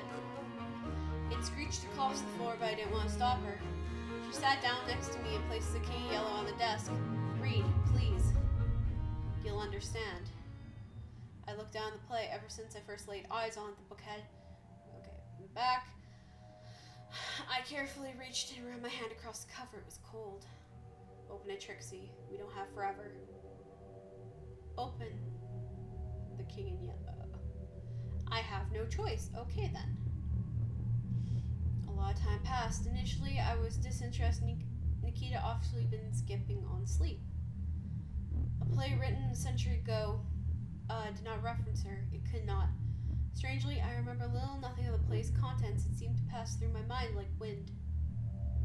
But while I remembered little, in my mind, I still see the black stars hanging in the sky, the rolling clouds breaking against the dread galleys of the Imperial Navy and the terrible remains of the broken throne. When Nikita saw me finish Act 1, she spoke for the first time since we opened the play. Do you see yet? Do you see me? No, Nikita, there was never any mention of an heir or you or anything. It's just, geez, I don't even know how to describe it. What is this? What are you saying? You can't see me? Can't you give it back? She wrestled from the book at the desk and toppled over in a struggle. Why was I tussling with Nikita over this book? I don't want to read anymore. I want it out. I let go. The second Nikita saw my grip loosen, she shoved me. I felt the tome slip away into her hands and I tumbled to the floor.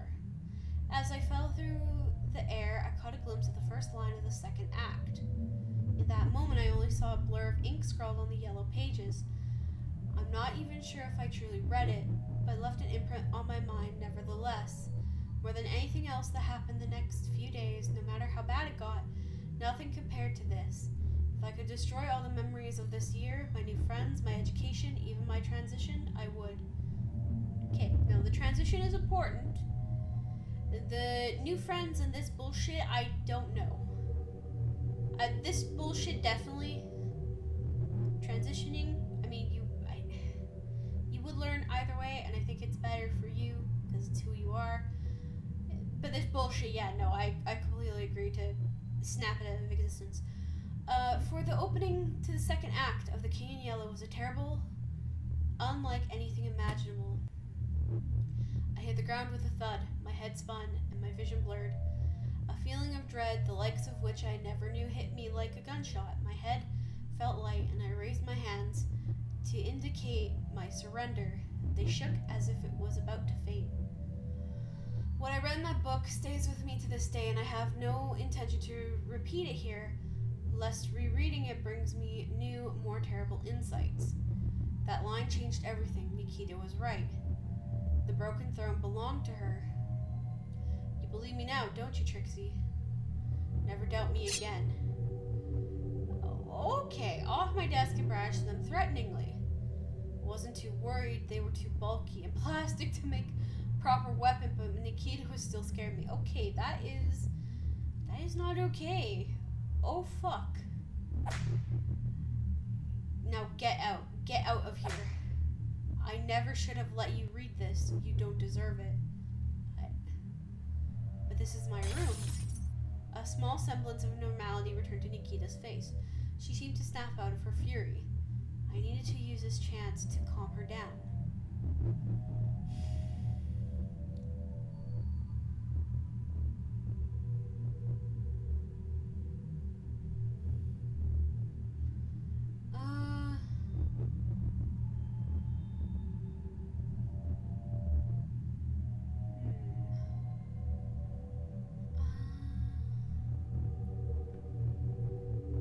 Sure, we'll save again.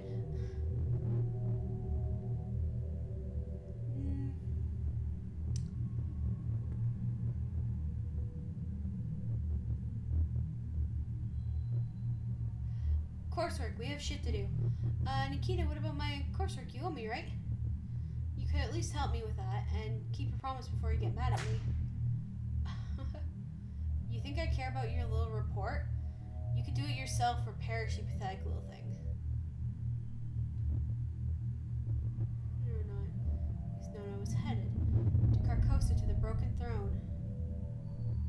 You know what?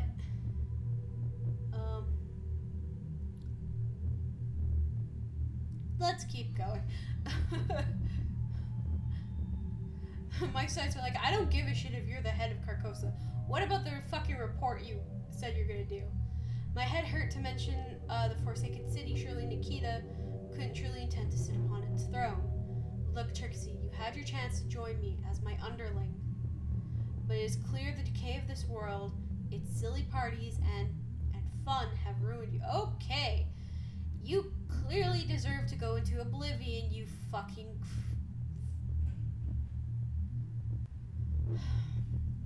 You could have shined as bright as the twin suns. Disappointing. She took off running from my room, and with the play and her weapon. I was left alone on the floor, trembling, a mess. I scrambled for the door and managed to lock it, my heart thudding in my chest, as my mind tossed and turned like a tread fleet. Quite pick up on that word, but that's fine. I should have been more worried about Nikita. She was clearly a danger to herself and others. But all I could think about was the king in yellow. I only remember parts of the night that followed. My mind raced almost non-stop. Every now and again, I'd fall asleep only to wake up elsewhere. Elsewhere in my room. At some point, my phone buzzed. Nikita was messaging me. Why didn't you believe me, Trixie? You had your chance to serve me at the foot of the Broken Throne and rule the City of Decay. Why did you have to ruin it? The king's tattered hand will guide me and me alone through the path you made for me. The twin skulls will guide me to twin suns, the night that never ends, under the pale moon, under the black stars, under the bleeding sky. This is what I was meant to be. Always. I was meant to be the ruler. I was meant to be. Do not be scared, Trixie. You know this is right. You know this is the way things were supposed to be. You know I am kind. I will not allow the king to harm you when the gate opens. I promise. Oh boy. I mean, at least we have a crazed, maybe heir to a weird-ass throne lady to protect us. But I mean, fuck her? And, I mean, she needs to get the fuck out. I don't actually want to sleep with her. It continued in that manner for a long time, maybe hundreds of messages from Nikita, all completely incomprehensible. She seemed set on sitting upon the broken throne underneath the rotten spire of Carcosa. Nikita had a weapon. She was unstoppable. I thought about how she had spoken earlier that night. It scared me. I needed help, but who would believe me? I didn't want to burn Heidi with it. She had enough on her plate already, thanks to me. There was the police. I don't like them, but maybe they were my only hope. The police are not going to fucking help you. I thought back on my argument with Nikita the other day. She was right. They wouldn't care then, they wouldn't care now. I gave up. This was my problem to deal with alone. The most distinct, terrifying moment I recall was at maybe 4 a.m. was lying awake when I noticed a figure stood at my door, tall, robed, and stood perfectly still. I held my breath and shut my eyes. I didn't know how long they were shut, but eventually opened them again. My breathing was ragged as I focused. There was no one there. The king in yellow had left. I shivered. I was being watched. Nikita had a guardian. Eventually, I managed some small amount of restful sleep, an hour or two at most. When I awoke, I could remember what happened with Nikita all too well. I could remember reading The King in Yellow. But after that, nothing. Parts of it seemed to be a dream, or my imagination, or something worse. There was no wall between reality and madness. I couldn't trust anything. But I knew Nikita was dangerous. I knew she was headed to the Broken Throne. Quite what that meant, I don't know, but I had to stop her. If Nikita unlocked the white gate of Hali and walked through, what could walk back out? Despite my fatigue, I somehow remembered that I needed to change my estrogen patch today. Actually, good on you for doing that. Desperate to retain some degree of normalcy, I decided to get on top of that. I've been skimping on my anti-androgen tablets too. No wonder I was a mess. My hormones were all over the place. Stay on your medication. If you feel like you need to get off them, talk to your doctor. Because I feel like this is something definitely needs to be said nowadays. And heavily. Because of some assholes saying otherwise. But they're not doctors. Talk to your actual doctor. I downed one, hoping to keep my testosterone intact. With dark thoughts still swirling in my head, I managed to stagger over to my bedroom mirror, or my bathroom. As usual, the edges of my patch were coated in gray gunk. Gross. I peeled the sticky patch off. Also, I didn't know that estrogen came in patches. Cool.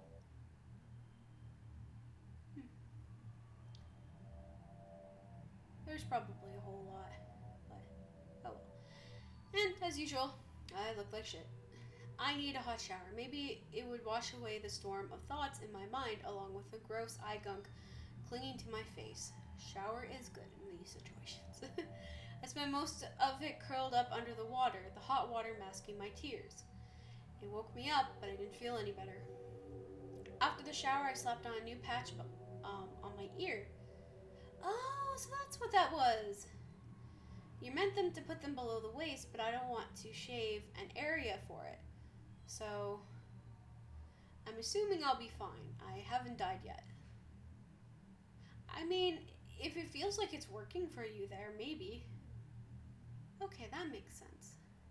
I thought the bandage was, or I thought the patch was like, for, like I thought like she had like a nick in her ear or something, like, or maybe it was like a weird piercing, but oh, that's actually a pretty cool detail.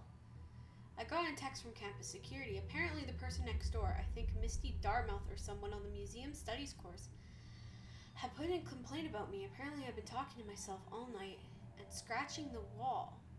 Shame, I liked her. If just because she had a nice name. I looked at the wall, and it was true I'd left some tiny claw marks in them. That was my deposit gone. Maybe I could buy some paint off of Heidi and hide them, but right now I had more pressing problems.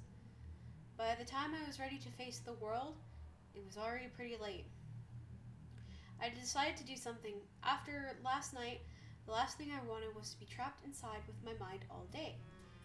Heidi probably didn't want me to calm down till about 5 as normal. I thought I'd shoot her a message and check. She phoned back. Hey, I said don't message. I like to be able to shout.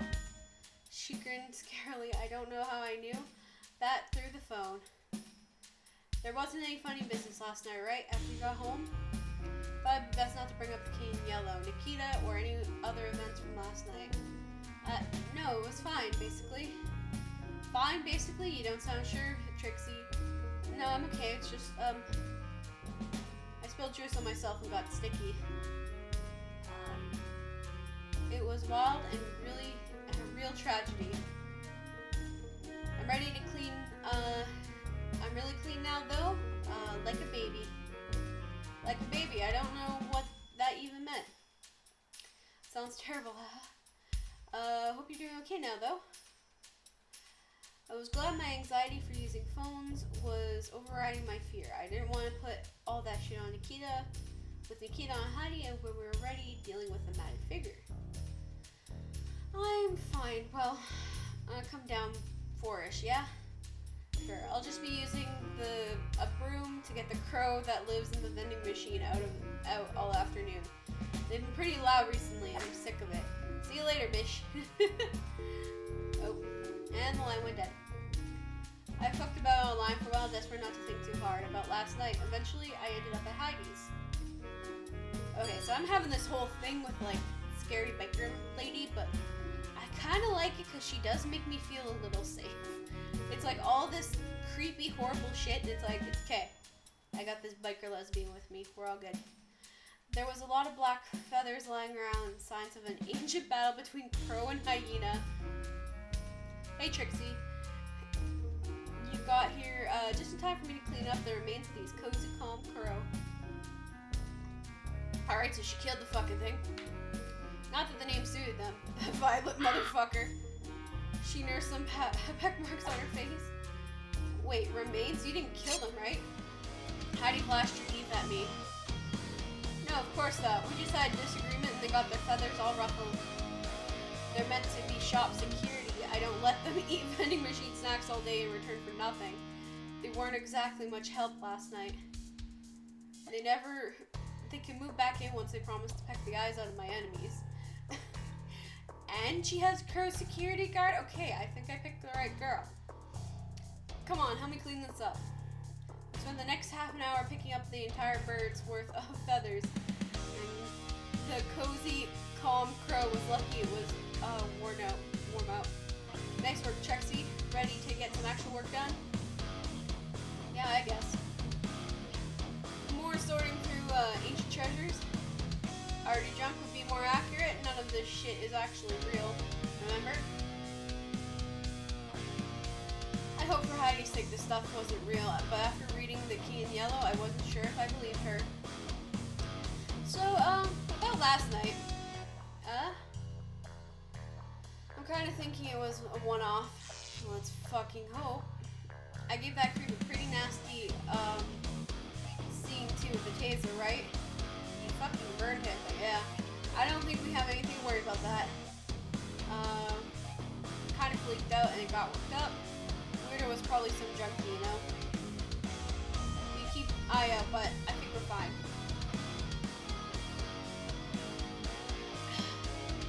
I wasn't entirely sure, but I believe that.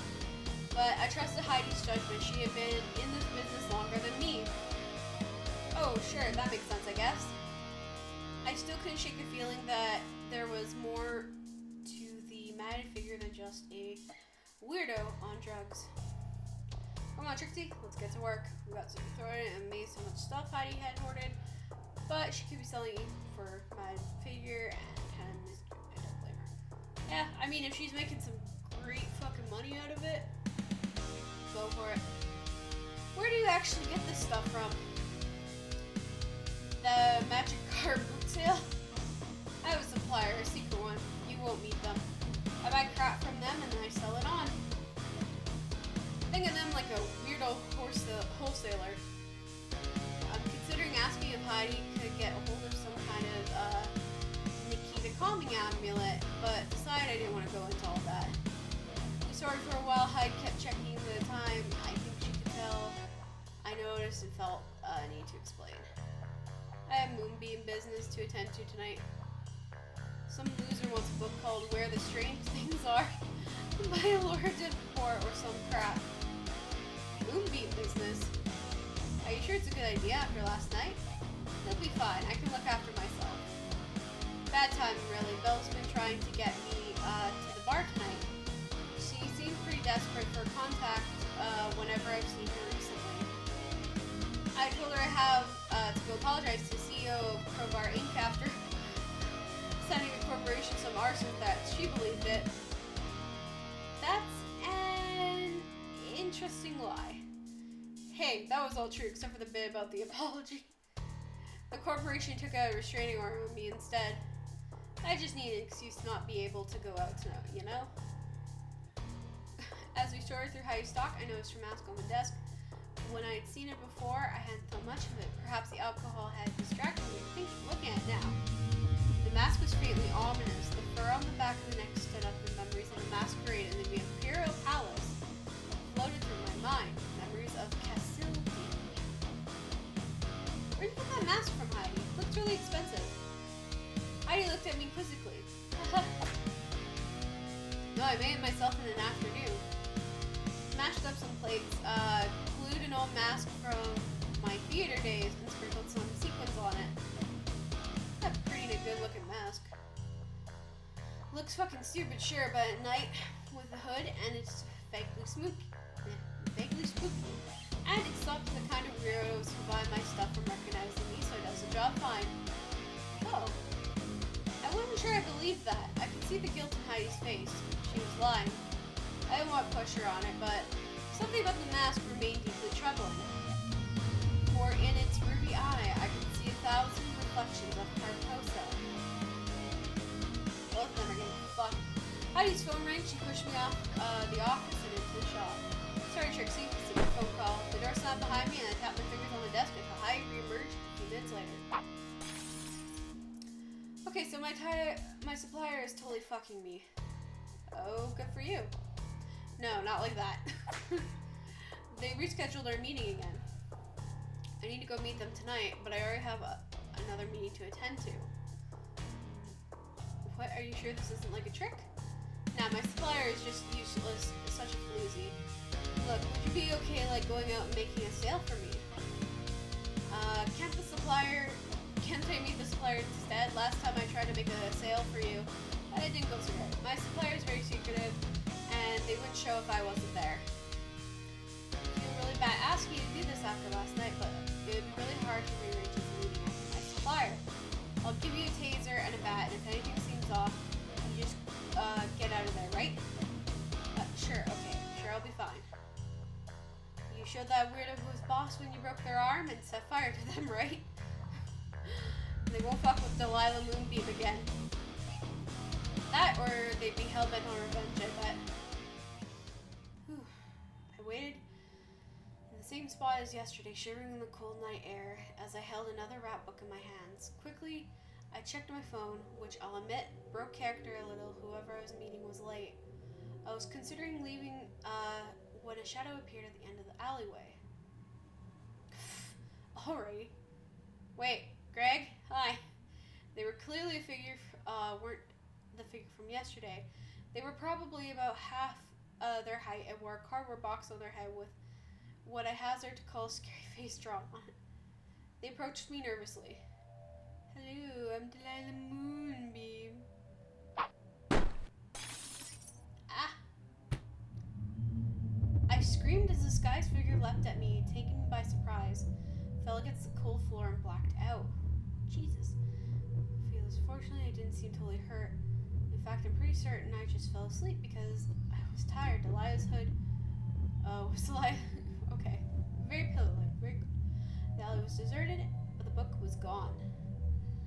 I knew it must have been some kind of lackey for the mad figure. Who knew how many of them were, or how they might hurt me. I had to get back to Heidi now. I could only hope that she was ready back from a meeting. I sprinted through the dark streets. They seemed deserted until I ran up against a group of cloaked-wearing strangers, their dark hoods hiding their faces. I screamed. They had been sent by the mad figure. I knew it. I shoved one of them, my weak little arms doing little to push them. I turned and fled the way I'd come. I needed to take a longer route, shake them off my tail. It was a long while before I realized I wasn't being pursued. I kept running anyway. I had no idea how. Usually my legs would stop working after about 5 meters, but not this time. I was terrified. I needed to get back. I burst into the shop door. Heidi was already there, replacing the used by dates on some Tim Foods with new stickers. God. Heidi. Geez, Trixie, you're okay? Where are you? You should have been back ages ago. I had to catch my breath. chased, I had those, You were? What happened? Look, just go get changed. I'll keep an eye out. Shakily, I got out of the office and returned to Heidi, somewhat calmer. I was attacked again. Someone, the person I met, they jumped me. They must have been sent by our new friend. Fucking jeez. Heidi paced around the room, stopping briefly to beat up a box of pineapple snapples out of sheer anger. You're sure it was them? One of their helpers or whatever? I only now consider that there wasn't actually proof it was one of the mad figure helpers. I'm not sure. I just assumed that this happened before. Never twice in a row. You're right, this is too weird. It must be related. Fuck's sake. She continued pacing, and I was too shaken to speak. This is getting out of hand. I'm not dealing with this shit anymore. Right. I'm going to implement Eclipse contingency. The shit is that? I'm torching any crap that doesn't look valuable and moving the rest somewhere safe so I can lay low. I notice Heidi seemed to use anything as an excuse to torch stuff. I'll pack this junk and burn it tomorrow.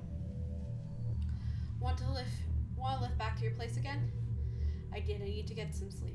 I should have stayed during started doing something about Nikita, but I was way too tired. Hopefully my exhaustion will stop me from thinking too hard about the mad figure and the king in yellow. That night I dreamt of the basement on Daffodil Lane. I was crumpled on the floor, blood-stained, the fur on my side and covered my hands. Through blurry eyes, I could make out Nikita. She was saying something to me, but her voice was too muffled and distorted to make out. She seemed smug, so no change there. After seemingly endless monologue, she threw her hand skyward. With a flash of white light and a splash of cold cloud spray, a white gate opened at the far end of the room. The white gate to Carcosa. I shivered and the chill rolled off of Lake Hali. After giving me a last pitiful look, Nikita stepped through the gate, leaving me alone in the cold basement. For a moment, nothing happened. A strange calm came over me. This is wonderful solitude was cut short. From the white gauge emerged the cloaked visage of the king in yellow. Their tattered rags billowed in the increasing wind, floating like the tentacles of some terrible deep-sea creature. They stared ahead before peering down at me with a slow turn of their head, looking right at me, right into me. I blacked out, and when I woke, I found myself elsewhere. Me and Heidi were hiding in her shop. I wasn't sure at first, but I peeked above one of the displays and saw the objects shift and move around the room, a golden mist surrounding them. On the floor led to what seemed to be a cloaked corpse. It took me a moment to recognize the shape of the matted figure. I ducked as a wrench was tossed through the air towards me by the malevolent force that had taken over the shop. I wanted to say something to Heidi, but before I could open my mouth, she was yanked from her hiding place by some unseen hand and pulled into the shop. I yelled and foolishly ran out of my hiding place straight into the matted figure. I turned and ran. The figure took chase, and I could hear them crashing through the shop behind me.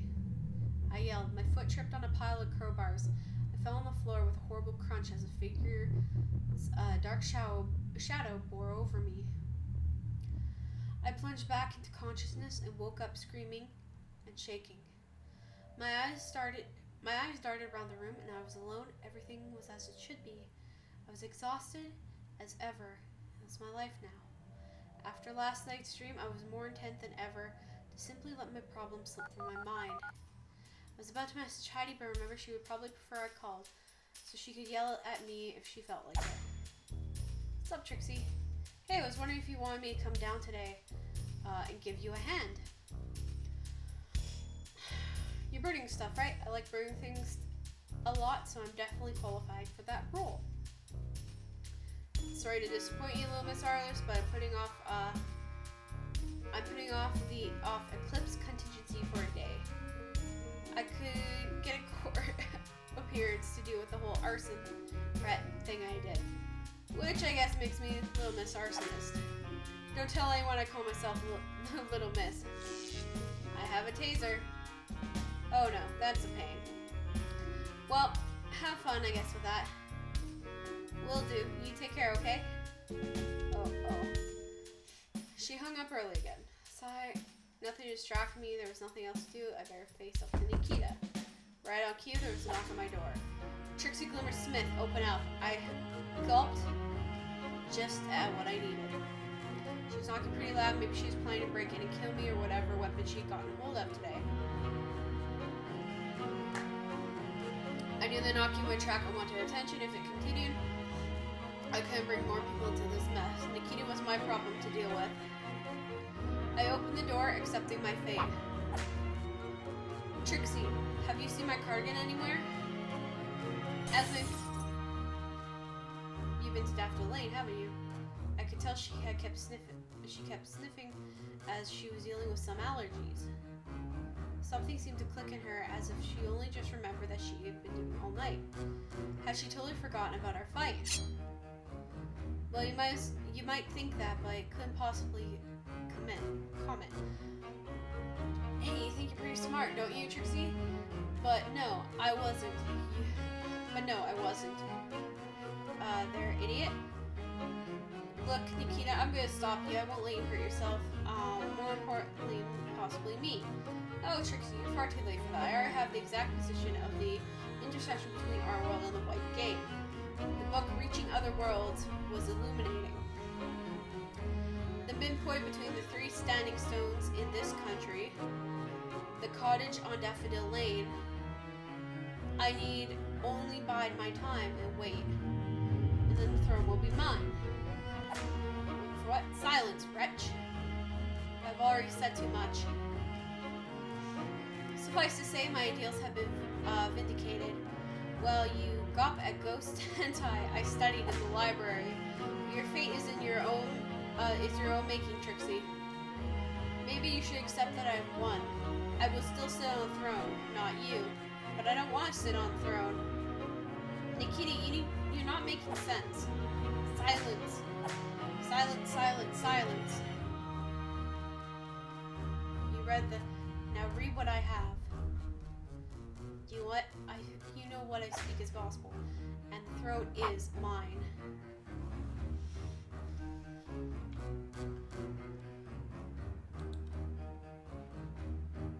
I'm actually just gonna quickly save and take a quick break, so I'll be back in probably maybe a few minutes. We'll see.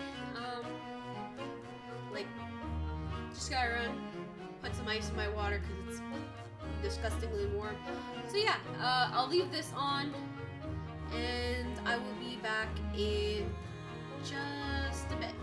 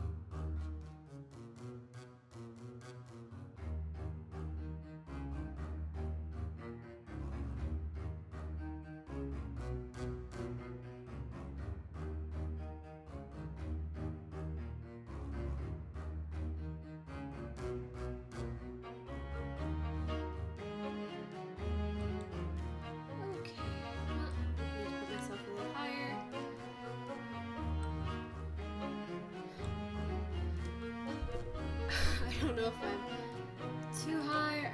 Might be a little. Okay. That should probably be good. Alright, I'm back. We'll see if after this, if I feel like one more game. I feel like we're getting close to the end though, which is great.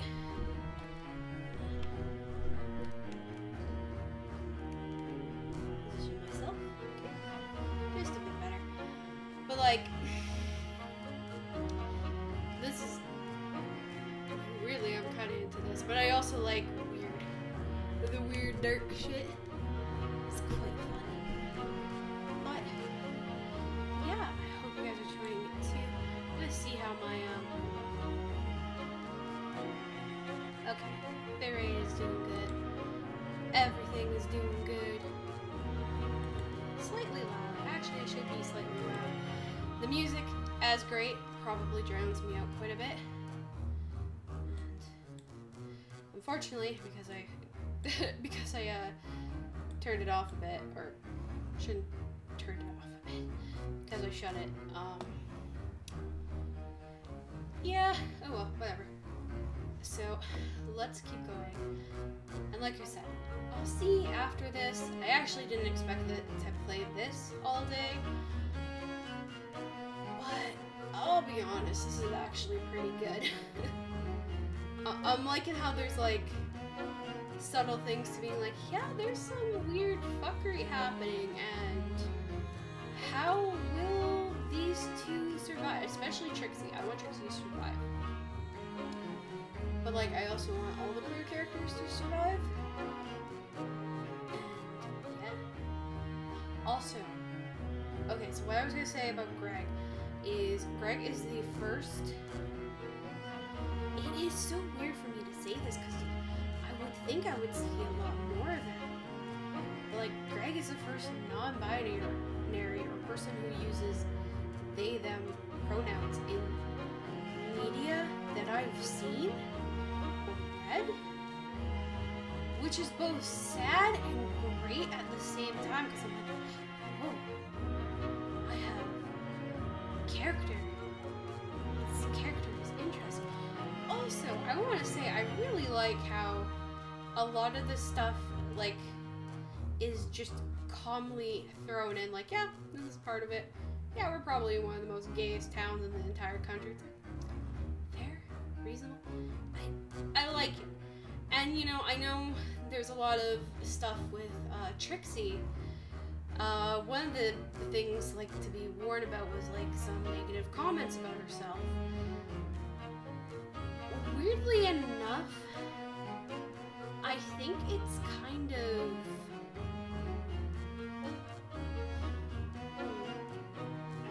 I don't know, it works with her character and I can sympathize with her more. I guess what I'm saying is somebody who, you know, is a writer, loves writing, loves stories, and I can usually pick up on well-written characters, and Trixie is a pretty well-written character, especially in an anthropomorphized world. I mean, I would say most of the characters we've gotten to see this past while for all the streams have been really great. I think because, like, Trixie is written to be a bit more subtle. I'm trying to think. It's like Red and Winter were interesting. And I like how their story was abstract. God, I know I'm going to be talking about other stories before finishing this, but Red and Winter were abstract, but you knew right off the bat,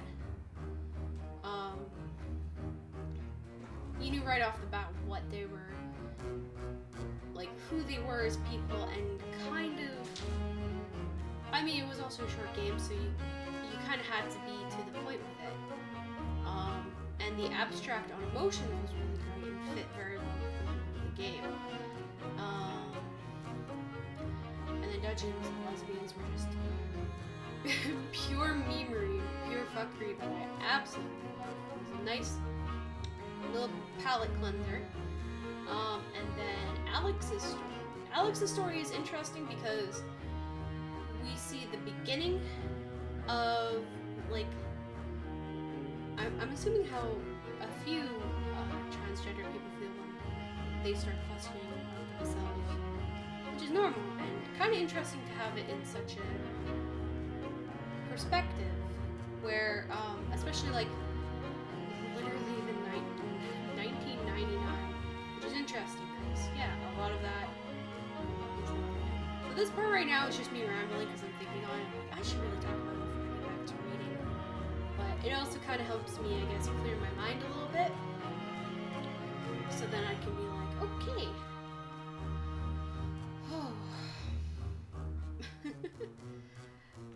And also because we're getting into a lot of heated stuff, and I'm like, I should just get this off my mind, let my ADHD ramble a little bit, and then we'll get back to it because I actually do want to see how this plays out.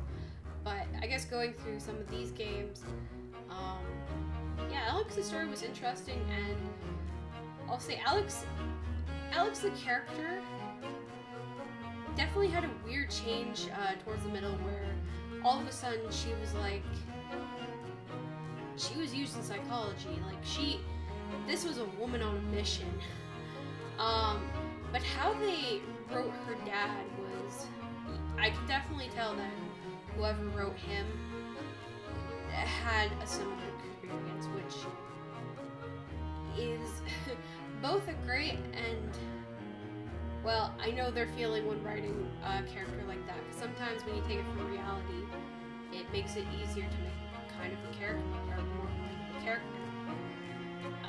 Of course not mentioning them by name, just taking bits and pieces of them. That's usually what I do. It makes it easier for me. But, yeah, I guess a little twist with Alex was kind of like how she started talking towards the end. Actually made me think like she aged like at least 10 years. So this one is kind of interesting because this is Trixie. She's been transitioning for about, well, I'll say about, from the sounds of it, it'd be at least 4 months, which is pretty good. So we don't experience when she discovered herself, but we do experience her when she's kind of in that middle stage, in the,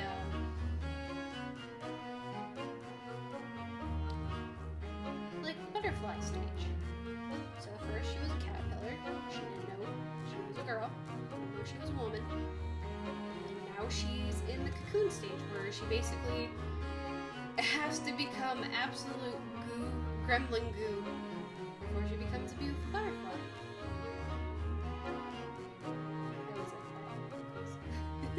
I guess that's just how I see trans people, as beautiful butterflies, no matter what stage they're in, because they're beautiful people deep down. But yeah, so so this is interesting, and I love, like I said, I love the subtle details to it. It's almost like I'm writing my review about this before I even finish it, but it's definitely a great review when I do get to write it. But yeah, no, I like the subtlety with stuff where she's just like, yep, I was trying to grow boobs last semester. Fair. And also just learning some things. Anyway, let's get back to it.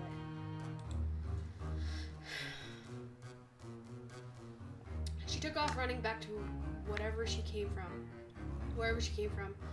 Not being hugely athletic, she seemed to run out of breath before the end of the hallway, where she slinked off, panting. At least this had confirmed it. Nikita had a plan. I sighed, realizing it was up to me to stop her. She wore my headphones.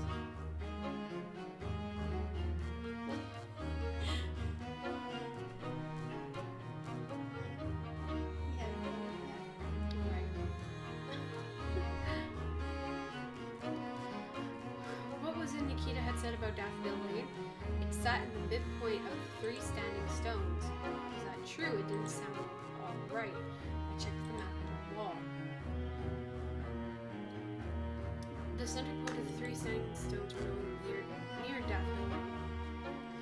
Heck, Daffodil Lane didn't even fall in the area between them. The midpoint was the lake. Surely someone as smart as Nikki would know that. She was bluffing, she must have been. Or maybe she meant there was some other standing stones. I didn't bother considering that she might be wrong. She wasn't. She was Nikita. She was smarter than me. She knew what she was talking about. If you know what's happening and realize it's wrong, all I could do was keep up with her or give up. I didn't have long. Nikita had said herself that all she needed to do was wait what? I realized I had no idea what she planned to do with this information. She had mentioned the library, of course. Nikita was always in the library, so that was no surprise, but perhaps there was a way to stop her hidden in its thousands of books. It might be my only chance. I had to read the books. I rushed straight to the library. There was no time limit to lose. It always shut early on the weekend. I quickly went through the shelves. I thought it might be relevant. Myths, local history, literature. I wanted to find the book Nikki had mentioned, Reaching the Other Worlds. I'd never heard of it before, but it sounded like it would be used to me too. Reaching another world was Nikita's aim after all. I found the shelf it should have been on and there was nothing. Nikita must have came here first and taken it, so I couldn't find out how to stop her. I panicked. If she was actively trying to stop me, there was nothing I could do. Nikita was smarter than me and driven like one possessed by her obsessions with that cursed play. My eyes remained locked on the spot the book should have been, and I felt my body grow numb. Was I too late? I could see her even now in my thoughts, the book ablaze as Nikita continued with her evil plotting. The gnarled hand of the king guiding her to the decaying imperial palace of Carcosa and the broken throne. I realized I was crying. And then I realized I was looking directly at the book. It was 3 places over from where it should have been. It must have been misplaced by an uncaring student or busy librarian. Trembling, I reached for the book and softly caressed the spine. It was real. I took it from my shelf and wiped the tears from my face, ashamed. Glancing at the great clock at the entrance, I realized I had stood at the same spot for close to an hour. Something was horribly wrong with me. I dropped my collection down on the secluded desk. Half of this stuff didn't seem at all relevant, but it was better to be thorough. I thought I'd better skim the books and work out which I had time for before I actually started reading. I wouldn't have time for all of them. Checked the clock. There was about 5 hours left until the librarians kicked me out. I took a look at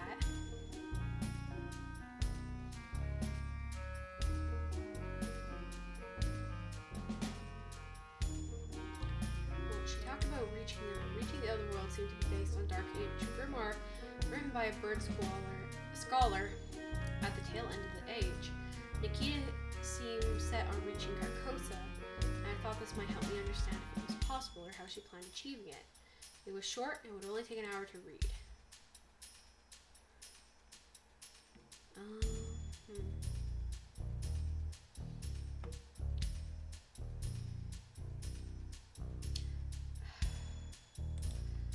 I checked the clock, there was about 5.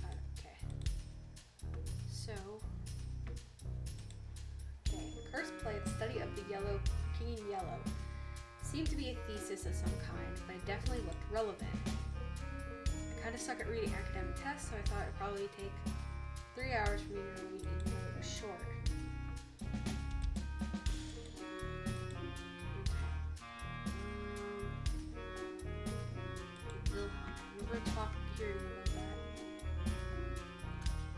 The collection was a collection of notes written by the infamous Grand Inquisitor Wilhelm, traitor to the Inquisition and the supposed author of the original transcript of the King in Yellow.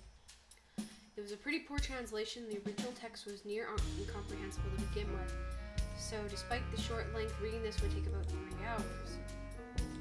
Okay, book.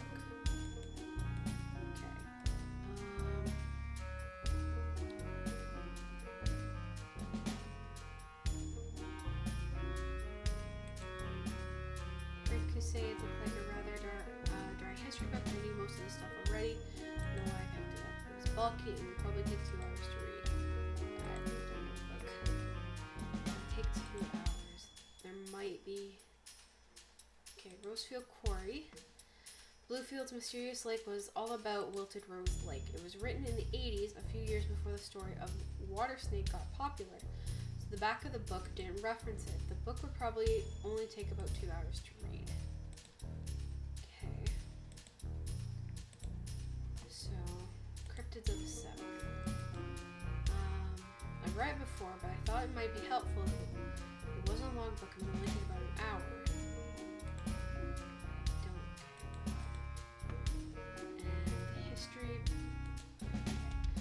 Bluefield County's myths seem to be a brief rundown of some local folklore. It's probably sure it would take about only an hour to read. Okay. So we should definitely read this. Seems to be based on the Dark Age. Memoir, yeah. So this is what Nikita was talking about.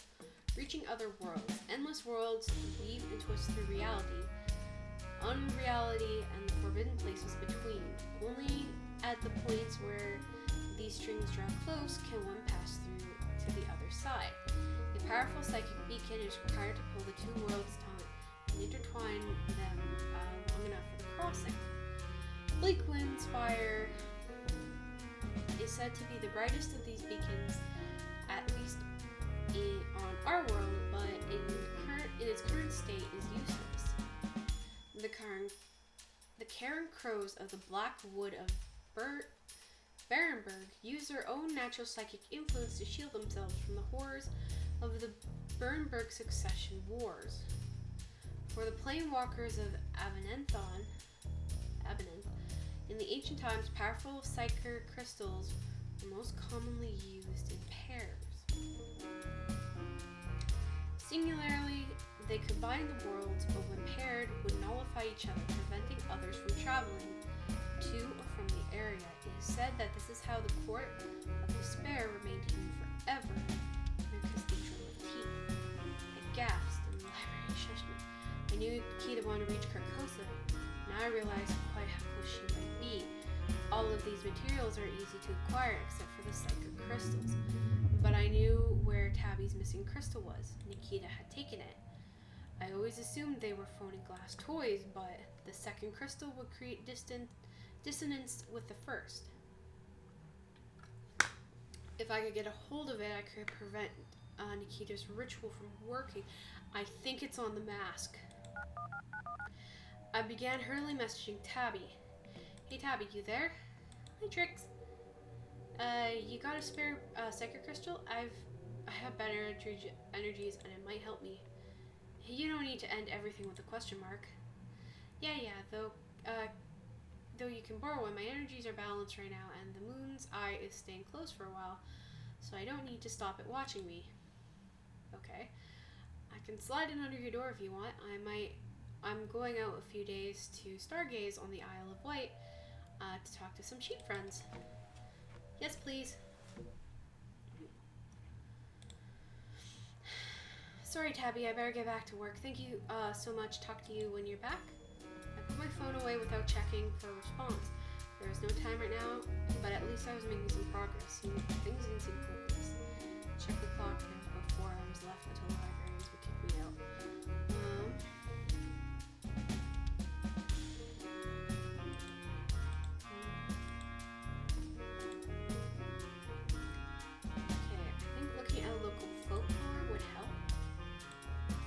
We can do the rest with the old book.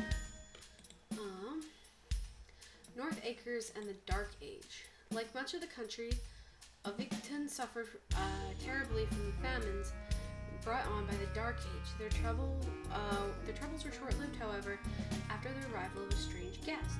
Not much is known about the mysterious visitor. The locals supposedly used their help to contact a strange and ancient entity of the woods, the antlered tree. After this, their woes were no more, and they waited out the end of the Dark Age in a comparative comfort, a rare occurrence in those terrible times. Did the antlered tree bless the village of Ovington with a successful harvest? Unlikely given that the village imported all its food. Did it simply gift them with food? Maybe. Was this entity simply a story to cover up Aventurn's true evil, prying on travelers and raiding nearby towns? Probably, according to most scholars. But even so, the area remains shrouded in secrets. Perhaps there is more than meets the eye. The tale of the man and the witches. A local man wished more than anything to be beautiful and strong so that he could woo local damsels.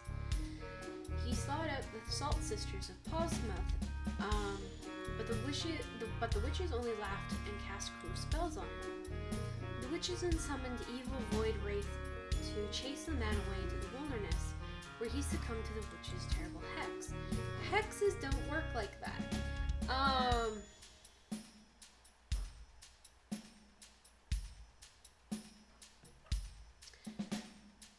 No, I'm trying to think of my knowledge of that, and it's like, no, maybe. No, hexes don't work like that. Not to that extent, at least. That would be a curse.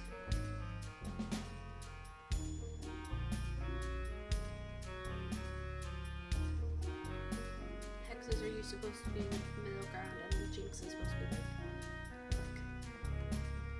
So, there's my hex.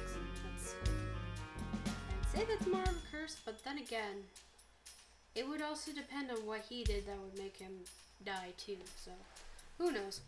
Anyway, some say this man would go on to become the terrifying Mr. Sprout.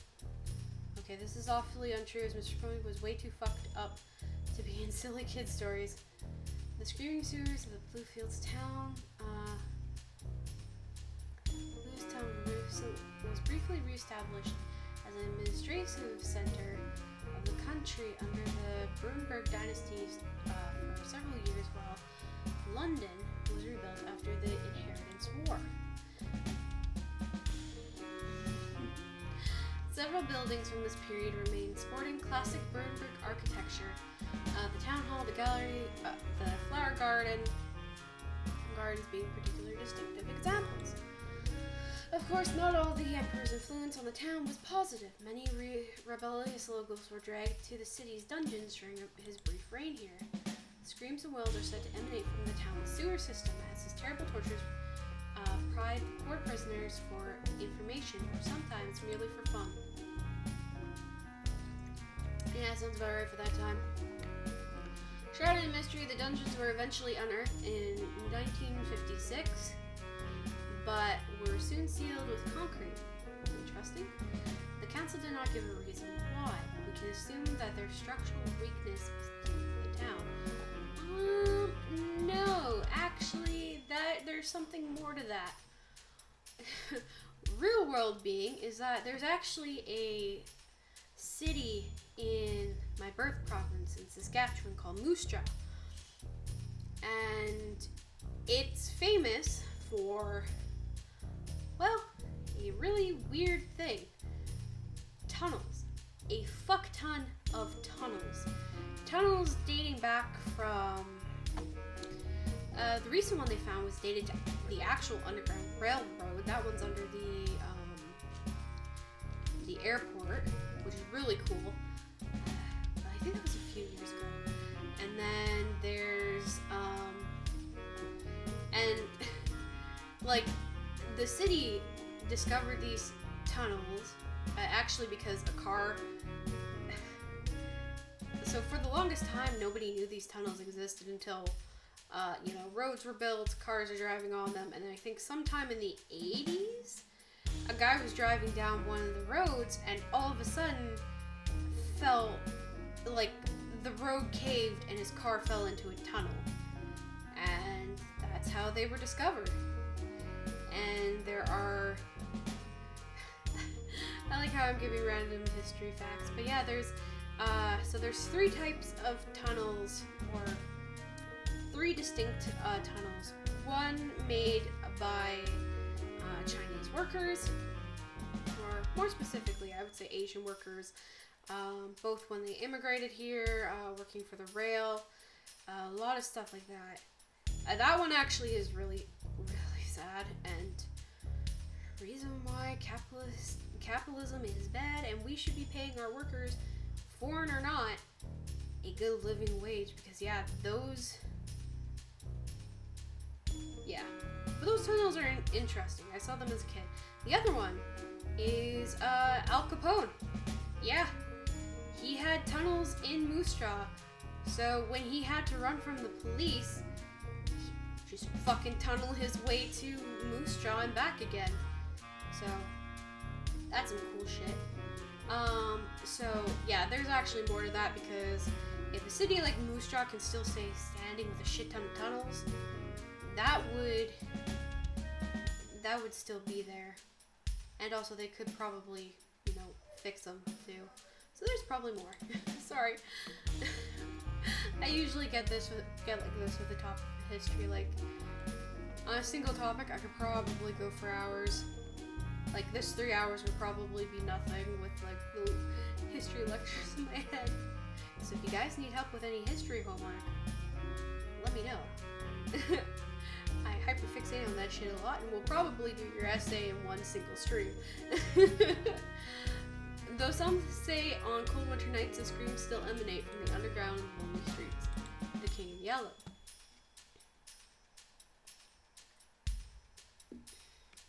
The infamous Wilhelm is said to have first penned The King in Yellow, in a manor just outside Bluefields town. The manor burned down in the late 1800s, so any evidence of this has long since been destroyed.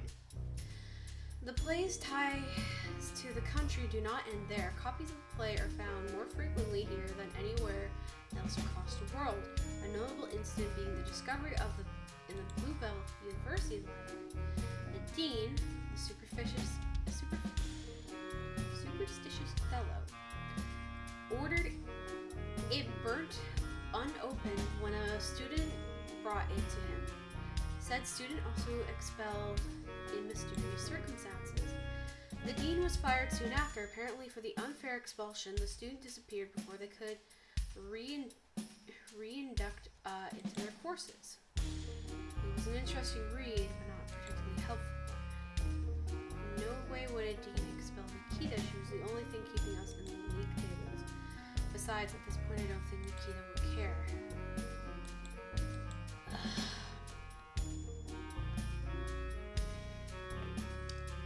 Okay, so this one. It's not going to be helpful.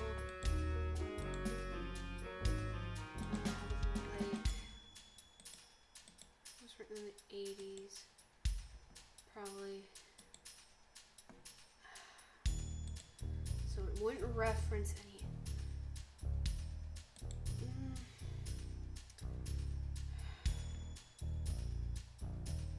Wilhelm's notes. Wait, I didn't see how long it said it was going to be.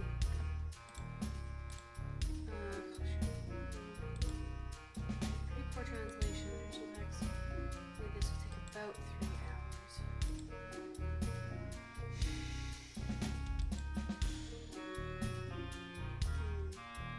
But I think Wilhelm's notes would probably be a bit more helpful. Because I feel like the study...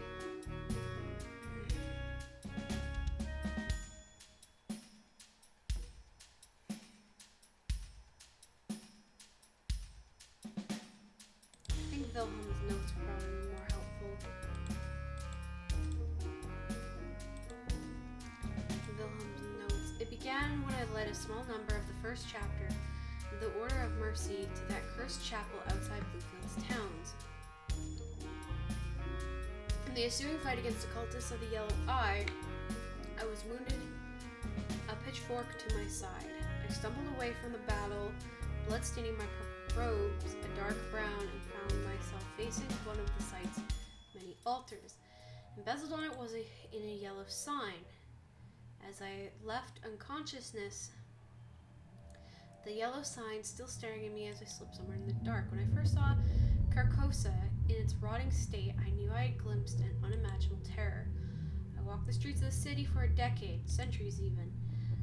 From the top of the Imperial Palace to the deepest depths of the Twilight Quarter, where abominations long forgotten crumble to dust underneath the perpetual darkness of Lake Halley. It was a city drenched in evil. When at last I returned conscious, I woke from the pile of bodies and presumed dead. I dragged myself away from the terrible place and made my escape in the woods. I would later return with the fourth chapter, the retribution and purification, and burn alive each of the cultists. I foolishly believed that this would end the whispers in my head. Still they continued. Dismayed, I returned to my home and inflicted on my punishment for this heresy.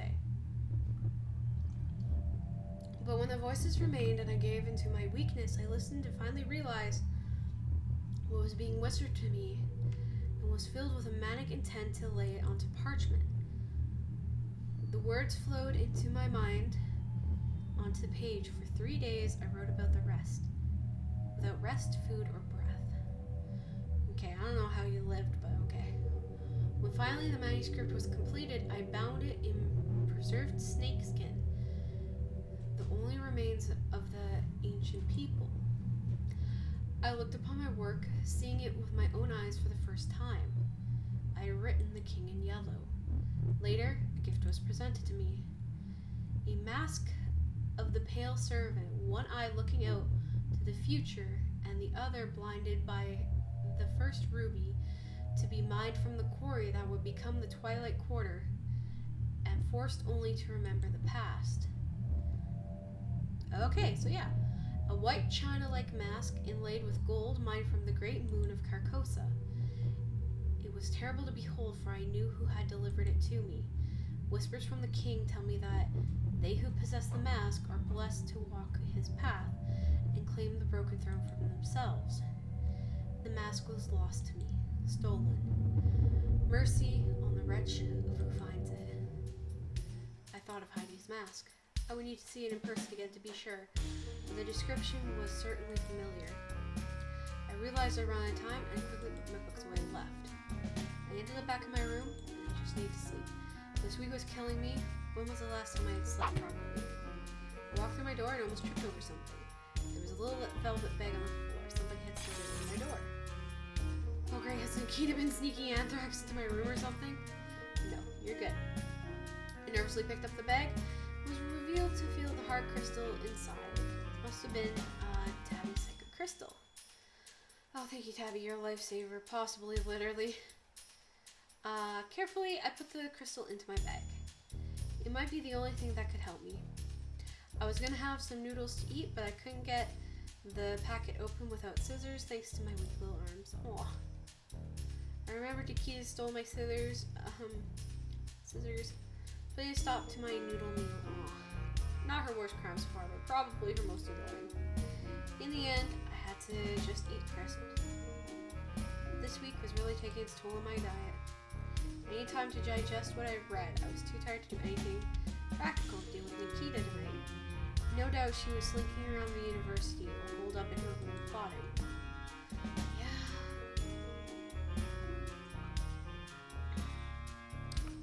That night there were no dreams.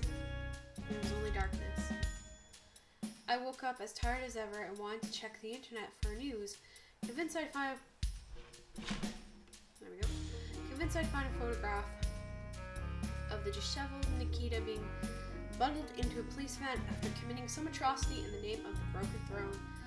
Before I could switch my laptop on, something strange caught my eye. My bedroom wall was a scribbled pencil drawing of what seemed to be Nikita. Above her, two floating skulls surrounded by a cloud. Had I drawn this? My room didn't look like it had been broken into, and it was my art style. Not that I have one. I realized I was getting dangerously unhinged. I had to stop Nikita.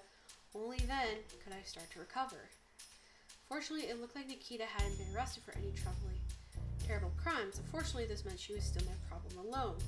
Yesterday, Nikita had, well, not admitted to being a Daffodil Lane, but was fairly obviously she had been. I was pretty sure she wanted to open a portal to the White Gate of Holly in that cursed basement. I need to know if she had done anything there. Maybe I should find a way to stop her. ate some sugar flakes, and I got ready for another long walk up the lane.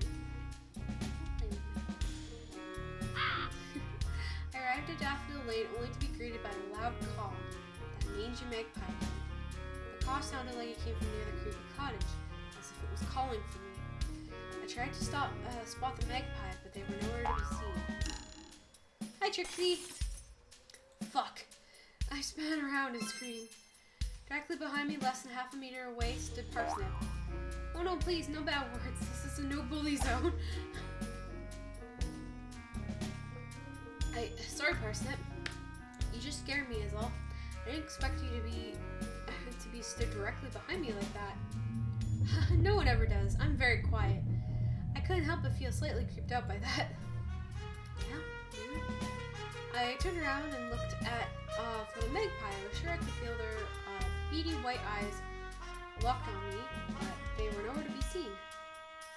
Reluctantly, I turned back to Parsnip. He was grinning slyly, and I noticed he had a picnic basket with him. What's it? I'm having a picnic. Would you like to come, friend? I was kind of hungry, but I feel like I should probably get on with stopping Nikita.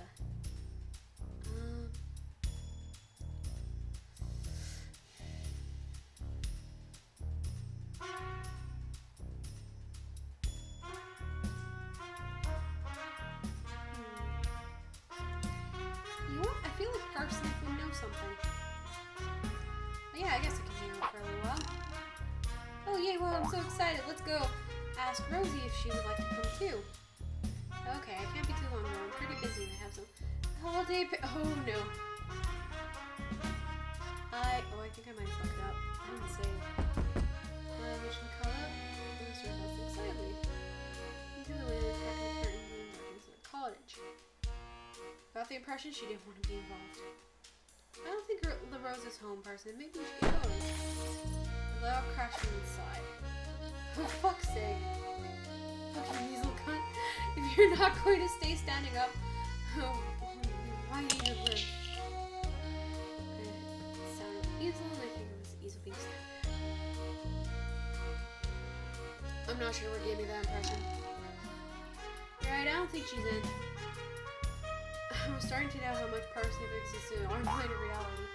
I guess it's just you and me, friend. You pulled the friendship yarn I was begging waved at me. You still have yours, right? Right? I stuffed and pulled all the yarn. It was slightly worse for wear after a few days in my bag, but Parsnip's face lit up nevertheless, and I gently wiggled it. I never throw away this present. Yay, yay, yay, what a great friendship. I was glad to defuse the situation. I didn't want to get Parsnip's bad side. He seemed slightly unstable. Let's get on with our picnic. Follow me to the wheat field, friend. The wheat field was a great spot to give that wheat hadn't been cut, but it was at least somewhat shady between the crops.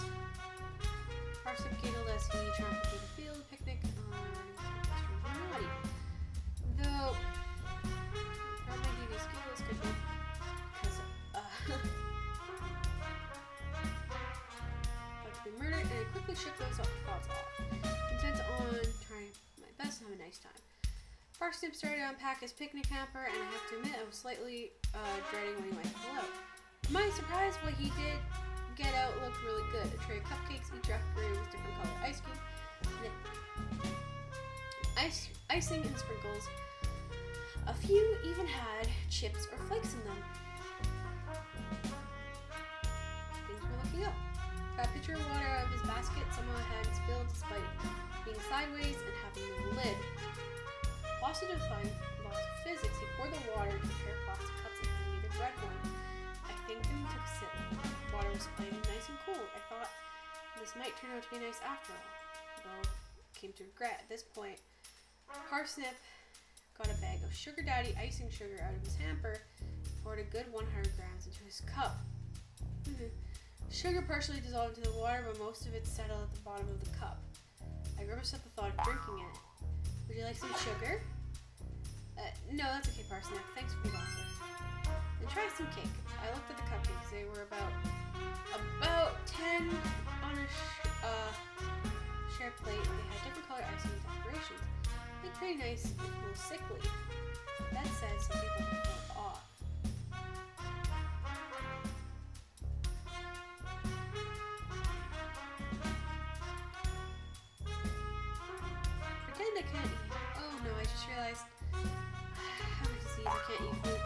Oh no, when I'm sick, I just eat more.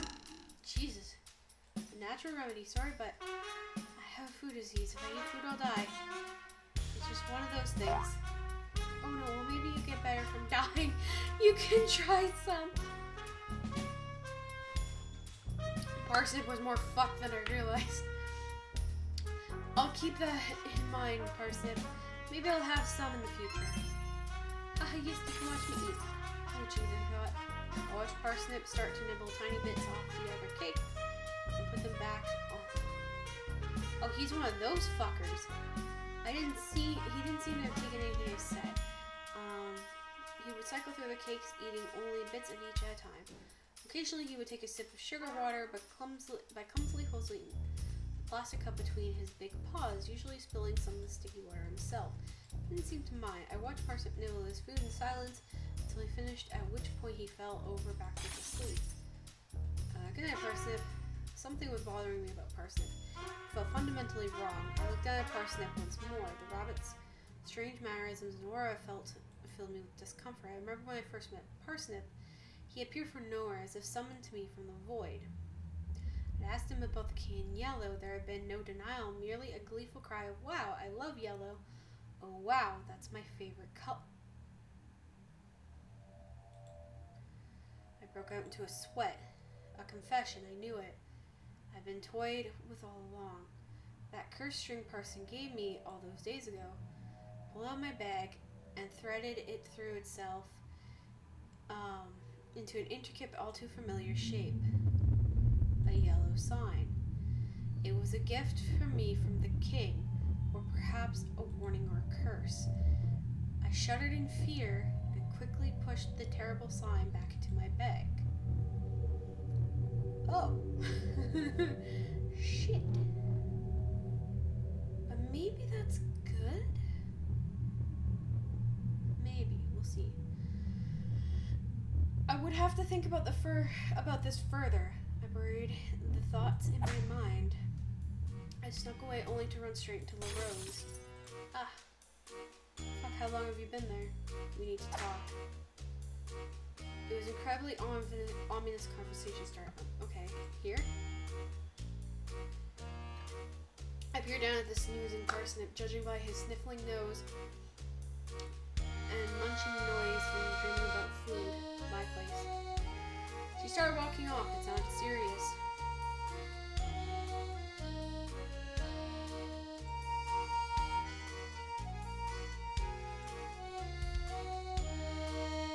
No, we're gonna go. We need all the information we get. I silently followed LaRose to her cottage. Things felt really intense. Did she know what I knew about Parsnip? So Parsnip has given you one of those strings too, then. How long has she been watching us? Wait, is that what this is about? Kind of. There was a long silence while my brain tried to process things. It's just you seem pretty intense. I was kind of worried. I mean, well, it is important. A bit. The yard. Do you have one as well? I have at least 20. When I woke up this morning, there were 3 poking through my letterbox. I was concerned for her. They received one of the cursed gifts from the key in yellow was bad enough. But 20? LaRose seemed to live blissfully ignorant of their true evil, at least. I decided it was kinder to let her stay and wait. I'm considering to use them to make a makeshift new... Wait, was that a joke? Sure. So for all I've been able to do is hover them up and burn in bags. Like my students, Parsnip is not receptive of criticism. So anyway, I wanted to ask for your help. I really need to get rid of Parsnip. So I wonder, are you trying to get me to kill Parsnip? He's weird, sure, but isn't that a little bit too much? What? No, don't be ridiculous, no. I was just gonna ask if you'd, I don't know, throw him in a bush or tell him to leave me alone. I stared at LaRose, slightly dumbfounded. You want me to assault him? What? I continued to stare at her, dumbfounded. Not like that. Badly. you've spoken to him, right? Just push him into the bush really carefully and be like, hey, leave Rose alone or the boys will get you, and that will be enough to spook him. Are you okay? I'm fine. Look, living next door to Parsnip is slowly killing me. I used to drink 30, maybe 40 units of alcohol a day. Now I'm up to maybe 60. Look, will you just give it a go? I can't live like this much longer.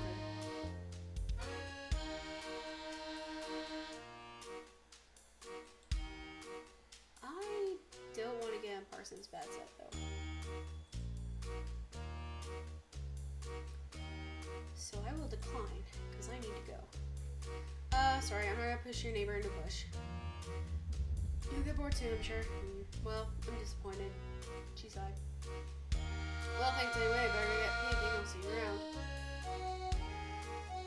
I felt a little bad about abandoning LaRose to her fate, but pushing Parsnip over seemed a little too mean even for my morally bankrupt self. But perhaps I feared him. I was still trying to process his connection to Carcosa, to the Canadian Yellow. I decided I'd been fucking around for too long and reluctantly got to my business. I stood in front of the abandoned cottage, the gateway to Carcosa, according to Nikita at least. I didn't trust myself enough to truly doubt her.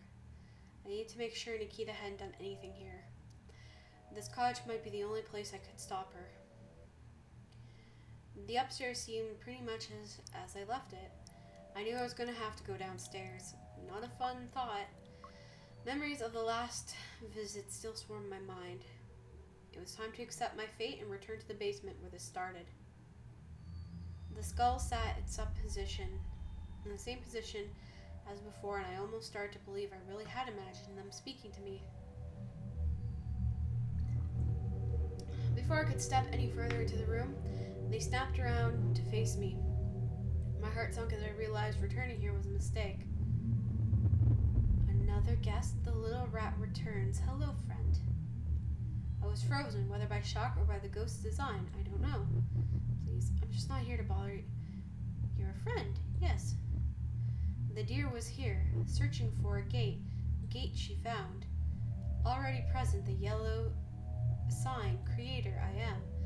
Forever to be removed, no matter how much I tear at its paint. The gate is present, it only needs a key.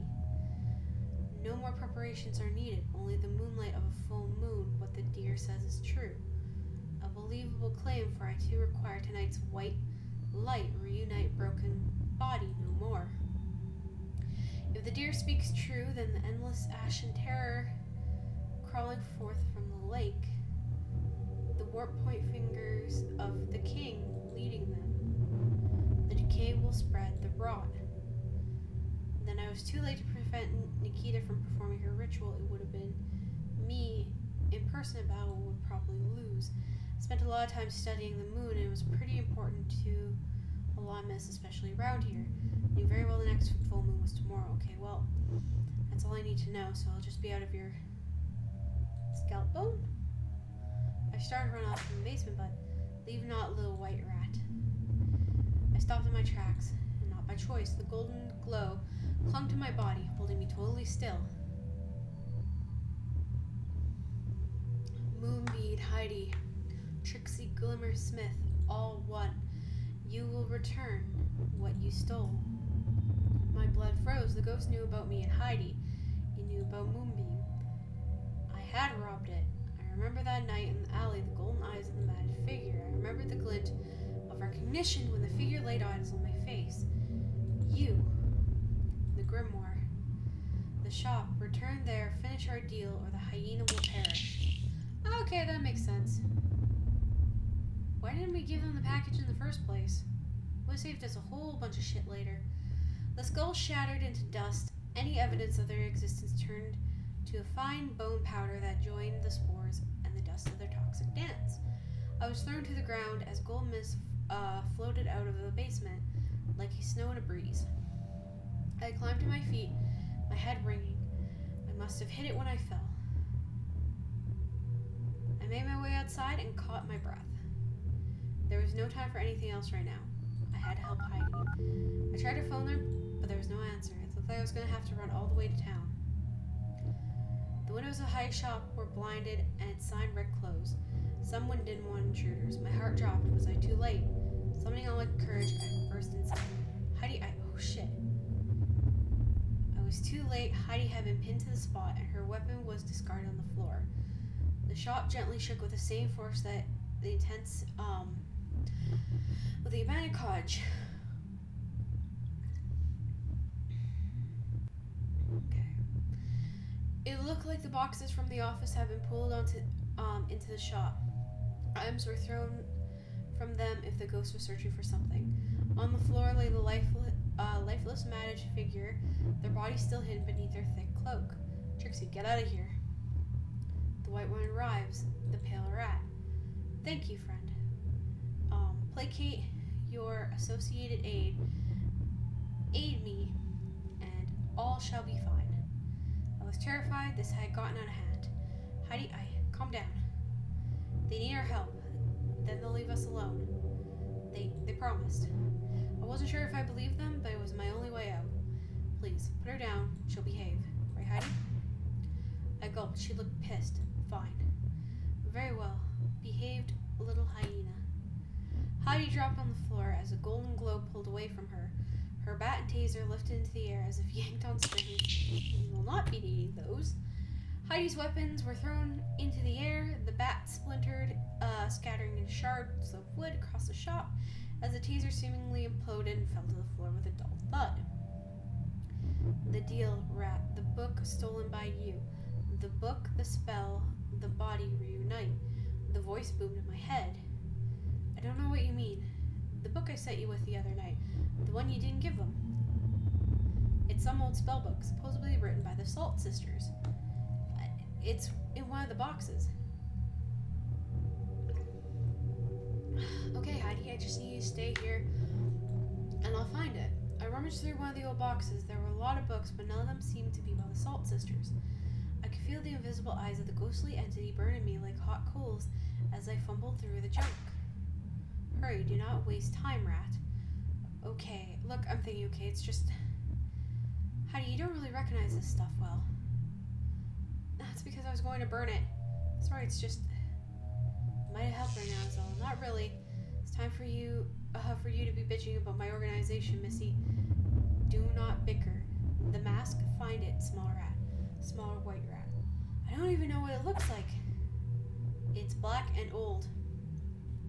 Fortunately, there was only one book amongst this fix if it is true. Okay, here it is. My fingers trembled as I picked up the book. The Grimoire of the Salt Sisters. It looked old enough to be the original and radiated malevolence from the crumbling pages. Yes, the book, the forbidden words of sisters, the body reunite. Is this about the dude that got fucking cursed by them? Alrighty.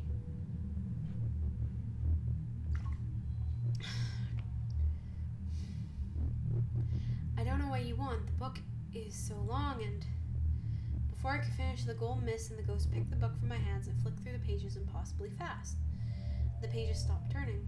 The voice boomed louder than before. The spell, cast to the body, do it now. The shop seemed to shake with each word. A cyber, dark, cool, plushy, burst in a shower of woolen lead. Jesus. The sound of cans imploding boomed in the inside of the vending machines. Speak now, speak now, speak now, okay. The voice repeated in my head, drumming the orders into me as my mind began in the cloud once more. The pages seemed to list words to some terrible spell. I did not write them here. I read them aloud, trying as hard as I could not to understand what I said. With each word, my mind ached. Stories always talk about the price of performing magic, and I could see how it was no lie. It usually depends. You need a lot of energy. From the sounds of this, it's a fuck ton of energy and apparently a body. So probably some form of chaos magic, from what I'm getting at. I can only hope my actions that day did not cost my soul, if indeed I still have one. As the last words of the spell left my lips, the shop began to violently shake. Trixie, get back. Heidi pulled me to her, and we ducked behind the shop counter. I could see in her eyes that after hearing the dark spell from me, Heidi felt afraid of me, even if she hid it. The room pulsed with a golden light. I shut my eyes, but that was not enough for the gold to seep in.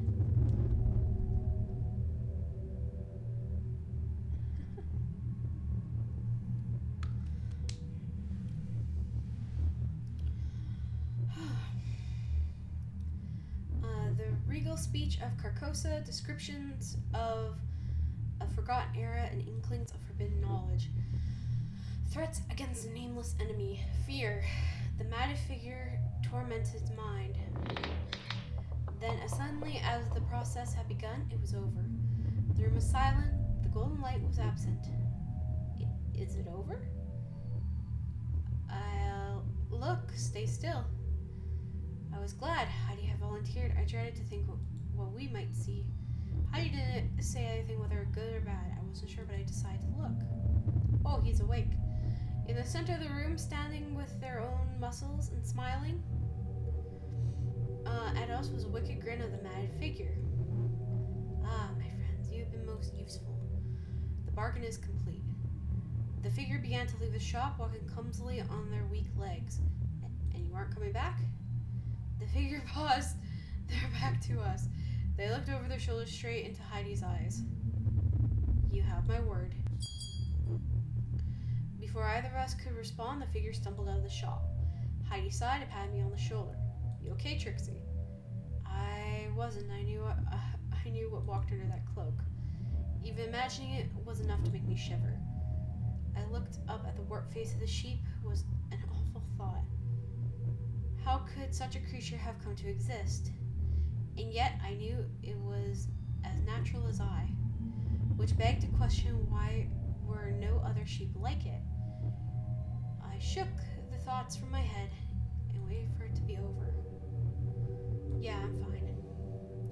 Heidi looked at the mess of books, amulets, and other tat thrown across the room with a sigh. That was a week of organizing down the drain. So, I guess I need to clean this up. It's all kind of lost its charm now, that I know some of it is actually evil incarnate. You okay to help me? We can burn it. I checked the time. It would be a little bit longer till the moon was out. I can help for a bit, sure. I don't really fancy going outside yet anyway. I'd rather give that person more time to get as far away as possible. For sure. Come on, let's get this stuff packed up and flammable. We started rooting through the mess. It was a lot easier to sort through now that all just went straight into the burning box. Sorry for ruining everything for you, Heidi. I fucked up pretty bad. Hey now, it's not your fault. I shouldn't have gotten you involved like this in this weird stuff. Heck, I shouldn't have gotten myself involved in this weird stuff. I think it's time to go straight-laced and start running this shop properly. Really? Nah. I'll probably just sell it and get a job as a bouncer. That's fair. A really violent bouncer. I wasn't sure if she was joking or not. So, how do you fancy free entry to work at every club I work at? I think I'll pass on that. Thanks, though. What about your Moonbeam stuff? Will you keep that for your Dungeons & Pungeons game? She picked up the mask off the floor. Ah, heck. I can't burn this. It's kind of special to me. She started packing it away into the key box. Hey, Heidi. I know it's big to ask after all my fuck-ups, but do you think maybe I could have the mask? Heidi looked at the mask. Sure, Trixie. It's a present, okay? To make up for all the times I yelled at you and stuff. You can wear it to your graduation and totally prank everyone. We fixed up the shop for a while. No mess. At some point, I realized everything that happened had made me completely forget Nikita. Yeah, ooh. I glanced out the window. The full moon hung low in the sky. I knew Nikita would be heading off to Daffodil Lane soon. Maybe she was already there. I felt bad leaving Heidi. If it wasn't for the pit in my stomach, I got when I imagined Nikita, intentionally or not, realizing the horrors of Carcosa, the entire world, I would have gladly stayed. Hey, Heidi, I have to do something. Will you be okay here by yourself? Huh? Do you need to do something? At midnight after what we just saw? What's that important? Is everything okay, Trixie? Yes, it's fine, just something important. I need to help my friend. She's in trouble and all. Yeah, I mean, you help me, right? Maybe I can help you with them. I wanted to say yes with Heidi. With Heidi there, I could stop Nikita, and yeah, I couldn't let myself be weak and bring her along. Oh, come on, hun. She's shown very well that she can kick some ass.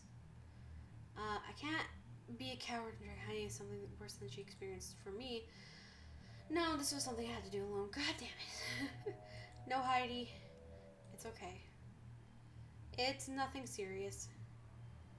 It's just a private thing, you know? Uni stuff. Yeah. Nothing I can do? Well, a lift to Daffodil Lane will be nice. She's just like, what the fuck?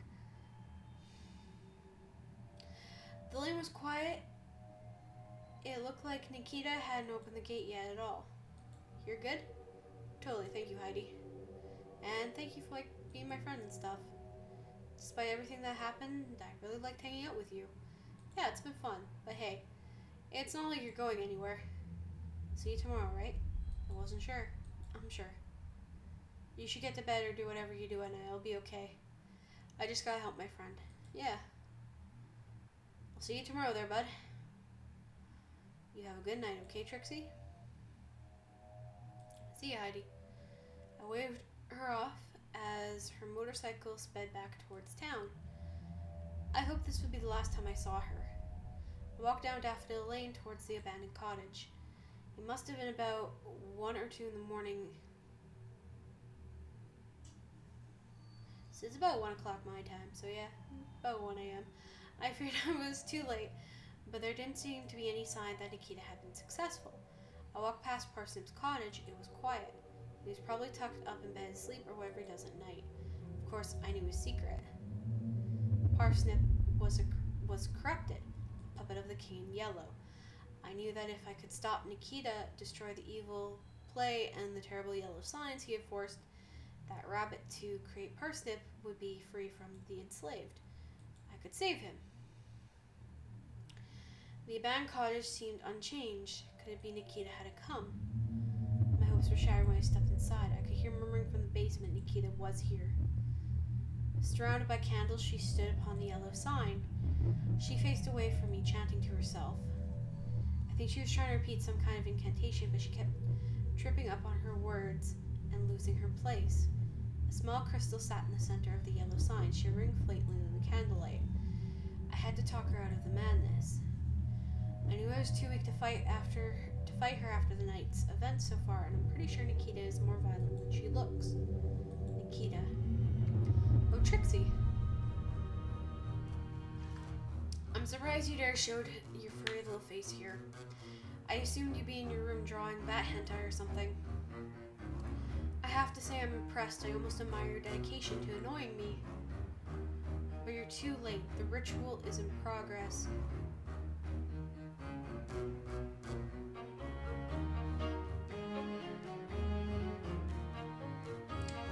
I think I realized what she would be in the metaphor with a lot of horror.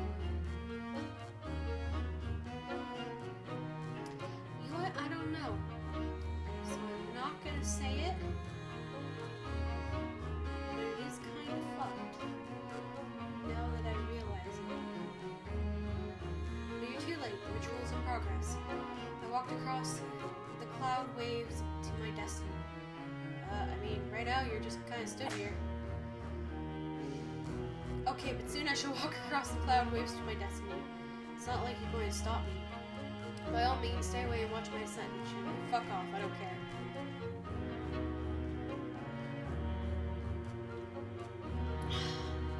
Just need to wait a little longer is all.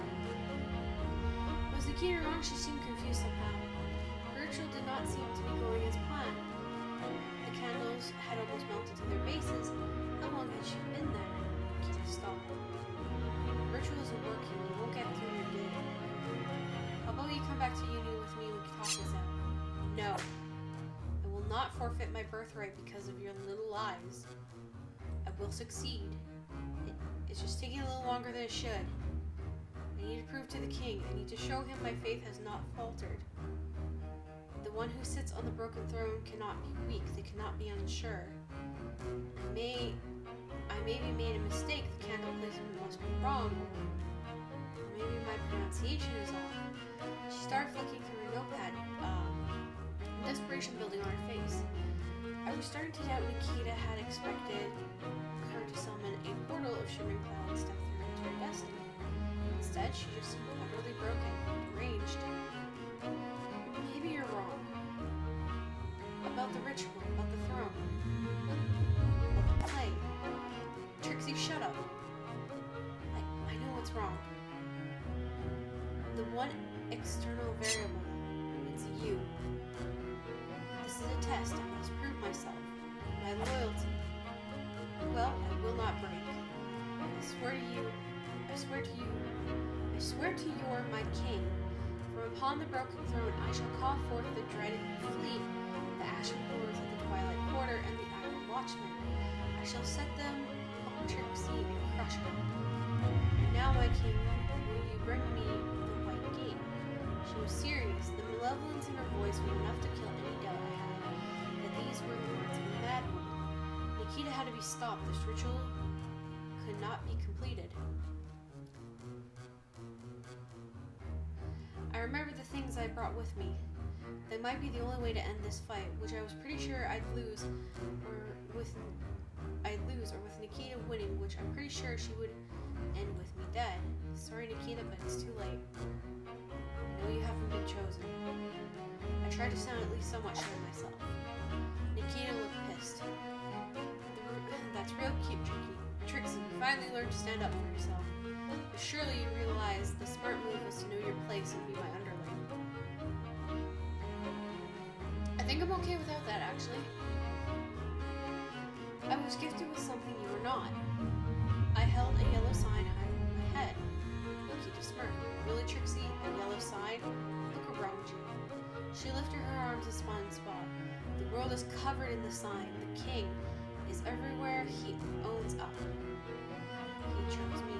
And yet his servant came with us before you had even read his play.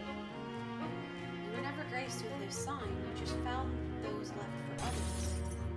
Nikita looked almost taken aback. Oh shit. He chose me, Nikita. No. He cursed you with it. Maybe she was right. I certainly wasn't happy to receive the other sign. But I could see Nikita was cracking something. Now shut up and tremble in your pathetic little boots as I complete my ritual. Jesus. Nikita threw her arms in the air. Nothing happened. God. I don't know why your portal isn't opening. I pulled Tabby's psychic crystal from my bag. It sparkled with candlelight. Whether it was actually doing anything, I didn't know, but Nikita seemed taken aback. What? Another crystal? Is this a trick? What are you playing at, Smith? Two psychic crystals in close proximity. Well, they neutralize each other, right? You didn't know that? No, this is a trick. You're trying to trick me, Trixie. Won't fall for your tricks. Tricks are for kids. She stopped abruptly. She knew I was telling the truth. I guess I have an honest face. No. How did you... Oh, you obviously didn't read Reaching New Worlds very carefully. You expected better from me, Nikita. I smirked. A sight which I was worried would make Nikita attack me right then and there. Her two least favorite things, being wrong and being wrong. Fuck! Nikita stomped her foot onto one of the candles, crushing it. She was getting dangerously angry. So, Miss Knight, is it me with you too? How am I surprised? She will get what's coming to her. This is my destiny, Trixie. It was foretold. She lifted the king of yellow above her head dramatically. Your crystals are powerless against him. He chose me, Trixie, above everyone else. Crystal or not, the gate will open. And you will pay for your treachery. I'm sorry, Nikita. But I'm not sure the king has chosen you. I pulled out the mask from my bag and held it aloft for Nikita to see. You've been betrayed, Nikita. The king chose me. I didn't truly believe it, but it may have been out of fear. Nikita laughed at me. She didn't seem convinced. Then a brief flutter expression as her eyes focused on the massage. At that moment, I knew she recognized the mask. Oh, Great King, this can't be. Smith, how did you? Her face broke into a blend of fear and betrayal. I was lied to. She felt her knees, tears streamed between her fingers. And are you forgetting, Nikita? It was me who was given the play. You had to beg me to give it to you. Trixie, you're the one he chose. None of his whispers were true. He played me like an instrument. Like Carcosa. I've been shamed, my vanity taken and crushed. Trixie, she broke down into tears. Despite everything, I pitied her. Finish the ritual, take your place in the broken throne. Show me mercy, I beg you. I'm not taking the throne, Nikita. I don't want it. And I think deep down, neither do you. Let's just go back and get some rest. We can pretend this never happened. Obviously, that wouldn't happen. I wanted to keep her calm. And it looked like this terrible week was finally coming to a close. She pointed meekly at the mask. I looked down at it. For a moment, I considered that maybe this truly was my destiny. Was the mask always meant to fall into my hands? I shook my head.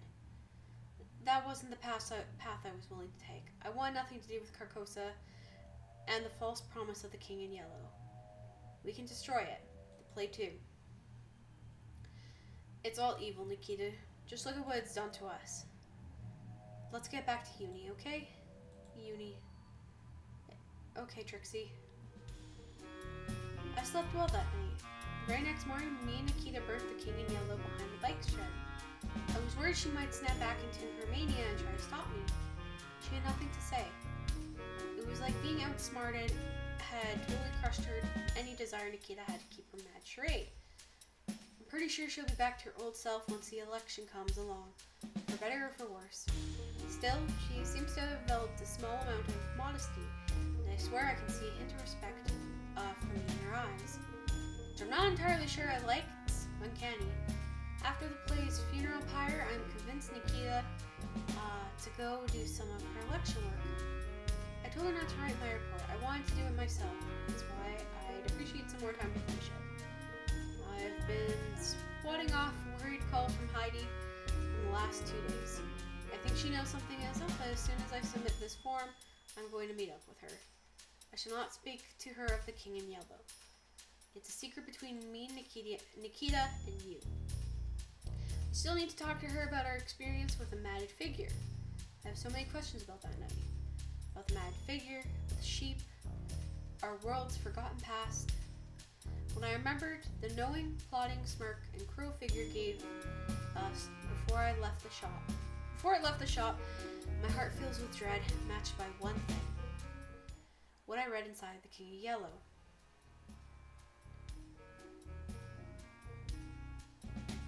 Damn. Oh. Whew. That was a lot. Thankfully, not as bad as when I tried to do, visual novels are usually a bit hard for me. So, especially as you notice, like I had to take a break. I'm drinking water a lot. God, can it destroy my throat? Great, I'm done. Just need to take this down to the office and I can start working. Trixie, show me your statement immediately. Just realized I'm relying on you not to get me expelled or whatever you wrote on this thing. Just Nikita, how did you get in here? The door, Trixie. Now hand over the piece of paper so I can review it. Yeah, actually all these papers, it's 200. Excuse me, but what the fuck? Whatever, Trixie, I'll skim read it. Yeah, but that didn't work when you were getting crazy. You admitted to cheating last term, as well as like 5 crimes in this. And how come you keep describing yourself as subby whenever I'm shouting at you? You're weird. Besides, the word limit in this form is like 300. This is Trixie. I expect that you actually put some effort into something for once in your life, but this is way too long. I'm wasted. Okay, I read this whole thing. Fuck you. I'll shred it for you and write a less shit statement. One that would actually get read, and more importantly, not get us arrested or worse, expelled. I'll just say you had trouble working this week because your ableism made working during the heat wave difficult. There, saved you 50,000 words. Okay, but I feel Trixie on spiritual. Okay, Nikita. Well, time to get to work. Just as soon as I finish reading all the new CyberDarkQIA reboot theories online.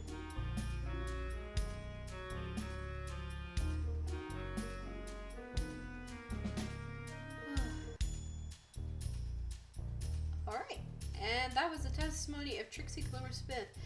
That was, wow, that was actually almost 4.5 hours long. I swear to God, I thought you know what? I think this was the one I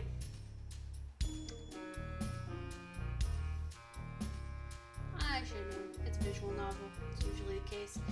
Anyway. It's weird to say I feel kind of a bit like staying up, but I also don't want to play another long ass game. So, well, actually, there is one.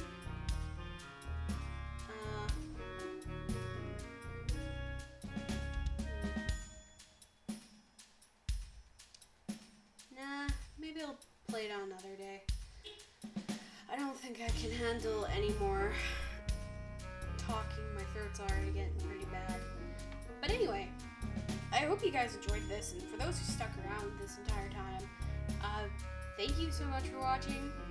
I'm not gonna apologize for my cat messing up my face for a bit, but this is actually a really interesting story. Love it. I do not like Nikita. She can go fuck herself. Trixie is a pure muffin. I love her.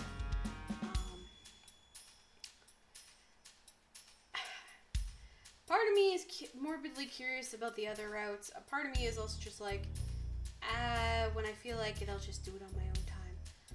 So, for now, I need to get off, go to bed, give my voice a fucking break, and yeah, I will see you guys next time. Alright.